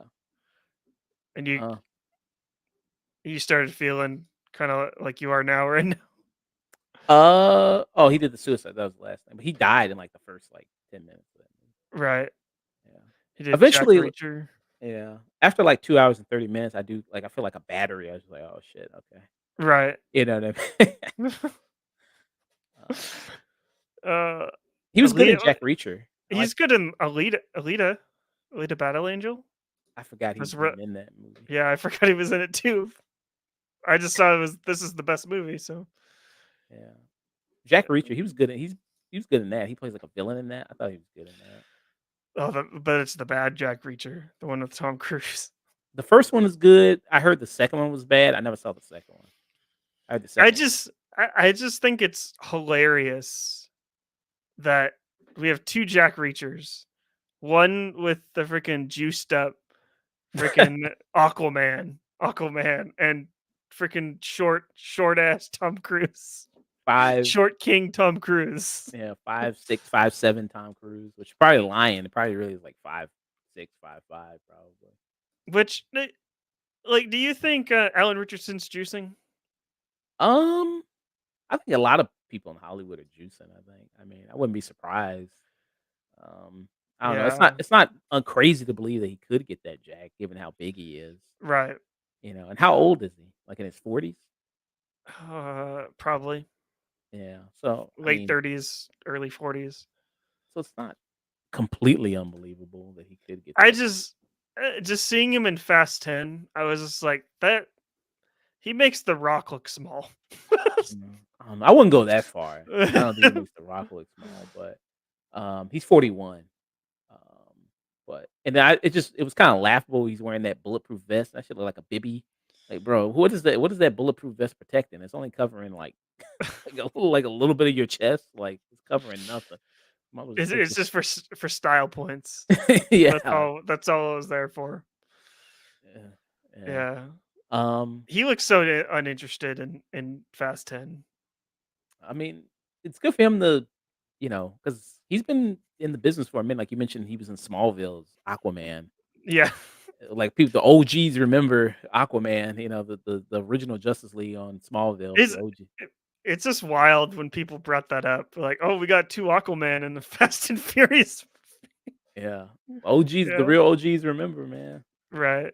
Smallville. And then I know he said he hated when he worked on TMNT. He hated that those movies. Oh, really? Yeah, The he Michael said, Bay ones, or yeah, those, yeah, I think those, yeah, produced by Michael Bay. Yeah, he said he hated because he had to do like the motion capture stuff for it. Mhm. He played Raphael in it. He said he hated that, but I appreciate. I love him as Reacher though. I like him as that. He's great on that. I haven't finished Reacher yet. Like, Okay. yeah, I don't know. It's like it's fine. Amazon has like they have weird shows. Like they have shows where like except for The Boys and Gen V, like they have a lot of shows where I'm just like, I'll watch a couple episodes here and there, but I'm not going to continue. Yeah. Like Upload's a perfect example of that. The only Amazon shows I watch is Reacher, Invincible, The Boys. I watched Rings of Power, and that was it. Yeah. Well, The Boys season 4, that's out like a couple months, right? Yep. Yeah.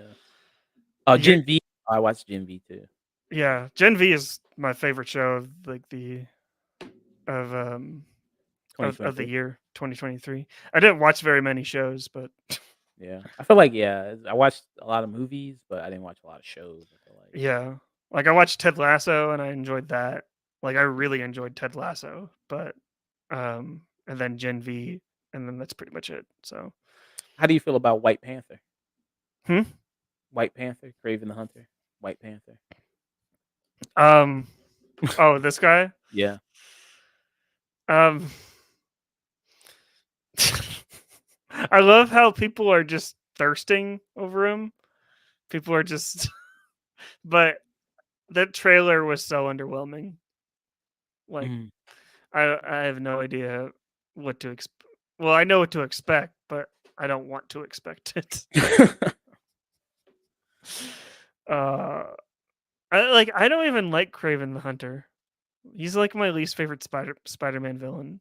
Like Mm. I don't know why Sony was like, "Oh, we need him."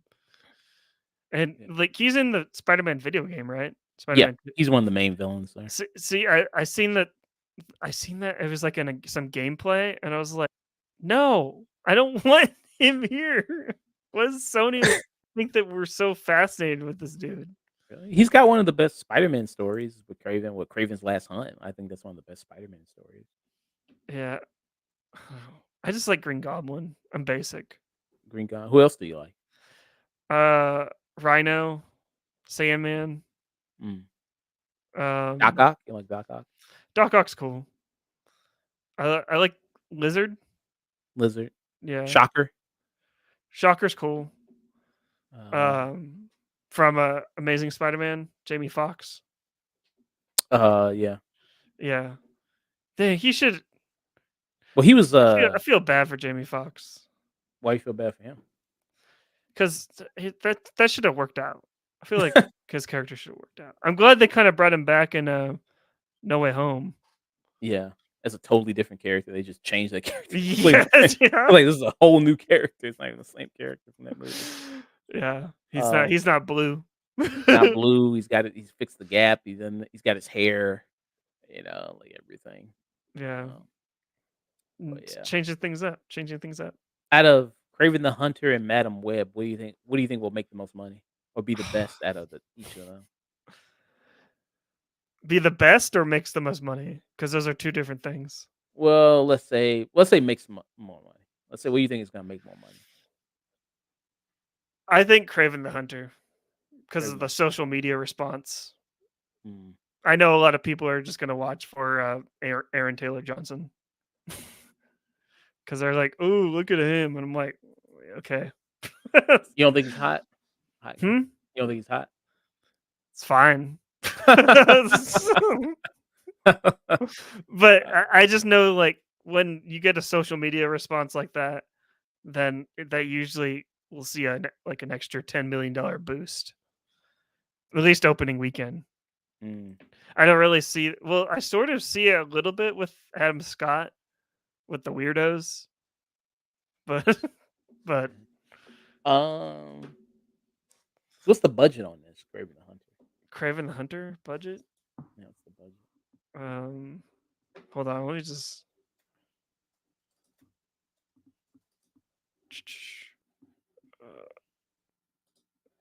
okay, Craven the Hunter budget? Yeah. It says reportedly 130 million. That's tough. That's kind of a big, but I don't know. Yeah, that's kind of a big budget. That's to make about 300, 400 million. Yeah, there's no way it's making that big. Oh man, that's has to make about. I feel like I'm thinking more like probably 150 million at best. Damn. So you think that's it? There's 100? Yeah, Jesus, that's just a flop. I think it might be like 80 million. uh, jeez. I don't know. Those what did the last was it Morbius. that's a bad example. I know I'm thinking Venom. Venom with Venom the made like Spider-Man. didn't the first one make $1 billion and then the last one made The first one made $1 billion. yeah, it made $1 billion. And I think the sequel made like close to it. I think it made like 800 million. Oh no, Man, Venom made the first one made 856 million. okay, so I close. and then Venom 2 made let's see. It made I think somewhere close around there. 500 million. Oh damn. Okay. Damn, what the hell? I mean, those movies aren't good. Yeah. Venom is really popular as a character. Venom is True, that's really, true. really popular. I think when you talk about worst Spider-Man villains, I never really cared about Venom. The, I liked. It's good. You're gonna think this is weird, but I liked the Venom from Spider-Man 3. We need to bring back that Venom. Compared to the Venom we have now, Topher yeah, Grace. Topher Grace. Bring back Topher Grace. yeah. I People know love. he's got issues now, but Oh, just what bring issues it does back. he have? Hmm? What issues does he have? I think he said something about vaccine stuff Oh, recently, but okay. basically anyone in Hollywood. Yeah. Well, people were loving him after it's like, hey, you're not a rapist, so that automatically makes us love you. After Danny Masterson, it's like, hey, you didn't support the rapist, so there you go. Topher Bonus Grace. points for you. I just like Spider-Man 3. It's not the worst Spider-Man movie anymore. That's Amazing Spider-Man 2. So. That's a Spider-Man Far From Home. Nah, I think Amazing Spider-Man 2 is worse.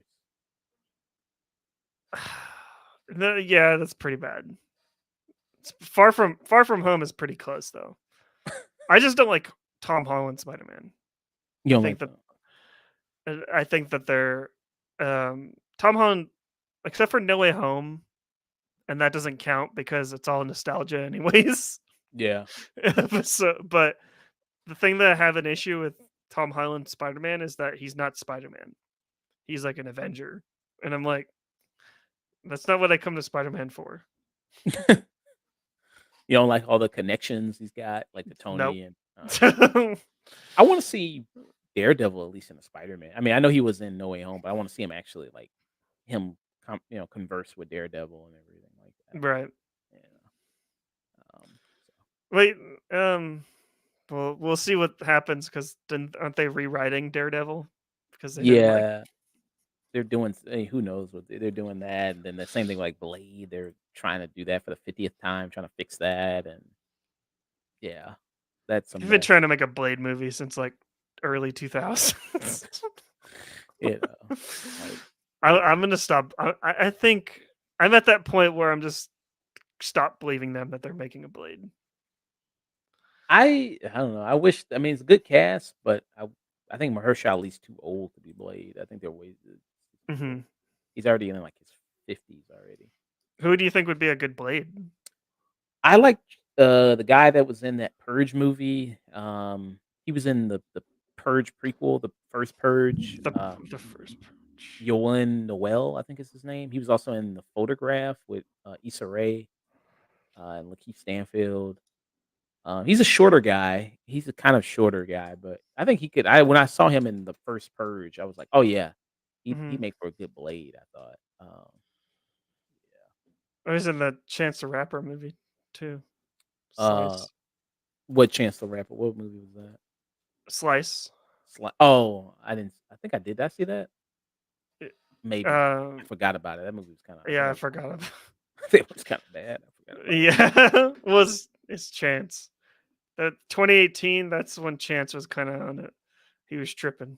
Yeah. But he's got a new album coming out like next year. Yeah, we'll see. Yeah. He can't leave things on the big day. He can't. It's like, No, come he on. can't. Come on, man. You got to come back, man. Coloring Book is probably his best album. Yeah. Yeah. After anything after that, I yeah. Yeah. I lost hope a little bit in him when he was hosting that Punked on Quibi. He did? I'd never Yeah. heard about Well, probably the only one ever watched it. that. I didn't hear about that. I watched a lot of Quibi shows during the pandemic. Okay. That's not around anymore. They ended that. No. Yeah. I think you can watch it on a Roku. Quibi? Like if you have a Roku, you can probably pull it up.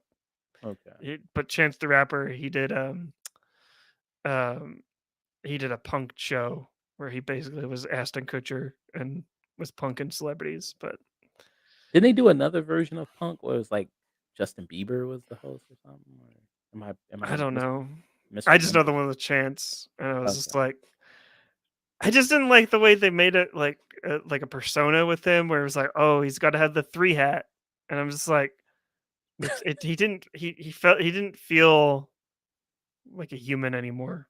It's like, He just felt like a brand. yeah, it was like a brand. I'm just like, That's his thing. He always has the 3 yeah, That's his thing, man. yeah. I don't know. Did you like this first Purge though? I like pretty much all the Purge movies except I mean the first one's okay. The very like the when Ethan Hawke is like it's just Yeah. like a basic home invasion movie, but the other movies like really expand out the world of it. It's Hmm. stupid as hell, but yeah, I like pretty much a lot of the Purge movies. Yeah. Right. The first Purge, yeah. It's not It's very kind. subtle.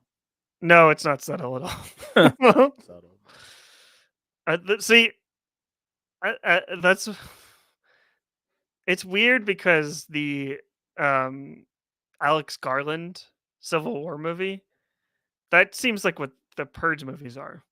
And I'm like, Alex Garland, what are you doing? Like, why are you Yeah. doing this? I'm very worried about that movie, honestly. Like worried, like what do you mean? Just because Alex Garland, like, he came out the gate really great with Ex Machina, which I think Hmm. is probably still his best movie, and then I like Annihilation, but Annihilation is one of those sci-fi movies that raises a lot of questions, but doesn't give too many answers. Hmm. And then he did Men, which Men is very divisive, and Hmm. I fall more on liking Men. But when asked about like, so what do you think about the deeper themes? Like, what did you mean to do this when you did this? He's like, I don't know. It just looked cool to me. I don't know. Like, I was like, okay. So this movie, Civil War, being like obviously very political, it's like I just think he doesn't have the necessary depth to maybe To tackle. explore, Yeah, a like lot of especially when we're on the verge of a civil war too. yeah, like You don't know that's gonna spark interest in people. It's like, yeah. yeah. There was that other movie that almost sparked like a civil war, The Hunt. Did you ever see that? No, I didn't see that one. That's fun. The Hunt is Yeah, it's the Hunt. yeah, with Betty Gilpin. I forgot who directed it, but it was Betty Gilpin was in it, and who else was in it? Speaking about Smallville, the dude who was Green Arrow, he was in it. Justin This something. one, Thomas Vinterberg, Yeah, yeah. You're not Mads sharing your Mikkelsen. screen, so. Oh crap. Oh well. I could Yep. hold on. Let me just share it.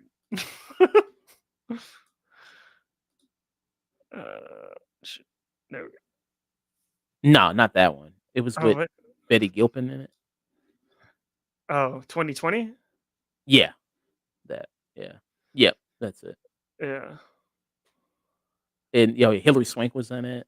Yeah. I wonder where you can watch it. Let's see if it look. See if I can see it. Wow, dang! It's on Recent reviews, 2 stars. Uh, What's the so what? sort of like Battle Royale, but with the what's that say? I can't read that. But with the potent expression of adolescent's rage concerning adult Condescension condensation and senseless violence, replaced with a bunch of broad American culture war signifiers, signifiers. Yeah. not even half as provocative as it thinks. Dang, this guy. Yeah. I think I follow this guy, Josh Yeah, Lee. because a review from friends. Yeah. Yeah. I think it's a What? decent whatever. It's decent. Oh, I think yeah. I think it's got a lot of followers. So weird when you find a lot people with like a lot of followers on Letterboxd. I'm like, how you get these all these? 'Cause I don't know. This is weird. Are they like a critic or something or a blogger? Probably. Okay. Although I just hit 80 followers on Letterboxd. Oh yeah, shout It's out to dope. you. Yeah, it's Almost 100. almost 100. Man, 20 away. Yeah. How many do you have? Uh, let me see. I have 20 followers. 20. Oh no, I'm following. 22 followers. I'm sorry. Don't get rid of my 2. I don't want to get rid of my 2 other 22 followers. It's just I don't know. It doesn't seem like Letterboxd is for the following people and stuff like that. I don't know. Somebody like, would you like it if Letterboxd turned more into like Twitter? No. Because that's what it like. That's kind of like one of the reasons why I like it. I like Letterboxd because it's like uh, a place where I can log movies. Like it made making my top 20 like super easy because I just filtered by my highest rated, and I was like, oh, I like that one, I like that one, I like that one. I did my top 20 in like 5 minutes. But yeah. Oh, you just watched Mean Girls recently? No, I just did that because we talked about it. I was like, oh, let me go back and Oh, just now, like literally just now. yeah, just now. Same thing with like Scott Pilgrim because I saw that. I was like, oh yeah, Oh, really? and The Hunt. See. I, I can't really do that. I know a lot of people that do that. Um, but I have to rewatch it again because I might feel differently about it. I don't know. You know what I mean? I feel like I've watched those movies enough where I can say like Scott Pilgrim and Mean Girls. I was like, I don't. Yeah, I'm pretty confident. Like, yeah, 4 or 5 stars. Mean Girls, True. you know. Yeah. But But yeah. You're. I think we'll probably just go until you hit midnight. going till I hit midnight. Okay. Yeah. Because Yeah. Sorry. Yeah, it's already midnight for you, right? no, it's 9 o'clock. Damn. It's not, where are you? California. Oh, okay. Oh, so you're 2 hours So you're like behind me. 11:13. Yeah. Oh, I thought you were. Oh, I thought you were ahead of me. Yeah. Okay. So Yeah. yeah. What else could we talk about here? You pull up Letterboxd? What's popular with your friends? So you can go with that. Popular friends. Okay. Yeah, let's go with that.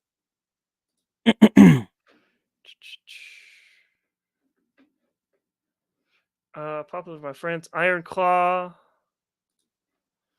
We got Poor Things, The Color Purple, Ferrari. We haven't talked about The Color Purple. I haven't seen it. Oh, That's the thing. I want to rewatch the original first before seeing it because I haven't seen. I've seen the original, but it's been years. Have you seen? So I haven't seen the original Color Purple. I was gonna try to watch it before the review. I got like somewhat through it, but I was like, man, this shit's sad as hell. yeah, it's sad, but when you because I did a Indiana Jones retrospective earlier this year. Mhm. When I watched Temple of Doom. When you find out the guy that directed the Color Purple also directed Temple of Doom, kind of hits different. Now. So it's like Steven Spielberg directed Color Purple and was just like, "No, what? I'm done with being like I'm done with being cool. I'm just gonna be Let me do this let me book be about racist." Black oppression real quick. Yeah. Black suffering. Yeah, because he did. Let's see, he did The Color Purple. Yeah, right after Temple of Doom, Yeah. 1985. Yeah, but It's just odd. It's just very odd to me. So have you seen Ferrari? yeah, I enjoyed that quite a bit. Okay, I thought it was okay. Yeah, I thought Adam Driver was a little hamming it up. Like, I don't know. Do you think he could be nominated for Best Actor? Well, let's see. So I think somebody put out like an image of like who probably is going to get that. Like, and I agree with it. And because you can only do like what 5 spots, right? Hmm. So depending on where they put him, like Paul Giamatti, like if they do Best Actor or Best Supporting. So let's say he's Best Actor. So Paul Giamatti, Hmm. Cillian Murphy, Leonardo DiCaprio. Who else was on that list? Let me see if I can find the image. Well, I decided to just pull up Golden Globes Okay. Oh yeah, nominations Bradley just Cooper. because I forgot who they nominated because usually they're kind of unhinged, but Yeah. uh, it'd be drama. S- Andrew Scott, All of Us Strangers. I still haven't seen. Yeah. Have I you haven't seen seen- No. Barry Keoghan for Saltburn. Saltburn? I don't think he'll get nominated for an Oscar. That's a weird nomination because of like it's a good performance, but it's just such an out there performance. Then Bradley Cooper, Yeah. I think he'll get Killian, nominated. He'll get Coleman Domingo Domingo. for Rustin. I haven't seen that. I haven't seen it either. And then Leo. Leonardo DiCaprio. Okay. So I mean, Bradley Cooper, Cillian Murphy, Leo are definitely getting nominated for an Oscar. Hmm. Then the other 2 slots is like depending on who else you put in there. Yeah, I haven't seen All of Us Strangers, but supposedly it's like really good. Okay. But I don't think he'll get nominated for an Oscar. Um. That's too much of a smaller film. Oh. Zac Efron for The Iron Claw, Hmm. and then Jeffrey Wright for American Fiction. Okay, I like that. Jeff, I need to see American Fiction. Yeah. Like, I wish I saw it when it was in theaters, but I didn't get a chance to. yeah, it played for like a week for me, and I was just busy at the time. And then after that, they just stopped. Yeah. It's very unfortunate, but What? um, Uh. if they put Jeffrey Wright in musical or comedy, Yeah. they need to stop doing that stuff. Do you think Joaquin Phoenix for Boza? You think he'll get nominated? Him or like Matt Damon for Air, maybe? I mean, he's nominated for the Golden Globe. Yeah, but I'm saying for like Um, an Oscar, you think they'll probably put Joaquin Phoenix or Matt Damon? Or... I don't know. It's a possibility. Mm. Um, I don't know. Ari Aster's kind of on weird terms with the Academy right now. Oh, what'd he say? Well, not just like the type of films that are just coming out. It's like Oh, him and freaking the guy that did Babylon. It feels like Damien Chazelle. yeah, it seems like they're kind of like on weird terms. Yeah. They got Nicolas Cage nominated for Best Actor. Uh, Dream Scenario. I like Dream Scenario, but it's kind of he's just doing Nicolas Cage stuff. So It's it's being like fucking weird. yeah, It's fucking weird. I need to see the holdovers. Yeah. So Timmy for Wonka. Yeah. I think he's pretty decent at Wonka. Yeah. Who do you think is going to win Best Actress? Best Actress. I still need to see Color Purple. Danielle Brooks. Do you think Fantasia could get nominated? So best performance by a female actor in a motion picture. Are you looking at musical or comedy, I'm looking. Is it? or you're looking at drama? I'm looking at supporting. Hold on. Let me go to where the Best Actress. Yeah, I'm looking at musical or comedy. Okay, outside of these women, Why is Jennifer Lawrence yeah, no hard feelings. It's a here? Why comedy. is she here? I mean, She's good, but it's like it's she was really very. funny in No Hard Feelings, though. She was funny, but it's just like that's such a weird movie to nominate. I mean, I think it's more of a comedy than May December. Well, yeah, true. Natalie Portman. Like, what the fuck is funny about that? Well, suppose it's like a dark comedy, but I mean, I've seen it on a lot of people's best of. I like it. I just some people have it like top 20 of the year, mhm. And I was like, I don't know. What do you think about it? I haven't seen it. Oh, okay. Yeah. And I read the synopsis on it and I was like, this doesn't sound like like a movie I want to watch. Yeah, I don't know. I'm trying to think of like a moment I laughed in it. Like I was like, I don't think in the movie, like even not even like you know how like something can be unintentionally funny or like sometimes drama or it's like the tension can be kind of funny. Like no, I don't even think I laughed in like something like that. Like it's a good movie Right. though. I like it. That's about like it's about the like the teacher that like Yeah, fell in love with her student or something like that, and yeah. Marie Kate then Letourneau. then he grew up and they met each other again. It's like past lives. Well, nah, It's not it's pedo past lives. Peter past lives. That's what it is. Pedo past lives. Oh, that's terrible. Uh, I would not have made that joke 2 hours into a stream. That's only a 4-hour stream. I think probably Margot Robbie's gonna win. That's like Yeah, it seems like her thing. she's a front runner. It's either Margot Robbie or Emma Stone. Yeah. I don't know what Fallen Leaves is. Yeah, I don't know what that is. Sometimes this movie's nominated. I go, I don't know. Yeah.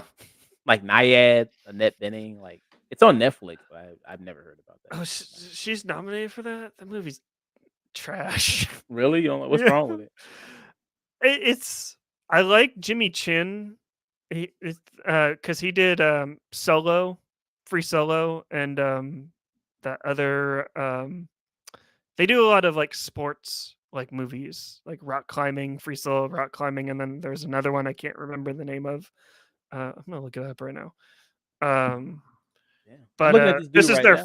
this is their first narrative feature, and it's definitely shows that it's like they're used to doing documentaries.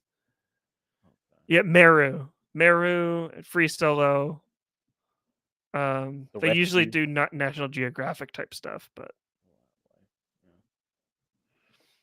Yeah. This Jimmy Chin dude aggressively handsome. Very aggressive. yeah, it's very like his North Face hat. He's definitely like seems like should be like a model for North Face. Like I would just walk in, I would just see him just staring right at me. Yeah. But I think he wrote like with his wife or something like that. Okay. Yeah. But I don't know. It I don't know. Like the story is interesting about like this older woman that swims across like the uh from Cuba to the States or whatever. But I don't know. It's just Oprah produced it, so Okay. Um, who's gonna win out of? I think it's probably between Carrie Mulligan, Greta Lee, and Lily Gladstone. I feel like between those three. But, for Best Actress, yeah. I would love it if Greta Lee won, but I don't think she has a shot. You think she doesn't have the heat? You think heat on her? I don't think she has any heat on her. I think she's perfectly fine, but it's like I was looking at. I think Lily Gladstone's probably going to take it. And past lives. Look, Greta Lee's great in Past Lives, but Lily Gladstone is just magnetic. Like she's the only reason why I like the movie. So, What was that other movie she had come out this year? well, I'm thinking First Cow, but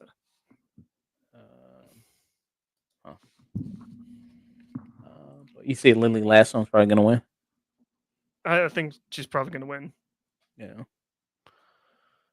she's definitely the favorite, and A24.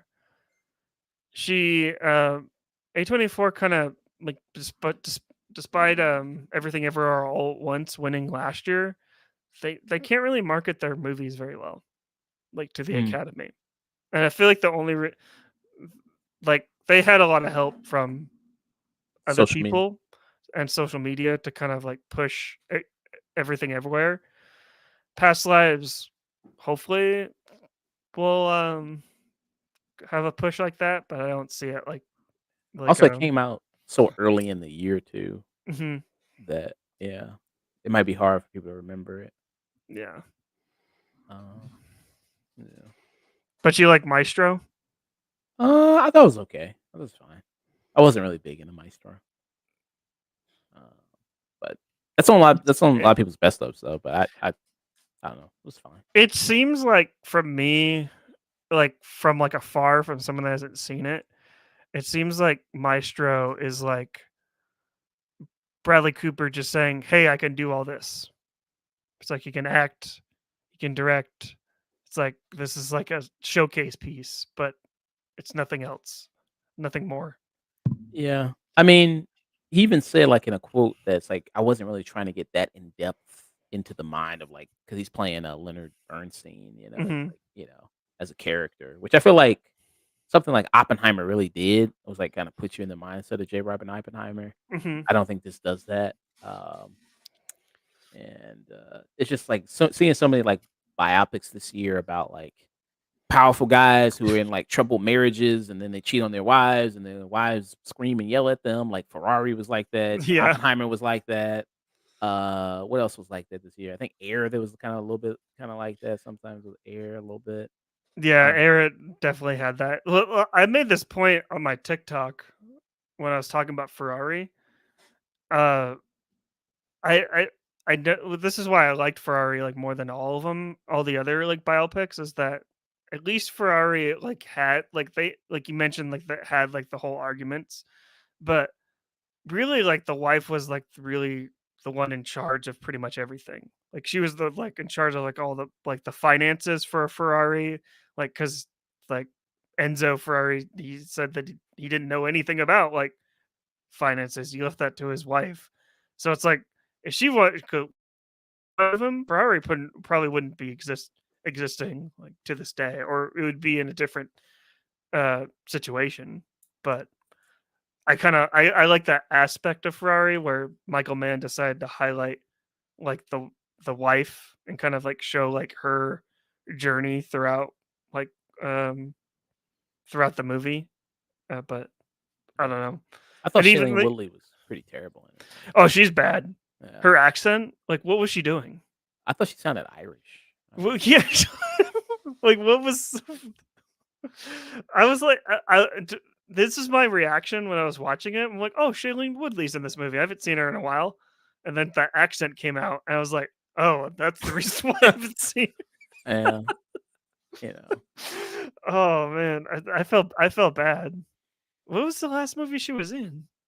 Uh Was she in a Marvel movie? no, I don't think so. It wasn't that Divergent movies, was it? It Oh wasn't that. God, It wasn't that. I think you might be right on that one. I forgot about. Yeah. I Um, forgot.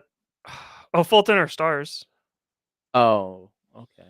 That terrible. Fault in Our Stars. Oh, Okay. Dumb Money. She was in Dumb Money. Oh yeah, Dumb Money. Oh yeah, she was in that. Okay, she was Paul Dano's wife. Oh, Totally forgot was about she good in that? Yeah, she's good in it. I mean, she's not trying to do an Italian accent, so yeah, I mean, that helps.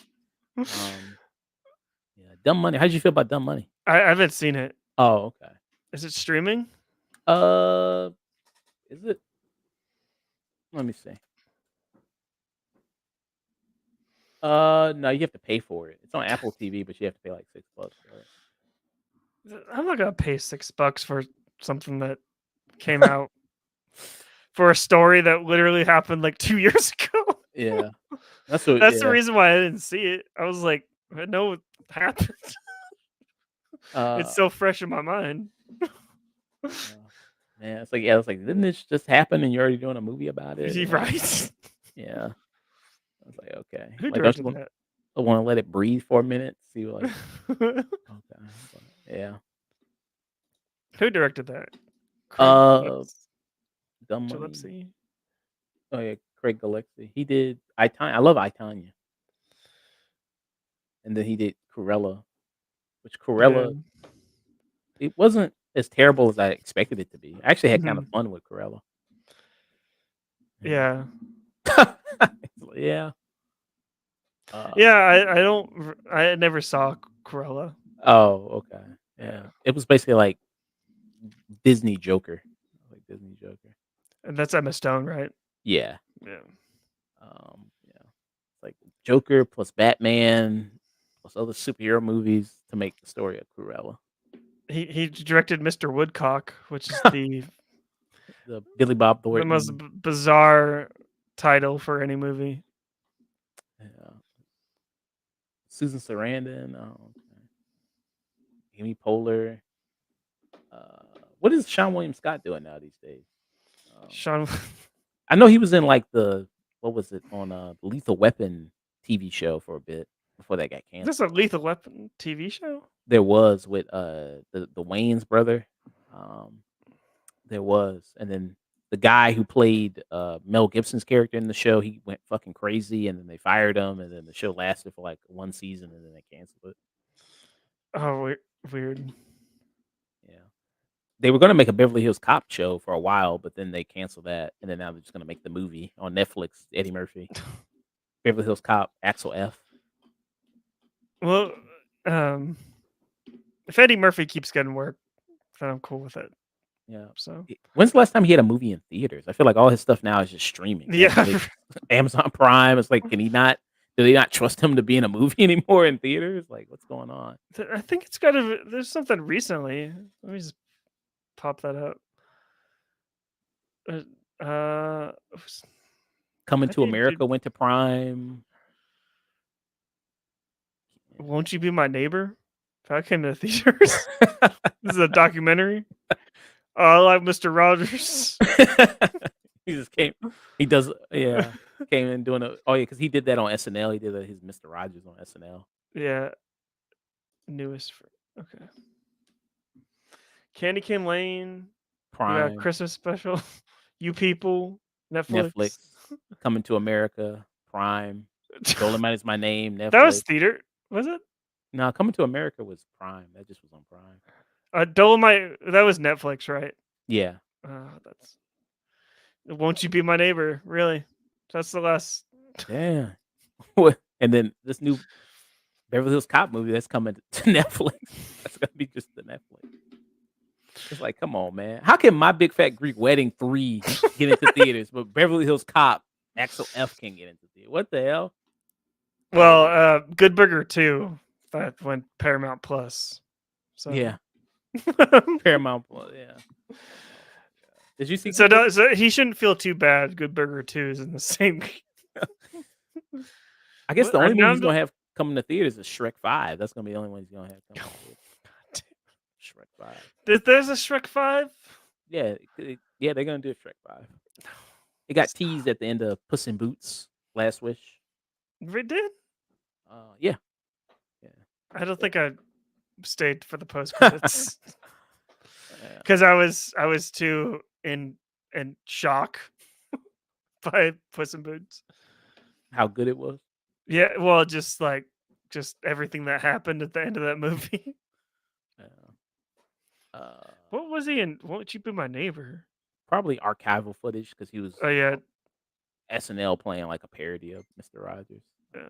Because I don't think he didn't get interviewed. I don't think it just was archival footage. I think.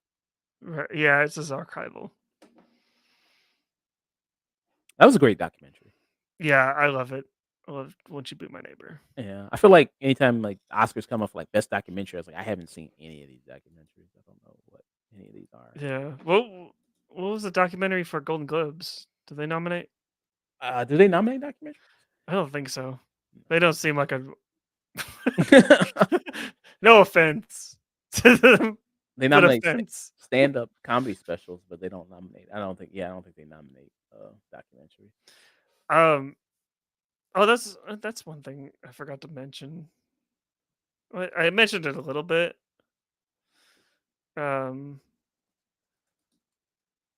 Did you see Still? No. Michael J. Fox. No, I have not. Yeah, that was 19 on my best my best of. Apple Plus. Yeah, that was if you're a big oh shoot, like if you're a fan of like Michael J. Fox, this is a heartwarming and also heartbreaking documentary because it's just him kind of like coming to terms with like his Parkinson's, and it's shot with old footage of Michael J. Fox and then new footage of Michael J. Fox. So you kind of see the compare and contrast, Mm. and it's just yeah. If you're a fan of him, it's like it's a good watch. But Yeah, I'm looking at Rotten Tomatoes. Like, it has 99%. Who's the asshole who gave it like a bad review? It's like, man, I don't give a fuck about Michael J. Fox and his Parkinson's. I don't care. Shit's boring. Hop in a DeLorean again. That's all I want to see. there's always that contrarian. Yeah. I gave it 4 stars, so I'm like, because I don't know. I feel like I should have given it 5, but that's how I do things. Usually rate things once unless I rewatch it. But I'll go back. Sometimes usually I'll rate things lower every time. Typically, I'll go back. I was like, you know what? I didn't mean to give this very higher. Like, Knock at the Cabin. Like, I originally had like 2.5, and then thinking about it recently, I was like, you know what? It's just like a 2. I guess it's just 2. I'm gonna knock it down to 2. You know what? It's about a 2. Yeah. Is it? I'm feeling the same way right now. Actually, about Nimona. I think I might give it a 4 star because right now it's sitting at 3.5. Okay. I don't know. What'd you rate it? I gave it like 3. I gave it just 3. Yeah, I wasn't as in love with it as many people were. yeah. People were like super in love with it. People are like super in love with it, and I thought it was really well animated. I don't think any of the jokes were landing for me. Like none of the jokes, like I thought were very funny. Mm. And people are like saying like, "Oh, this is like a queer movie, queer representation." But didn't Disney drop this? They were supposed to release it, and they sold it off to Netflix. Oh, I don't know. I don't know about the history of it like that. I don't know, I don't know about that. I thought that I heard Oh, something about that. it says it's really set to be directed by Patrick Osborne with an initial release date of 2020 following the Walt Disney Company's acquisition of 21st Century Fox, the parent company of Blue Sky. It was delayed multiple times before being canceled due to Blue Sky's closure in April 2021. However, Annapurna Pictures revived the project the following year with Bruno and Kwan announced as directors, and then DNEG Animation provided animation, and Netflix acquired the worldwide distribution. Worldwide distribution. Hmm. So yeah, I guess it was Fox, and then Disney bought, and then they dropped it, and then somebody else picked it back up. Yeah. Annapurna or whatever. I don't know. Like if Disney dropped it because of like the queer representation, and they went with Lightyear instead, and I'm like, it's Oh. it's basically identical. I thought because it's Or like you have like the prince and the other guy that would just be holding hands, and that's like it's tame.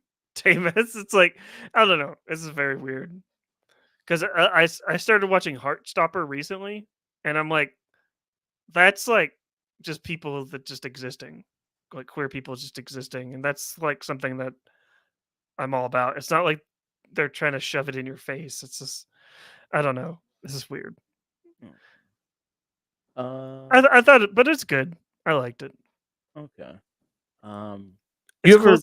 It's cool hearing Riz Ahmed like voice acting because he doesn't usually voice act it all that much. I want to see him do more. Yeah, he's pretty cool in it. Yeah, Riz Ahmed. He was in Venom that one time. Oh, He was the villain. But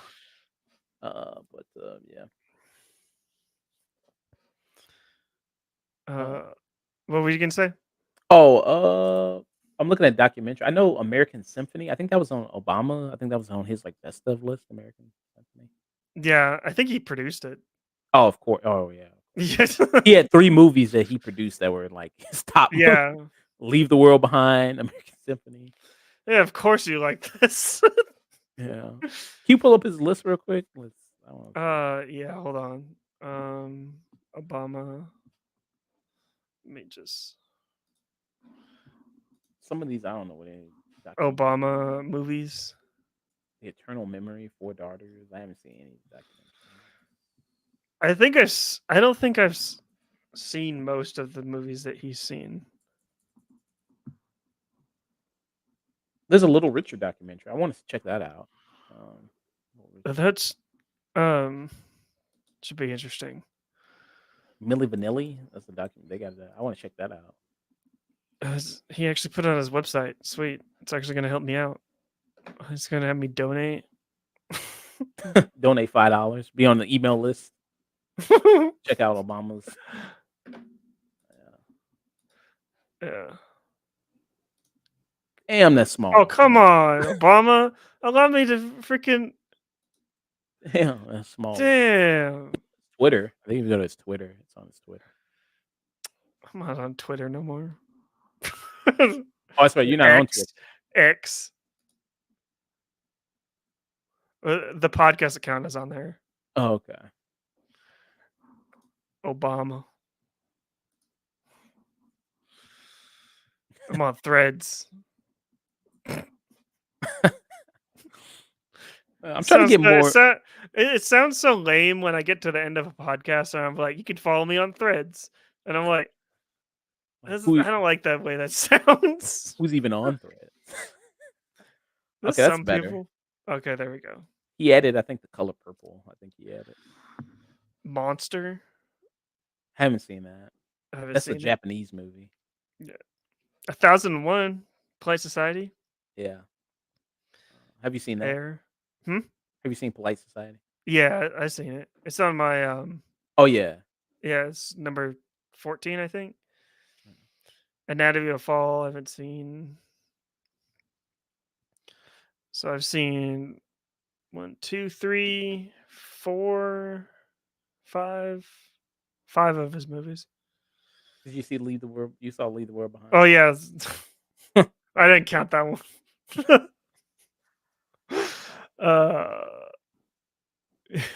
Air, because of course Chicago, Michael Jordan, mhm. put Air on there, of course. Yeah. We're getting close to 2024 for you. Yeah, it's only like 26 minutes, 27 minutes. 26, like 15 minutes? 17? Oh yeah, 17. Yeah. Sorry. No, it's cool. Yeah. Yeah. Kind of I guess good list. I guess. Yeah. What's this music No. you listen to? You think he actually like watches these movies or listens to the albums, or he just has somebody personally like curate it? Like, I think he was asked this question on I think Trevor Noah actually asked him this on the Daily Show. And I think music, it's like a kind of a mixture between his kids, his wife, and him. okay. But he says the movies, like, because movies, it's only 2 hours out of your life. I could see him just recommending like 10, maybe less than 10 of them every year. Yeah. So it's like what we do. So like, Yeah. but Yeah, because I don't believe Obama would listen to black. I don't believe that. Yeah, like he's a black listener. I think that's definitely a daughter pick. Like yeah, I don't think he's doing that. Like a song featuring 21 Savage. I don't think Cobra. I don't think he's would make. I don't think he's listening to that. Maybe Michelle is listening to that Megan Cobra, maybe, but not. I don't think he is. No Taylor Swift. Swifties are Swifties are gonna come after Obama. America has. I think he said that was his favorite song of the year. America Has a Problem with Beyonce and Kendrick. Over here. Yeah.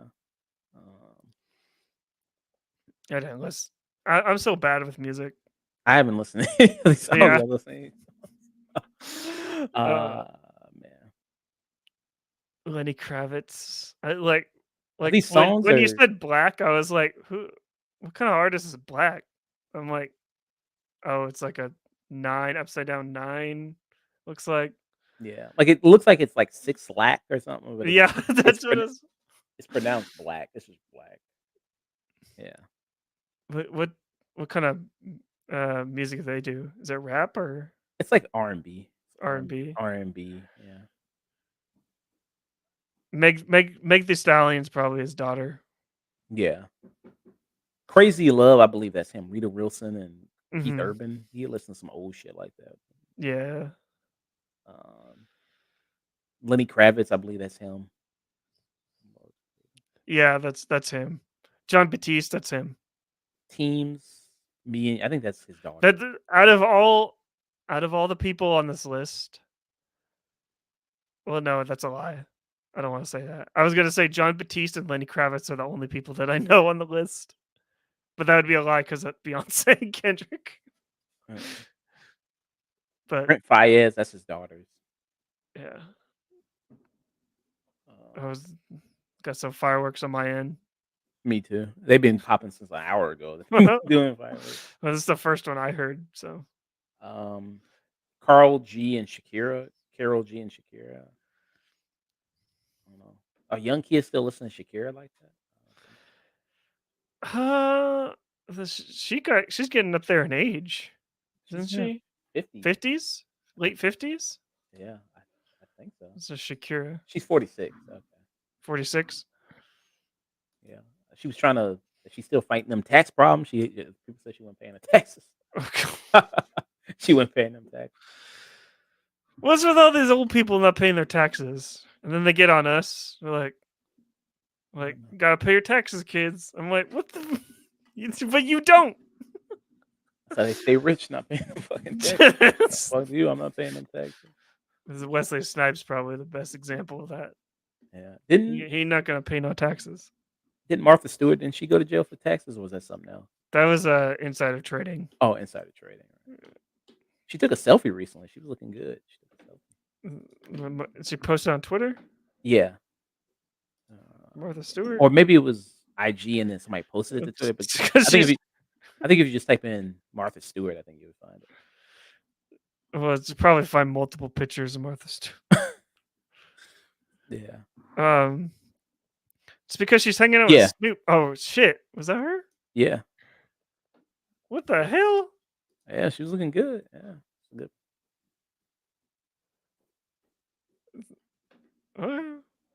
Yeah. Okay, Martha. Yeah, good for her. How old is Martha now? 70 something? Or? Yeah, she does not look 70. She's 82. Oh. 82. That's Yeah. That's not 82.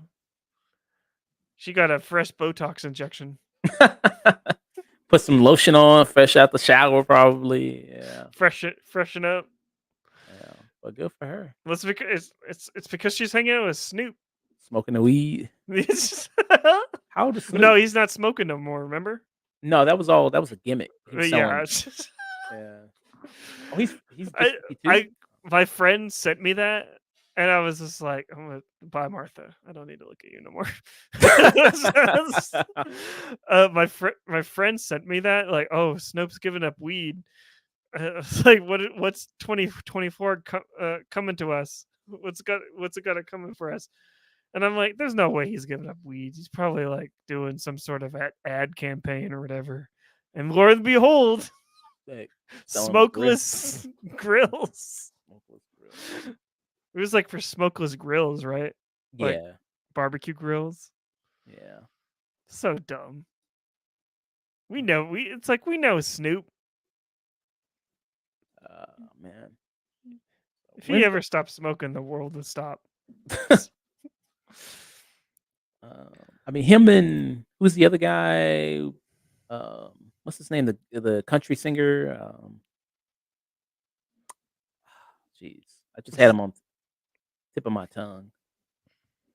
The country singer who smokes a lot of weed. Willie Nelson. Willie Nelson, yeah, him and Willie Nelson are probably the two biggest famous smokers, bro. Yeah, I'm trying to think. Yeah, it's really just him. Mm. Yeah. Woody Harrelson, I think he smokes a lot too. I think. Yeah, he seems like a smoker, Yeah. especially from Hunger Games. Oh yeah. Yeah. And I think he didn't even know at first that Liam Hemsworth and Chris Hemsworth are brothers. And then they like on press tour, and then like the interviewer asked him a question about it. He's like, "So how do you feel about being a brother of Chris Hemsworth?" And he's like, "Wait, you guys are related? You guys are brothers?" And he's like, "Yeah, you didn't make the connection with the last names and the accent." He's like, "Nah." It's like Wow. you know. Oh man, whole Hemsworth family they working. Right. Well, that's a good thing in the final 9 minutes before 2023, 2024. Yeah. um, we could do who's the who's the better Hemsworth brother? Well, I mean, it's just I guess it's really mainly just seeing Chris. Really, the other one I've only ever seen on like Westworld, and then Liam is He's mostly in like. Hunger Games. No, I'm talking about the not the younger one. I'm sorry, the older one. I think the eldest one. Was in Westworld, and then Liam was in Hunger Games, and what else? He was in Expendables. He's in one of the Expendables 3. He's in Independence Day. Yeah, he's been in a lot of terrible ones. His career is yeah. Yeah, Let's he's see done if I know anything other than. He was in that movie with Miley Cyrus, the last song. Oh, speaking of Quibi, he was in Most Dangerous Game on Quibi. Hold on. Oh wow. This is like it was like the remake. They did like a Quibi version, or it's like since Quibi was like movie format and like TV, like short form movies or whatever. Mm-hmm. They did this version. Wow. It's not very good. What's your rating? But you didn't rate it? I didn't rate it because it's not technically. It wasn't technically a movie because I watched like 5 minute. Watched it in 5 minute chunks, and I don't know. I don't think I could. I don't think I was on Letterboxd at that point. Oh, okay. He was in Knowing. Never seen it. Nicolas Cage. Yeah. I didn't log it, but it was bad. Yeah. I don't feel like watching it again. But yeah. Shoot. Yeah, it's really just Chris. It's just the Hunger Games. it's I think Chris wins by default. Yeah. Because like I don't think I've seen the other brother in anything other than Westworld. Yeah. I don't know. If you want to look at his acting credits. This is Chris Hemsworth. Yeah. I was gonna buy. I wish it would when you would pull up on like an actor on Letterboxd. I wish it would pull up on like based on like from newest to oldest. It's based on popularity every single time. Yeah. Newest. I was shocked when he was going to be when I saw him in Furiosa. I was like, oh, he's going to have a hit after MC. Well, I guess Extraction was a hit, right? Yeah. Yeah, I guess. I guess you could say that. I mean, I don't know what it would do box office. It's only on streaming. Yeah. It kind of surprised he's going to be the voice of Optimus Prime in Transformers. Right. That's kind of weird, but it's going to be trippy. That's the first time it's never been done by Peter Cullen. Spiderhead. What do you think of Spiderhead? What is Spiderhead? Is that the one where he's playing like the buff ass hacker, or is that that was Black Hat, right? Yeah, that's Black Hat. Yeah. This is I heard this was like one of the worst movies of the year. I think from last year. Yeah, last year. I never watched it. 39% on Rotten Tomatoes. 2.5. Oh damn! I'm gonna add that by watch list. 2.5 on Letterboxd. What do my friends say? Cinema Joe, take a shot every time someone says Darken Flocks, and you'll 100% enjoy this movie more. 2 stars for zany Chris Hemsworth. Like you pull up a trailer. Pull up a trailer. Okay, yeah. I could probably close out. Right? We got 5 Yeah, minutes. we could close out. I'm always afraid to play trailers when I stream, because the one time I did, It was when I played the Fast 10 trailer. YouTube blocked me. Oh, Like it's so weird. Fair use is so weird when you stream do Spider-Man. you maybe not want to do it then? No, I can do it. Oh, I think if I have it small like that, it should be fine. okay. I think the reason why I did it is because I went to full screen and YouTube was like, "Oh no, you can't do that." Okay. Hello again. Sorry I'm late, Mr. Amnesty. Not late at all. That's Spiderhead.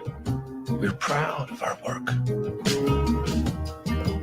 Your presence in this facility Would you buy Chris Punishment Hemsworth as like a is a privilege. mastermind manipulator, tech genius guy? Drug study? No, In science, we have to explore the unknown. he's too They've been testing me up scruffy. and down. A lot weirder stuff. Maybe than like a usual. tech billionaire. Frontier stuff here.